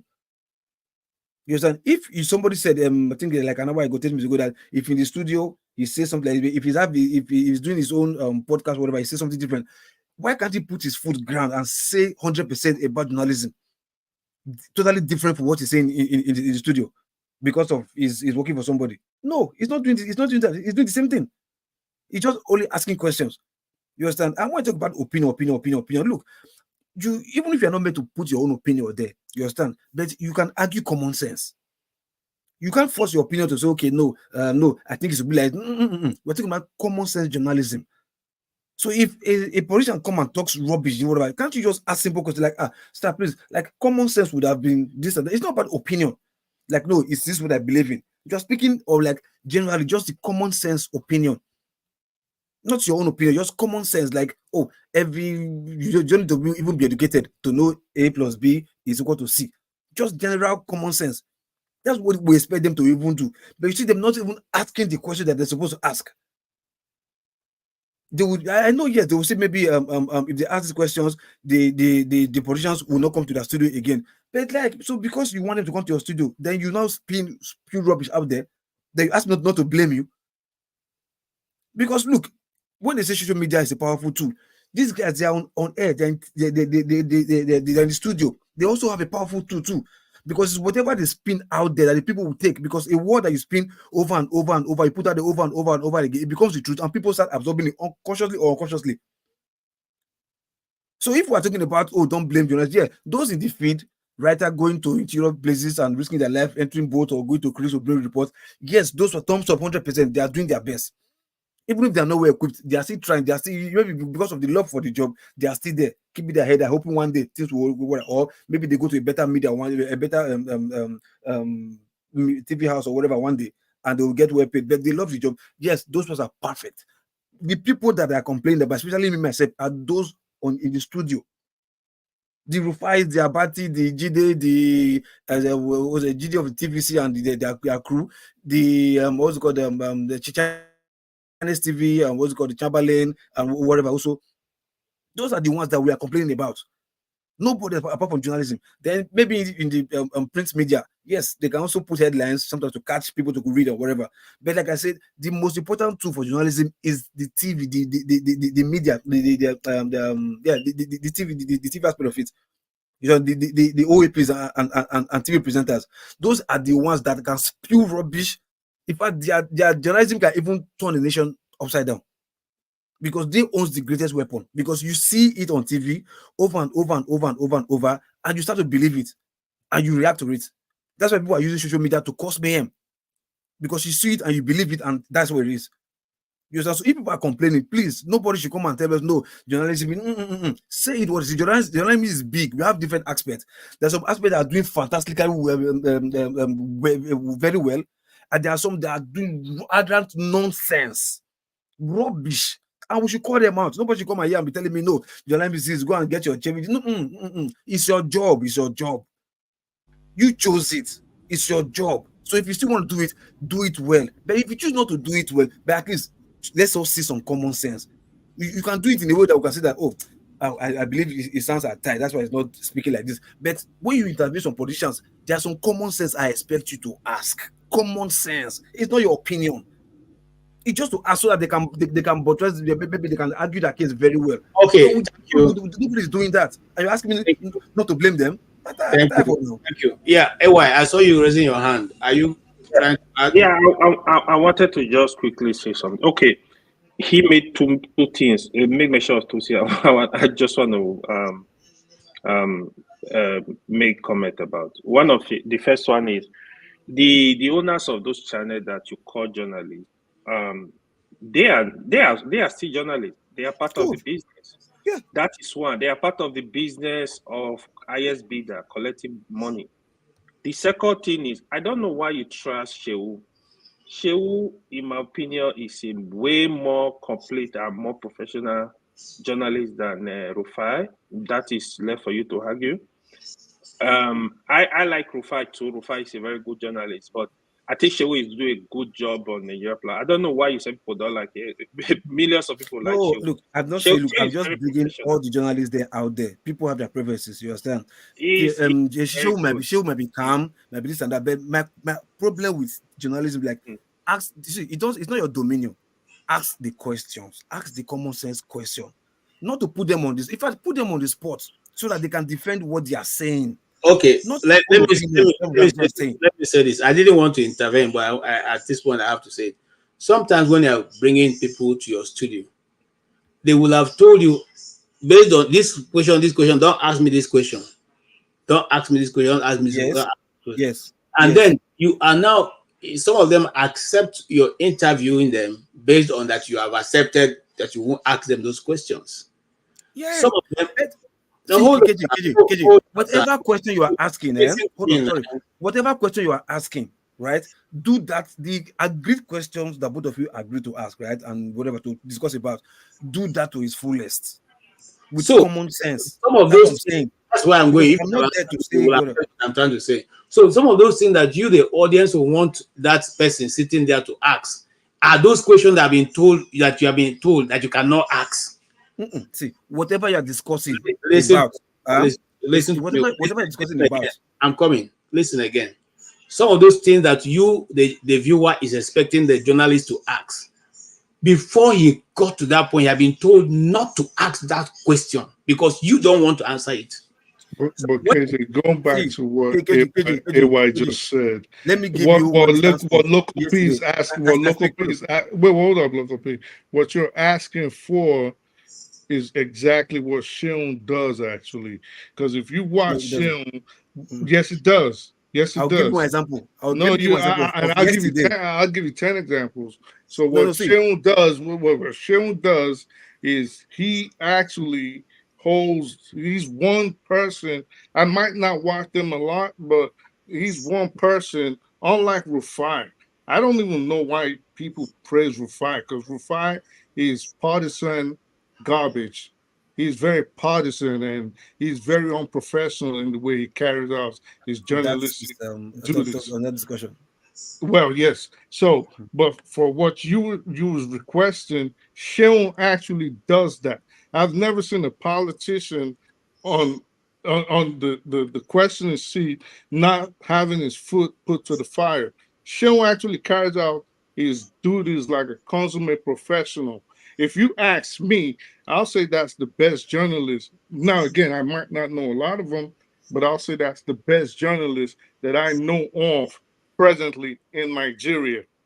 You know, so, but to compare him to Rufai, so to compare him to Rufai, I do not even think they are in the same class at all. Okay, so the example I wanted to give yesterday, what I was talking about was that when Wike went to their studio, you understand? He was saying something, and I was like, okay, if you are talking about structure, where was the structure that was handed to you? Were you control the structure? Yes, okay. The one that was there when you came, where was that one? You understand? And Wike didn't answer the question. You understand? Then he now asked another question again later during the discussion, like, okay, whoever is the state governor, is the chief which is the political team they use, like the highest political office order in that state. Yes. So Wiki was trying to tell like, but Fubara, being that the father is the state governor, is your political boss. Wiki want to like, no, how can you say my boy is my boss? Something like that. You ask me, like, Wiki just waved it. My own like, see, sometimes you bring them back. You're like, hey, see this here. Until they tell you, no, don't answer the question. It will be obvious that you ask the questions and they didn't want to answer that question. No problem. But You've look, done your job. sometimes in journalism, you just got to move on. If not, you're gonna if not, you're gonna derail the conversation. So you ask the person the first time, they ducked it. You ask him the second time, he's weaving it like Son and Liston. What are you gonna do? You're not gonna put a gun to his head and tell him, hey, you got to answer. So what you got to do, you like just got to move you cleared out there. Okay, but it's like you don't want to answer, but let's move on. You get my point? No. Like you don't want to answer, but let's move on. So there's some things, like I said, so in the whole conclusion, what I'm saying, like it's those if people are complaining about journalism, surely please, nobody should paint the whole journalism with one brush to say no. If it's easy, go to the field. People are dying. Like I think what she was saying about Delegiwa journalism is different from what we are complaining about. His own is even different. He went to like, okay, he's trying to expose somebody, trying to bring somebody down, and the person like, no, you can't bring me down. For me to go, you have to go. And that was Delegiwa's issue. You understand? But I'm talking about those in the studio. And those are the journalism that people are complaining about. Nobody else, no other department of journalism that people are complaining about. Everything about journalism people are complaining about is those guys in the studio. All right. That was just me. So thank you so much. Let's welcome Mama Hecho. I'm sure she has been listening and she probably have her own view on this issue. I'm not listening. Okay. As Dr. Damage do today, I Vespa. I can't go my meeting. I can't make sure I spend time well there. So before I go yarn, Dr. Damage, you sabi me well. You see what you do me today? You do me during election. I overlook. I come back. Some of my children here, they reach out to me. They complain the same thing. I call you. I tell you, say plenty complaint that we need to talk. I say we go get meeting offline. Up to today, you and KJ now refuse that meeting make it hold. Then I come inside. Before I come inside, my brother, my pikin, my uncle, anything when he won't call himself, pastor, he talk. He just a talk. You know mute am. You allow to pour in heart. Yesterday or today? Oh yeah, he dance go there. You let am. Yesterday or today? Today. Oh, he come back. I think he not come back again. When you let am finish, because in my meeting with my team, he go hold by 8 PM Nigerian time. I can't beg my pikin when he reach in tongue. I say, I beg, make I use in tongue. He can't agree. And I know, say, I get to pass that message to DSS and federal government before I go ask my pikin when he come for interview. Because I hear my pikin when he come for interview. Because he there for VOP, and as they go VOP, because they talk, say, plenty things there when they're supposed to talk. But because the company not they let them talk, because they follow federal government rule of make them not shut them down. Now that he can't begin to put fire inside my bone when he does the every day. Inside my bone when he don't catch fire before, he can't be like say they pour petrol inside fire. And you know, say when he come to my children and he reaching justice like this, the warrior in me, the lioness in me, they come out. You know, like that. He said, make you match break, make you allow me vibrate, finish, make I calm down yourself. You got to begin to calm me down. And yet you don't do that one to Pascal. So how dare dare you, Dr. Damages? Are you a partial person? If you are partial, come out of this your partialiness, because you not go work with me and my children with you. This has to stop. Gang. You dey hear? Gang. Okay. Thank you, Mama. Let me finish, KJ. Okay. Because you they do the same thing. All of una report them at dossier. Una dossier them at hand. So if we must work together, first of all, to achieve your dream and desire for your platform, Dr. Damages. You see, Why you call Dr. Damages now? Call him, Abi. No, in the hear me. No, she wants to call him out. She's calling him out. But he's not here on this panel. That be at calling her. Yeah, not be record. They be at calling her. At calling. Match break there. Me and Dr. Damages don't discuss before now.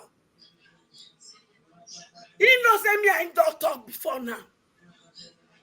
But for that to come pretend say the thing when I talk, he enter here, he call public, he can't look me finish. He can't say he won't continue waiting do for 2022, 2023 matter. Plus say my children because they complain the same thing. It is time for me to call you out, Dr. Damages. Because for you to achieve your dream for your platform, which me I don't discuss with you, say, I don't come with my full chest to make sure you achieve that dream. Then you won't come do me waiting. Anything. I'm not saying man, you not do me, okay? I'm not saying man, you not call me to order. But if you they call me to order, you must call person like pastors to order. You pastor to order. You must also call one man went to others. You must call Sam to others. As long as you people will not do that nonsense, I will advocate for myself and my children. Because if I don't know how to advocate for myself, how I go to advocate for my children? Okay, Mama Rachel. Wait, make a round up. Not people tell me to round up. You have taken enough time now to address this. I'm not going to take time. Yeah, round up. Yeah, mother, round up. Let me round up. Round up. Like I said, every one of you that are hosting, if you are the host, and they respect you, but you must respect yourself first. If you won't give time, give equal time to everybody. And in moving forward, you will not allow others to interject. Anyhow, because if me, I won't contribute to what that person talk, and they raise up my hand. And at the time when I call me, now I they do. You know, I learned that thing again. Because during election, I know that they offend Dr. Damages, and most of the crashes when we crash, now because I they interject anyhow. So me too, I can't go school myself. No say this is the offend this man or any person when they host. So I can't go teach myself, say, no carry they jump like that. Put your mouth down, raise your hand. Have you people not seen me since then that I'll raise my hand if I talk? But now, but they allow some people, they interject anyhow. Who get monopolies like that? So henceforth, panelists, all panelists, if I catch you, interject without raising your hand and they give you permission, now me go carry you come up for the platform. Because they talk for people say, what is good for the goose? It's good for the, is it? Okay. All right. Ganduji. Let me round up. So you see, Let me round up. Now, I won't speak no, for now. it's okay. Yeah, I'll give you enough time to round All up. the people when they host, they deserve our respect. Any person when sit down for this seat, when they host, they deserve our respect. So the respect when you go give Dr. Damages, they could give them. And any person when he violate this law, this is Mama HO law. Now they hear me? Any pikin when he violate her, any papa when he violate her, I will come for you because you be enemies of progress. Thank you. Get enough first. Okay, I just need to make this, even though I need to put this out there. The program we're having, what we're having, this panel is not an entitlement to anybody who is a panelist. That you have the audacity or the right, you must be given 5 minutes or 2 minutes, or you must be called to speak. It's a program. It's being recorded. It's a production. It's being produced. So there's somebody who owns that right to allocate time and the period of speaking. Now, if I speak the truth, is saying something that I think me as the producer would like, I'll probably give him more time to speak based on what he's saying. If it's in line with what is advancing the conversation to the direction that I want the conversation to go. But that should not mean that if I want to speak, if I given I speak the truth 5 minutes, I must give AY 5 minutes, even when he's now talking about his village meeting that is going to hold in the evening. Now, guys, you guys need to understand this. Make it easier for us to be able to monitor it, so that nobody is taken out. And then if the person monitor or the person moderating says stop, you stop. You stop, for crying out loud, so that somebody else can speak. If all of us have a fair time of speaking, everybody will speak more than once. But if you are going to force the hand of the moderator to now be able to yank the person off, or shut the person down, it will not be fair. It will not like it. I will not like it. I don't want anybody to take me off when I'm speaking or shut me down. So if you give me 2 minutes to speak, I say within that 2 minutes. If I need to go beyond 2 minutes, it cannot be more than 3 minutes, and I will stop. Because the person have said, okay, stop, and I have to stop. Let's make it easy for everybody who comes to this panel. There's no special guest. There's no lesser guest. Everybody's view is welcome. As much as your view is welcome, so is also my view. I don't know whole entitlement to knowing everything. So I don't have all the monopoly. I don't even know anything. I come and I let people speak. And if I feel like interjecting, I will do that. Please don't make it look as if somebody is trying only to allow one particular person speak all the time, or is being partial towards another person. Yesterday, what was the problem? This other guy came here and he was saying, particularly, this is an Igbo channel. My brother, we are Igbos. I'm Igbo. I can't come here because of you. I will say I'm not Igbo. Why would I do that? Okay, so if you don't like the Igbo music I'm playing, I'm Igbo. My brother, I'm Igbo.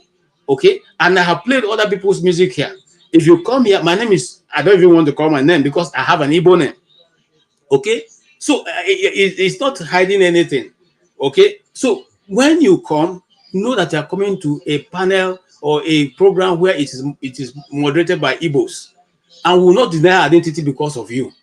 We will not deny our tradition because of you. We will accommodate every other person. That is one. Two, don't come and call people's name. The guy was talking about calling people's name and said, not only you go school, all of us go school. And even if you don't go school, we can insult you in our own language. At least you can't prevent us from insulting your language. You can insult you in Igbo, in Tiv, in Igala, in Idoma, in Agatu, or Basange, if we choose to. Okay, so let's leave this thing and let's try to advance forward. I beg una, I beg. Okay, Mama Hecho, calm down. And the same way he removed Pansa, he also removed you. And so I don't think he was being impartial on that. And the rules have changed. We are saying that if we ask you to stop once, twice, and you don't stop, we'll shut you down. If you come back, we'll take you off. Because we want to bring some sanity to it, irrespective of whoever is speaking. Stop, you will stop, because somebody has to moderate. Thank you. Yes, Kenen. Thank you, Mr. KJ. Good to see you. I speak the truth. Just yesterday, I was like, where's this guy? And I have not seen him for a long time. And here you are today. Welcome. I was actually trying to call in to contribute on the nature of journalism in Nigeria. And so kind of, I speak the truth, said something that I wanted to say, which was when it comes to Nigeria as it is right now, this guy, Sheung, has been the one that I've picked to be, I mean, very outstanding journalist in Nigeria. And if I should rank, I think the second should be Rufai. And every other person there is, I will classify them as journalism, journalists. My reason being that just a few months ago, Sheung was punished for speaking out the truth. And then his fans started calling for his return. And I think that was what made Chanel to return Sheung back. And I haven't seen that happen to people like Abati or. Sorry again, he denied. We say it's not like that, yeah. We know, but he's saying the right thing. Would you want him to come and say anything against Chanel? But when it comes to Nigeria, right, the mainstream journalism is a brand envelope media. And where you will find a little of the truth is when you follow people like David. I don't know how to pronounce his last name. So those independent journalists is where you find a little of the truth, not completely factual, but they are better than all those mainstream media. Mainstream media are on a pay list of the politicians.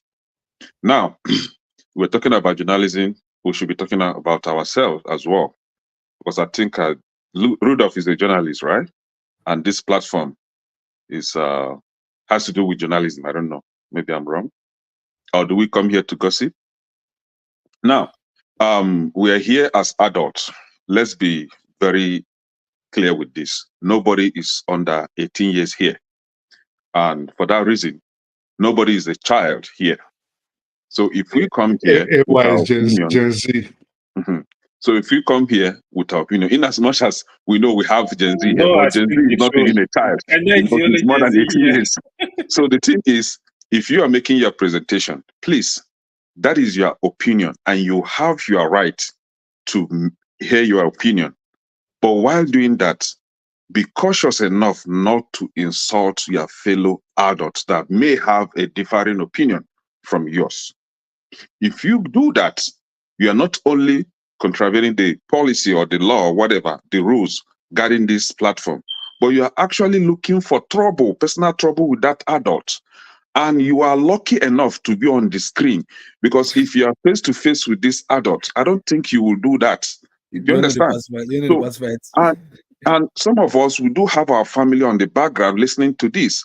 A lot of people that are well trained, that have self-respect for themselves, watch this channel.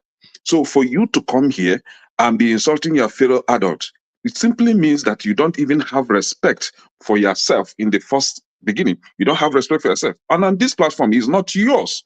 It belongs to somebody. It belongs to Dr. Damages. So you don't come here with your own rule or try to overshadow the moderator or even the owner of the channel. You don't do that on other platforms. Some of us on this platform, we have been banned from contributing on other channels. Dr. Damages is very lenient. He's very kind enough to allow some crop of people come here to insult people freely, just the way they like. They can't do that on other platforms. They can't do that with Megu. They can't do that with Niger Watch. They can't do that with one man went to more. That one I trust him because he doesn't take rubbish. Now, you now come here and you want to impose whatever your opinion or whatever your lifestyle of control and autocracy on people, on your fellow adults. No, it's not going to happen. See, I was here yesterday. Dr. Damages, not only he gave me 2 minutes, right? And I felt that the 2 minutes was not enough. I was angry, right? He went ahead and muted me straight. But I did not insult him. What I did was I just log off. And then when my brain calmed down, I came back again. I shouldn't stand here and start arguing with him or start insulting him or start insulting others. No, nobody, I don't have that right, and I shouldn't do that in the first place. It is called respect, self-respect. You respect yourself. Now, I made mention that I stated that nobody is a child here. And so therefore, nobody should be called a child, children. You refer to your fellow adult as children. And because of that, you tend to speak to them as if though you are speaking to your child. Nobody is a child here. So please, I'm referring this, I'm taking this to Madam Esho. Please, if I should advise you, stop calling us your children. I am not your child. Nobody's a child here, please. Please. So, and because of that, and I've noticed, because you see everybody as a child here, you talk to us and you behave as if you are our mother. No, you are not. Please, learn to respect your fellow adult here. Please, nobody's a child. Okay, I'm not one, and I will never be one. Sorry. Thank you. Can you take okay. it out of context? No. Stop. Now I'm trying out, my before you speak. I'm trying for you not to make it an argument back and forth, and that it's just an advice I've given you. If you're going to respond in that order, okay. If you're going to go beyond 2 minutes, I'll probably have to cut you off. So you have the time.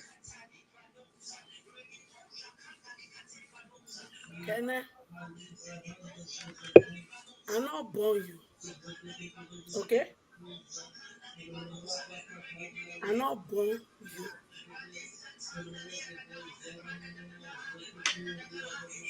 And you not be my pikin. But you see, I took the title of calling the younger generation my children for a reason, for a purpose. Because having interacted with many of them on Facebook, on social media, when I was trying to undergo this journey, I discovered that majority of them, even though they have mother, the role of motherhood, they don't feel it. It's absent in their life. That is why they are in social media doing some things while in their parents' home and their parents are busy snoring. So, when I interact with them, I started interacting with them as a mother. Because I know they needed it. Then there are some grown-up men too I have also interacted with. I realized the place of a mother in their life is empty and they are yelling for it. So when they accept me as their mother, I place myself in that role. So in my own, the experience I have gone through in my life prepare me for this. I also lack that because my father is gone. He got missing. My father got missing December 16, 1985. Ever since he got missing, the role of a father is upset in my life. So what keeps me going is the moment I spent with him. Everything he told me.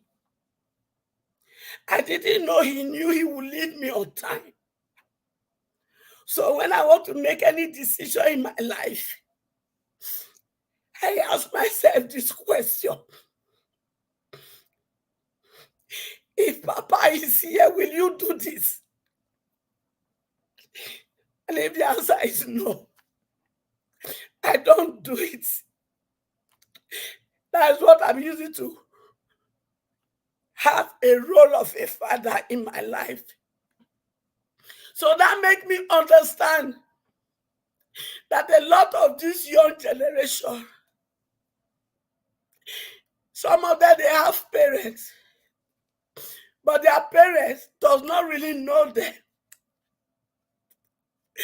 And they are lost. They are doing what they are doing. They wouldn't have done it if their parents were really there. Some of them, they carry Christianity for head gadagba. Instead of spending time to know their child, they are busy with church activities. Some of them, they are pursuing money up and down. So instead of looking and giving the child a listening ear, because every child that become who they are today, as soon as they are turning teenager, their life changes, their body system changes. Certain things are beginning to come into place. They want to discuss it with daddy. They want to discuss it with mommy. But mommy is not there. Daddy is not there. And the only thing that is available to them is their peer group. Okay, Mama Heche, you have taken actually Sorry, sir. more than 4 minutes. That is it. Why I assume that role, Ekene. So, if you don't want me in that role in your life, so be it. Let those who want me accept me. Okay, thank you so much. Yes, so can I, if you don't want her, you have said that, it's okay, let's move on. Yes, I speak the truth. I'll come to you.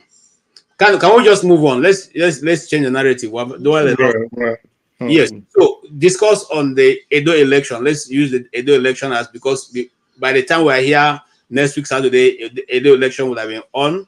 So tell us, what is your take on Edo election? And that will be our last discussion for today.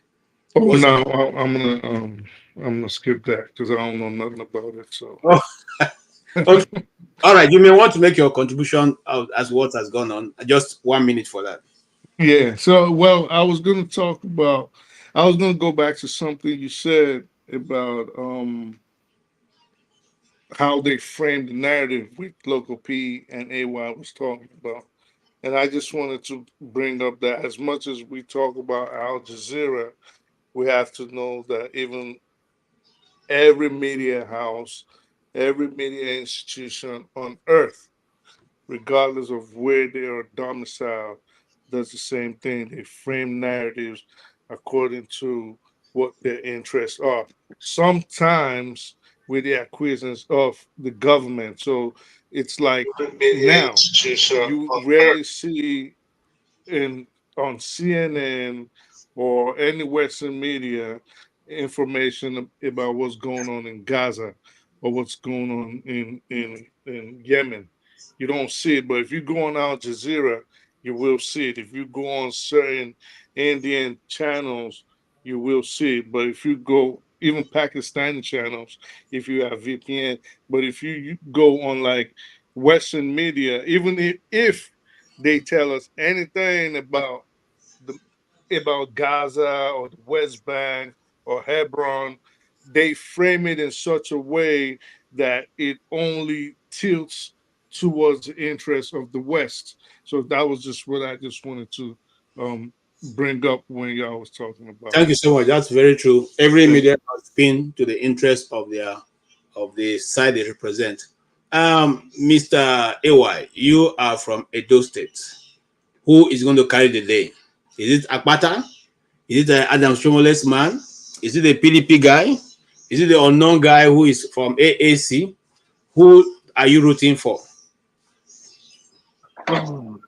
I would have actually allowed Igbo Basic to speak. You know, since we have Mama here, Papa is here, so let Papa speak first. Then Mama, to me. It's not a Mama and Papa channel. Go ahead. Let's even with the respect our elders. No, I said go ahead. Igbo Basic is not in a hurry. Go ahead. When you finish speaking. Okay. Sentiment apart, right? I'm gonna just try to let you guys know what is happening in Edo State. So, Edo election, to be very honest with you, is between PDP and APC. I would have really loved, if I was in a position to vote, I'd definitely vote for Olumide. But the temperature of Edo State, the political temperature, every part of Edo State wants an Isha governor. So Isha, they are the Edo Central. So the PDP candidate, the APC candidate, they are from there. That is one part of it. The second part is this election is in a form of judgment for the atrocities and many errors committed by the governors, from not able to deliver to Edo people. Edo people fought in 2020 to make sure he retained that position as the governor of the state. He went ahead, demolishing houses, people's houses. He doesn't obey laws. For example, he refused to swear in 40 House of Assembly members, denying some constituency representation. He refused to swear in the judges that were sent to Edo State. After a lot of battle, he swore in 5 of them. Disrespecting the Oba of Benin, fighting for artifacts that probably his grandfather was not even giving birth to when they took those artifacts away. Disrespect the Oba of Benin is at loggerhead with the palace. There are a lot of issues. When you look at the candidates, I will give it to the PDP candidate. To be honest, in terms of qualification, in terms of experience, from what he's saying, if he's really going to carry them out, it would have been the best. But I will tell you, Edo people will punish Obaseki. The issue of the APC, there are, as we speak today, there are only 2 politicians in Edo State with capacity to control number of votes in Edo State. One of them is Adam Soshomole. The second person is the deputy governor of the APC. The deputy governor of the APC, Deco, he has been in House of Rep for more than 8 years. He has delivered to his constituency. People really love him. He can command the vote in that region. The current senator, the APC candidate, is a senator in the hot area, which is the Edo Central. I think the people of Edo Central will also vote for him. The reason is that he's the one that is on ground, is known in that region. The PDP candidate is a foreigner to that region. So it is a problem. Okay. He can't even speak his language. So these are going to be issues. In my own assessment, I don't really see how the governor of Edo State, to be honest, not his local people will tell you, he cannot win his local government. To be honest, he cannot win command vote in his local government. So I think the APC candidate will win the election. We need to leave sentiment. The APC candidate, so let me quickly say this. It is actually sad that APC, I have issue with the APC candidate because I don't think he has done enough to speak to the people. I don't think, I feel in general, I might be wrong. I don't think he has the technical know-how to govern Edo State, but that is left for the people to judge. But left for me, I will vote for Olumide Akpata. Thank you. That's my assessment. Thank you. Well, I come to you, DMX, aka Loco P. Okay, sorry. Before I come to Loco P, Igbo Basic, do you want to come? Do you want to speak now, or I should go to Loco P and come back to you? Because we're talking about Edo election now. The guy that AY is talking about is the one they've said he does not know how to speak English. So the question now be not about knowing how to speak English. How do you appropriate things in the government? How do you run the administration? How do you understand the law of the country? How do you understand how to budget and allocate money? How do you now know the difference between government money and your money? Bearing in mind, there used to be a governor in Nigeria called Bakinzuo, who said government house, government money in government house, what the difference?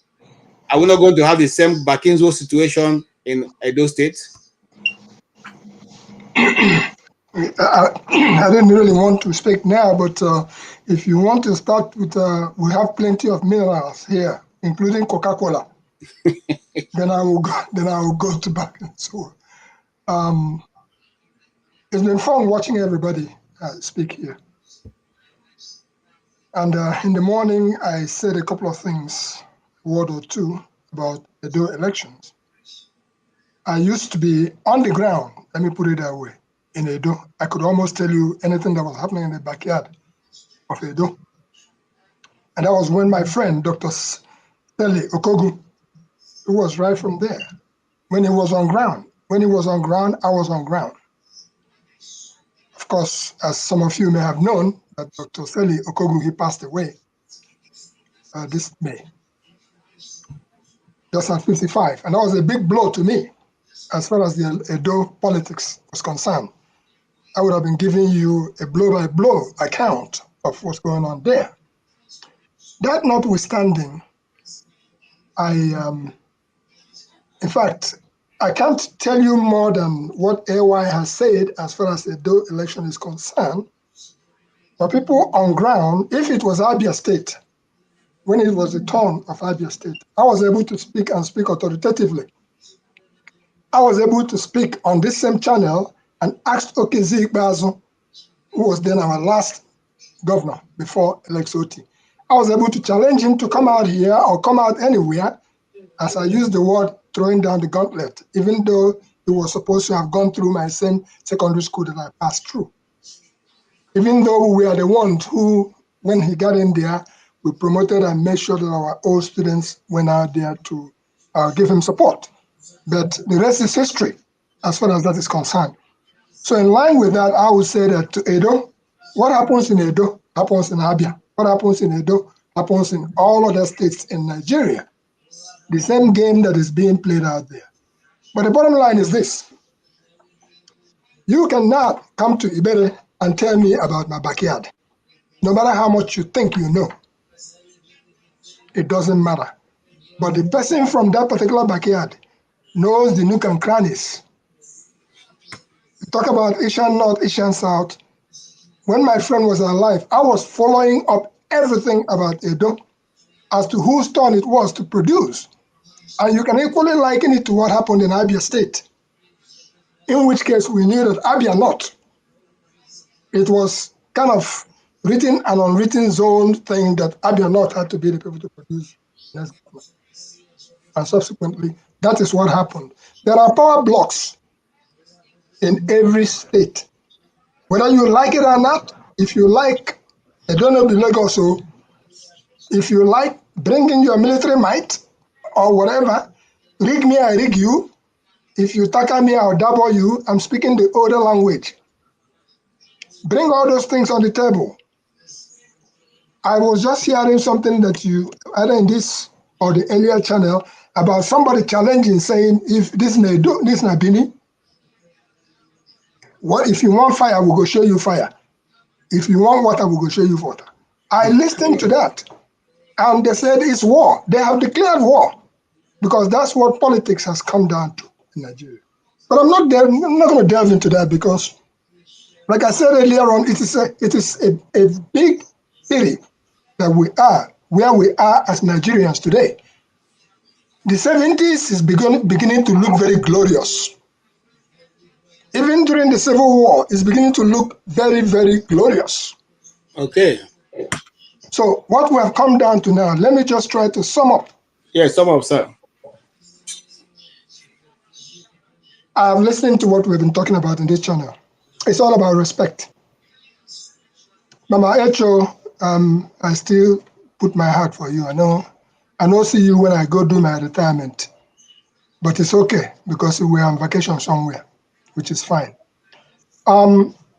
If we watch American channels, CNN, ABC, whatever, we see how they go. It's a privilege, let me put it that way, for us to be here and having the voice to speak. It is a privilege. It is not a right. And for that reason, we should taper it down. You don't hear me come here to call anybody names, to insult anybody, to go and log ahead with anybody, to quarrel with anybody. There is enough quarrel to go around. So again, what I'm coming down with is to all of us who have the privilege of coming here. You don't have to come here. When we come, sometimes let's put our emotions aside, because if I go emotional, I could start crying. And if I find out that I'm going to start crying, I back away because it's not necessary. I will only end up immediately and I'll end up with that. So, Mama Echo, it's my appeal to you. I will not quarrel with you. I will not quarrel with Dr. Damages. I will not quarrel with anybody on this screen or anywhere outside. I will not. I make it a point of duty so that my blood pressure will continue to remain what it has always been on the calm side. I will end up with this. A couple of weeks ago, I pulled into a gas station and I was talking my bushcraft business way in Nigeria, and I shut off my engine. Some Igbo man just jammed my car as I parked and parked in the gas station. He jammed my car from the side. I look at him, I come out, I say, oh my God, what happened? The man went up, he came down. He went up, he came down. I told him, calm down. You could just say sorry, and then we'll call it a day. The man called police. As he called the police, he put on a speakerphone. The police say anybody got hurt. Bottom line is that the police showed up. When police showed up, I said to the police, I don't want to have anything to do with whatever happens to this man. This is a life experience 2 weeks ago.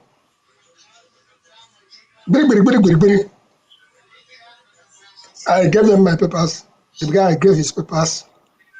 In the end, because immediately police come, they look. They don't need any double eyes to see what has happened. They said I should go. I parked on the side and I looked. Next up, they were putting this man on handcuffs. They tow him car. They put him for handcuffs. Now the person will call police. So the person who I've been talked to just a moment ago say, make you calm down, because I've already seen he was under some kind of influence or whatever. So all in all, when we have been celebrating Nigerian independence, this year, I have not found a cause to go celebrate Nigerian independence. I have not found a cause. If any of you have found a cause to celebrate Nigerian independence, please let me know. All right. It is so painful. So for that reason, I would say may we all take a chill. Okay. Let's not insult one another. Let's not insult Dr. Damages. Dr. Damages has given us an opportunity to be here. If we don't like it, we can go and open our channels. I don't go to any other channel because I don't have that time. I'm sorry. I don't have that time. Okay, keep on the good work you're doing. I will talk to you on the side. If you find me trouble, I go call you for phone. We'll go talk. Thank you, sir. And we'll go box for phone, okay? Voila.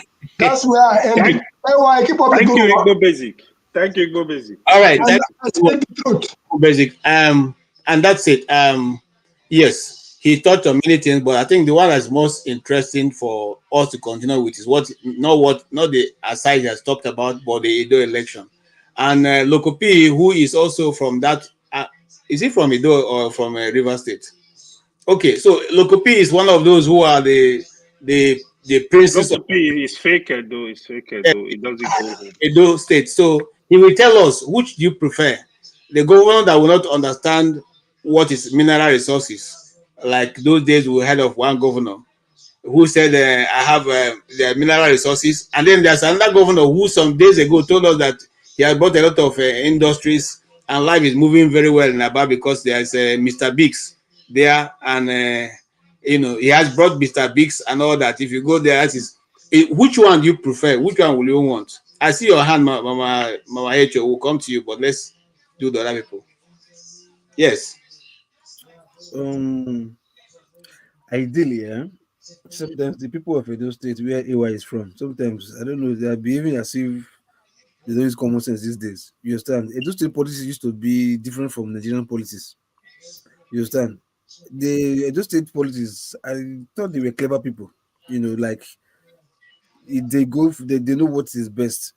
Because seeing somebody who has nothing to offer, which is the person of the APC, you understand? I don't see reason why he should have a chance, even if they have, even if he's riding on the back of Oshomole. Oshomole is gone, is past, and that's we're talking about who's coming next. You understand? He's not going to do what Oshomole is asking him to do. Everybody knows that whenever that guy, as soon as that guy enters that place, it's all about sharing the money. AY himself knows that. He was talking about Dennis, that was Denko, the guy is running mate. I mean, what's special about the guy? Because he knows people. Everybody is doing, most guys in Benin, maybe they are doing 419. He is also a retired 419 guy. So because he knows people, doesn't mean they will put their faith in the sand that yes, he's going to it's going to lead us forward. No, is he going to share the money? So why should people even give him hope if they have sense? Why should they give him hope? Like, oh, this guy will take a step forward. No, he's not going to take a step forward. You understand? There's somebody like what's it called the PDP guy. Well, it's unfortunate that it's coming from the private sector, the so-called technocrats, and I don't know why we should need technocrats to take a step forward when taking a step forward is just common sense. You understand? Why do we technocrats? You understand? You come speak on the English or whatever, no problem. But it's like because he's riding on the back of his predecessor, which has failed woefully. You understand? That is on its own disadvantage.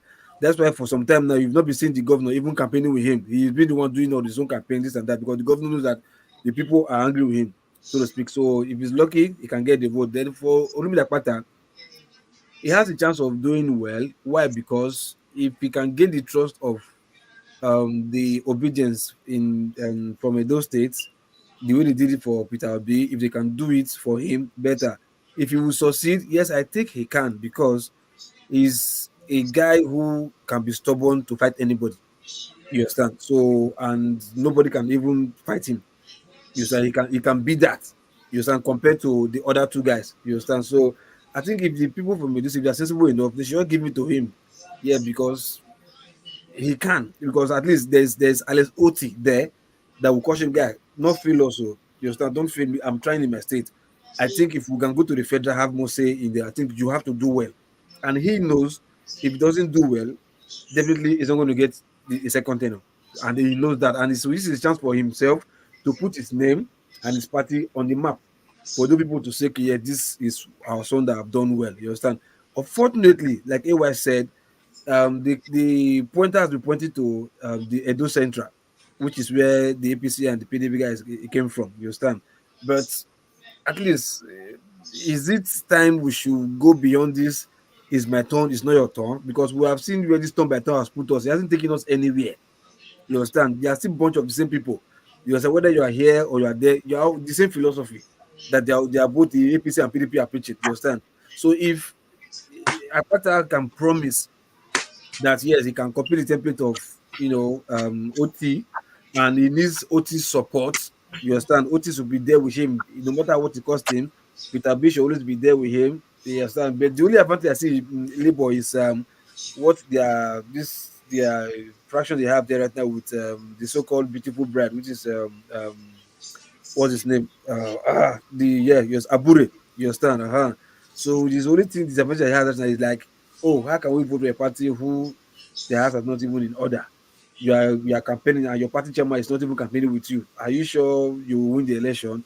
So that alone can also be disadvantage on him for him to fail the election. But like in a nutshell, your question to say if it's language or no language, yeah, my brother, come. We're in 21st century, man. We should not be speaking as if we are biased. Like language, language matters. If you don't speak, and get out. Go and do something else with your life, man. We have people who can speak the language. I can also do better than you.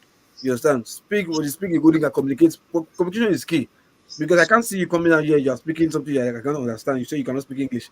You understand? And you're talking like, I mean, I would feel ashamed that you cannot represent me internationally. If you go abroad to go and get some foreign investor, what are you going to be speaking to them? So, look, we've passed all this. It's high time we tell ourselves, look, if you are not a professor, or at least a second degree, second class, a second degree holder, you have no business in politics these days. I mean, we should up our game, man. Come on. We should up our game. Okay, Why thank are you. we just still going back in this remembering you want to be a president? The minimum is a primary six leave certificate. Same thing. Why? What is the warriors? When we want to grow, then we Okay. will ourselves that the country is failing. We can't even tell ourselves the truth and speak to the power. Thank you so much, Logopi. Logopi says that we should face people who can deliver. Mama Hecho, what you want to say? Is it in line with the Edo election? Because I don't want us to go back again to those other issues. If it's on Edo election. KJ, I'm not invisible. I hope you know that. I'm sorry, I thought you are coming as a moderator. Okay, when Mama Hecho finish speaking, you will speak. Mama Hecho, please don't go back. Let's just discuss going forward. Ma? Allow me to be myself today. No, that's my don't know why. So when I beg you for something, make you let them be.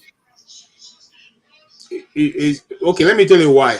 Wait, oh God. Now where did they cause our trouble with this? Mama Echo, you have passed the stage of begging for anything. No. You have passed the stage of begging for anything. Anywhere. Daddy. You shouldn't be begging for anything. Daddy, I am living by myself as a disabled individual in US. My family are back home in Nigeria.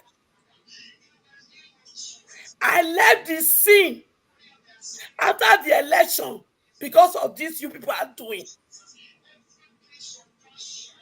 And it made me to have psychological trauma. I'm just getting out of it. Because I was able to cry the last Monday of August because the pain was so heavy here.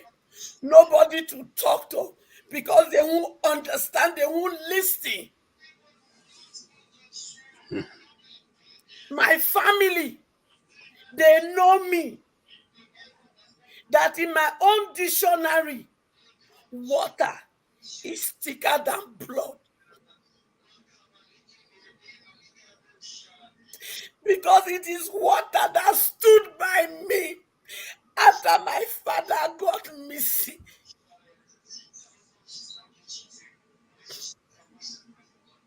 They are working so hard to make me believe that blood is thicker than water.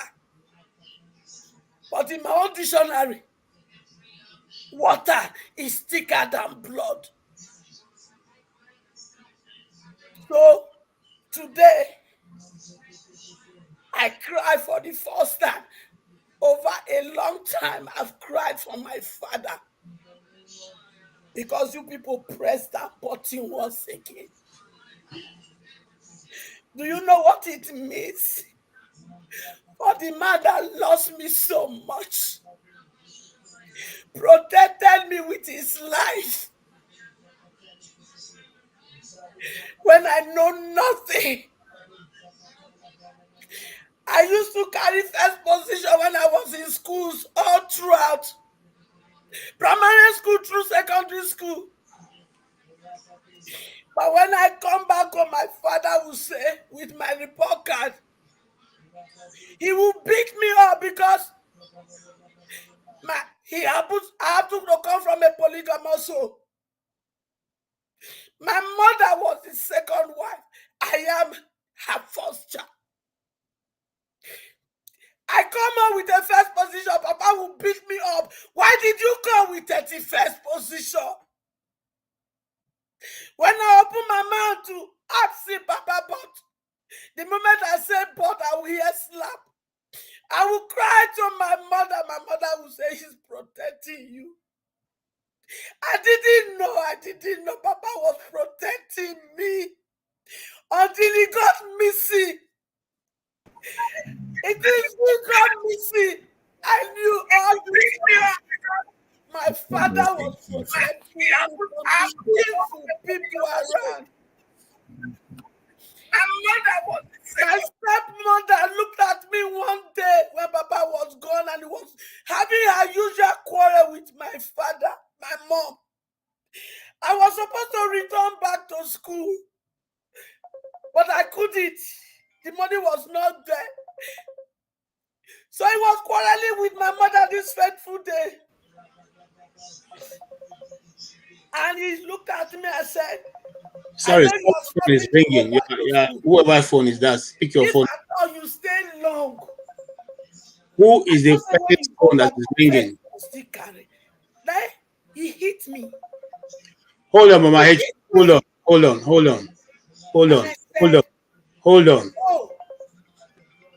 Mama H.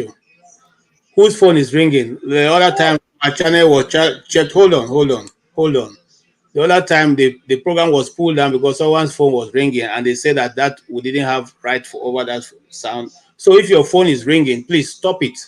We don't have the right over the sound on your phone. And so they check it after a while and they pull down the whole broadcast because of your phone. KJ, just mute everybody. Sorry. Yeah, Mama Echo, if you sum up, I will volunteer something, Mama Echo. Hold on. I'll volunteer something, Mama Echo. Okay. When it goes to this stage, you have my number. Please give me a call any moment, night or day. I think we will achieve a lot of stuff in the background. Mark my word. Okay, Mama Echo. Unless you want make all of us join you, begin cry. Mona, let me round up now, Beguna. Okay, round up, ma. It was my phone that was ringing. Okay. My bond doctor, Gomez, was reaching out to me. So I'm sorry. Until my stepmother said, after us, we know in our first position you did carry. That was when he hit me. That, because of this woman, that was why Papa was protecting me. How does she know I carry first position when my father always beat me up that I carry 31st? So I begin to understand my enemies. So you see, that was the same man that got missing. So you see, I tell people, there are only two reasons I am doing what I am doing. First, for my biological father. His name, his native name, Oviomodiokwo. Person when born pikin, na be person. So if you know my papa not there, I want to leave his name for him. So for his name's sake, I am doing what I am doing. Okay, thank you, Mama H. Other reason. Can you round up? Is because of those whose destiny are attached to my destiny. So I knew that if I don't fulfill my destiny, they will not fulfill their destiny. So okay. I must fulfill my destiny so that they will fulfill their destiny. Thirdly, as for me, I am ready to go home today. If Papa God, if Papa God say, you ready to come? I go tell and say yes. It to say he allowed me to buy myself. I forgot buy myself. So those of you that will come for me, say waiting that they do. Now for waiting I won't get. I have nothing to get. You know what? Naked I came into this world. Naked I am going back. Okay. KJ, I'm sorry. As a medical practitioner. No. Adama, please. No. Thank you so much, Mama Hecho. Thank you. And please. Like I said, no, Adama, hold on. like I said, you see, I don't want to cut you off, so it doesn't look as if we're not sensitive to what you're saying. No, but KJ. No. Adama is a medical practitioner, and that's what she's trying to bring. It's not, we're not in a lab here. Hold on, please. So what I'm trying to say in essence, there's time for everything. Now, this program has an allotted time for each speaker. Now, when we go into this and we take much more than we any which way I react will show that I'm insensitive. If I stop you, I'm insensitive. If I leave you to go, some people are saying I'm also not doing the right thing by letting you go. And we don't want to trivialize what you're saying. What you're saying is a personal experience which is deep. You have my number. You have most of our numbers. You can give us a call anytime. The last time I spoke to you for over 1 hour, 1 hour, 30 minutes. I checked my phone. So it's not as if we are not there for you. So reach out to us instead of us discussing these things. We can discuss these things outside of this channel. We are here to support you. You are here to support us. You are not doing what you are saying is an advice to every Nigerian child, and every one of us is won't take it for granted. Please see yourself as that. You are playing a role as much as every other person is playing a role, one way or another. All of us here, if you go out, we have people who call and who meet and say, "Oh, I like this person's comment. I like my HO comment. I like the people like different, just like going to the market. There are plenty different clothes and different colors. You choose the one you like. That's how the program is. So let us all work to achieve our aim, which is what to make Nigeria better." Dr. Adama, you're just coming in. I'm not sure I want to give you the opportunity to speak. No, that's fine. That's fine. I can wait, but okay, just wait. Yes, Mr. Everybody loves what? Electricity. Okay. Everybody loves electricity. Can you speak? Thank you, moderator KJ, journalist KJ. Good evening, all. I appreciate. I send greetings to all. Respect, they said, is reciprocal, and until we get to that point, we will continue to go in circle. I think I will use this medium to give my apologies to a very good friend of mine who is listening in the background that I offended. Name and names withheld. I'm a little bit confused. Hope you will help my confusion here in terms of this Edo election. Olumide Akpata, people are saying the Edo should. I don't see personally, this is me personally seeing Labour going ahead in taking the governorship election in Edo State. I don't see. It's not. Is it the case that I don't want them to win it? Of course, I want them to win it. But the damage has already been done when Tinubu won the election. I mean, the presidency election, and it has the wherewithal to ensure that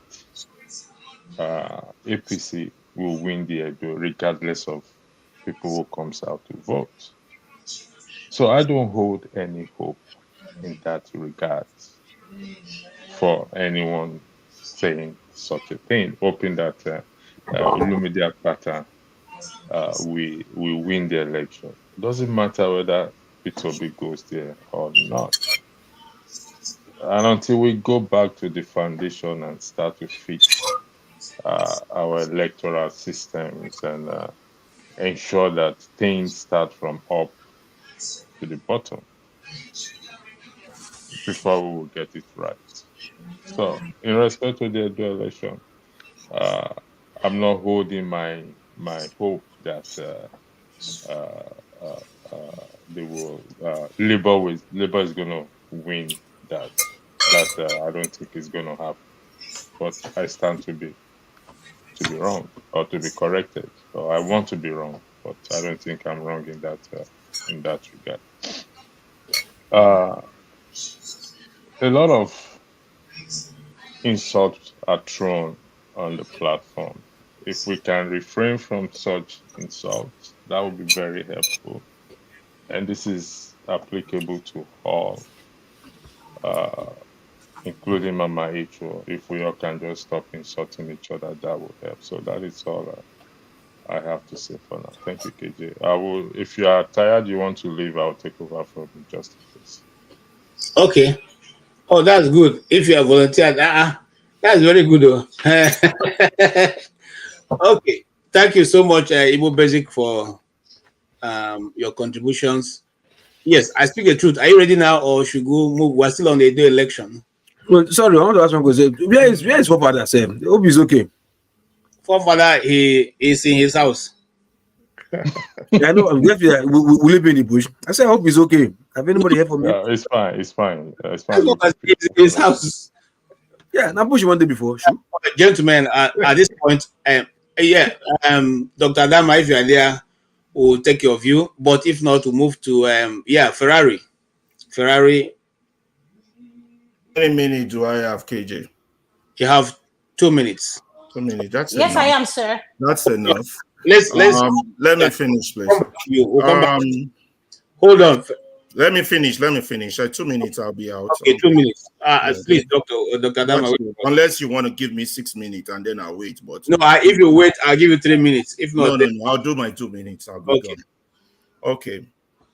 When she comes there and addresses the word, my children, that's her way of talking. That's how she addresses the Nigerians. Some people call it Nigerians, the Nigerian people.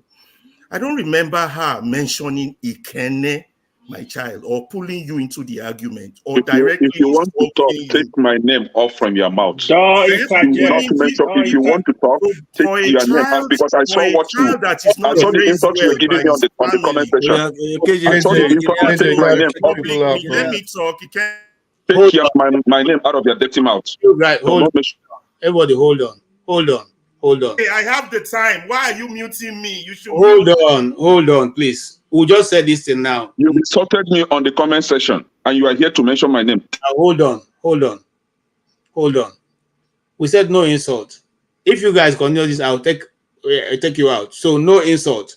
Please, if you want to talk about it, talk about it without mentioning anybody's name. Now, KJ, let the topic go. We don't even need to talk about it because he's only going to rile up Kenne. Yes. Just let it. It's over. She's stressed out. Have your say. Let me have my 2 minutes. I didn't listen. The whole topic. Why are you letting him talk? You see how you're biased now. Listen now. I'm not letting anybody talk. Both of you are not talking.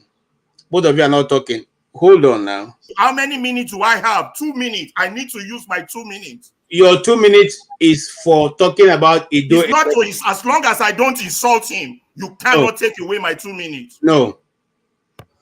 No. I said earlier on, we'll move beyond this discussion. I'm moving to breaking your own rules. I didn't insult him. I'm making a speech. 2 my minutes. brother, at least I am the one controlling You're this. making it complicated. Let me make my speech when my time is up. Anyone can respond. I want the temperament to come down. I don't want us to go back to Mama Hecho. You have a number. You can address that. This is me down. This is me. No. KJ, let him take his 2 minutes. Ferreira, please don't. This is me down. This is me calm. You take your 2 minutes. Discuss Edo election. Let's move forward. I already said that before. You can't tell me what topic to talk about. 2 minutes. I take my time. Alaba, you're wrong in that. Yeah, there's no need to go there. Let's not go there. I can do. In fact, I can take everybody out if I don't want to. So please, Doctor, go ahead. Greetings to everyone. Uncle KJ, I came in specifically because of you. I just want to apologize for what happened last night, sir. Ndewo. And you and Sho was moderating. I couldn't take the insult going on. And to Mama H, I just want her to know you're loved. And whatever you're going through, please seek help. Therapy is an option. It's okay not to be okay. I wish I could be in the meeting on Wednesday. My schedule is packed. I wish I can. But one thing I want to know, let people know, the people in the comment section, things are going to change. People are going to be banned. People are going to put on the timeout. We are all adults on this platform. If you have nothing nice to say, please log off and do whatever personal things you have to do. Whenever the moderator is in charge, let's allow whoever that is in charge to moderate. As a moderator who has moderated on this platform, I have my weakness and I know when to come in and say I'm sorry, which was last night. And Uncle KJ, I'm sorry, sir. I just had enough. It was too many nonsense going on, and I'm sorry. So I just want you to know that's not who I am, and I'm someone who takes accountability. So for those people attending the meeting, this is not a meeting where you come and do whatever you want. You don't have to like what is going to be said. But we need to learn to respect each other in this platform. You don't need to like Adama. You don't need to like Uncle KJ. You don't need to like electricity. But when a moderator is in charge, allow the person to do his job. We cannot display this foolishness in other platforms. When I am moderating, just because you don't like me, please log off. I respect that. But at the end of the day, we must apply decorum to this platform. It has to happen. And it starts with me. You have to be that change you want to see in Nigeria. We all have our shortcomings. I'm not an adult person, but I'm monitoring it. I have learned so much coming to this platform, listening. So let us be aware of one thing. We have teenage kids, youths, kids. Our kids are listening to this channel. So when we come here and make a fool of ourselves, it's on the record, it's a live broadcast. So before you type anything, say anything, everything you're typing can be pulled up. People don't know that. We're on a live, people don't mute themselves, they have phone ringing. And Mama H.O., I love you, Mama. I love my dad, but my dad is going through Alzheimer's. And I just want to tell you, ma'am, you have all the resources. If you want to get my number, Dr. Rudolph has my number. You can reach out to me. Okay. Thank you. Thank you so much, sir. I have to go. Thank you, sir. Thank you. Ekene, please, you have to apologize. We do not insult Apologize elders. for what? I did not insult Ekene, anyone. please, Ekene, can you listen to me, please? Ekene, we have to apologize. Adama, it's okay. Let KJ take over now. Yeah, can I speak? AY, I'm speaking. Please don't interrupt me. I didn't say anything to you, please. Can That's I speak? exactly what we're saying.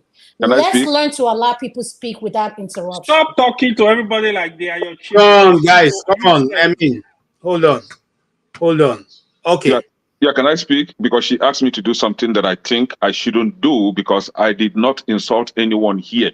Okay, it's okay. For the past few days, I've been insulted on this platform by the same person I called out, but I let it slide. You insult person and you laugh over it. I did not bring it up.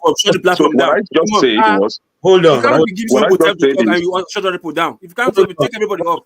Hold on, I said we don't want to go back to that topic.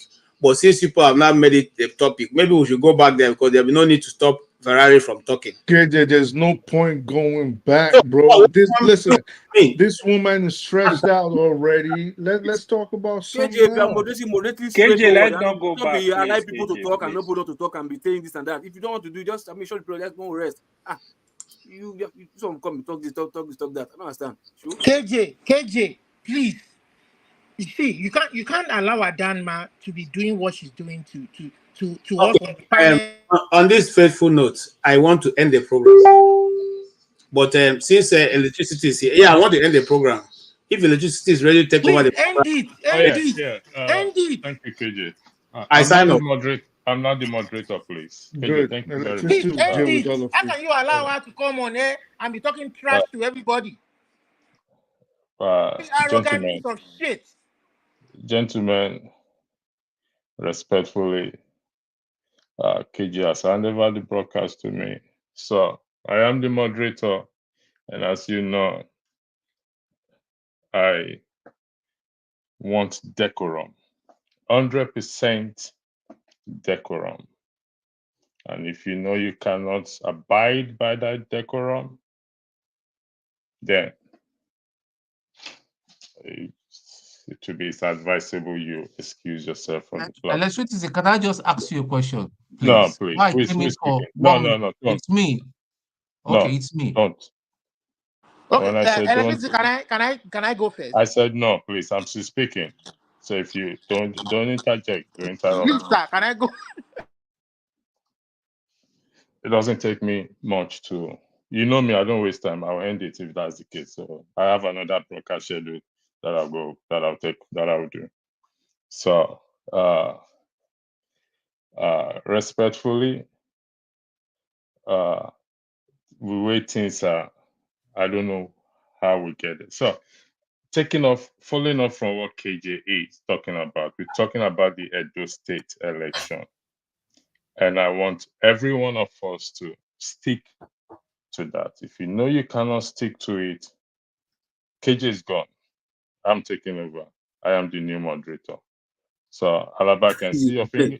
I see you raising your hand. I can see your hand when I come to you for this office. So I'm going to start with I speak the truth. I speak the truth. You have 2 minutes to weigh in on the Edo State. If you still have, if you don't, you can yield your time to somebody else, please. I'll give it to AY. Oh, you have 2 man. minutes. Okay, On the Edo. If you don't have, yield your time to somebody else, please. Yeah. Let me quickly say something about You not to me, wish. You not to me. They don't give you. Local Electricity, can you remove him? Can you No. can you see what he's doing? Local P, let AY talk, please. Okay. On a more serious note, please, let everybody calm down, please. Let's be let's be brothers. On the do election, right? Like Karagli said, I love what Electricity said when he said the electoral system needs to be fixed, but if I'm speaking on the do election, I think I'm speaking as somebody that know a lot that is going on there. Anyway, The governor. Sorry, I have to interject. There's another broadcast schedule already. Supposed to start by 11 p.m. Okay. 1 hour behind time. Yeah. So on this note, I'm bringing this broadcast to an end. Gentlemen, you have a lovely night. God bless you. Gaga. Okay. Yeah, you know about your shoe.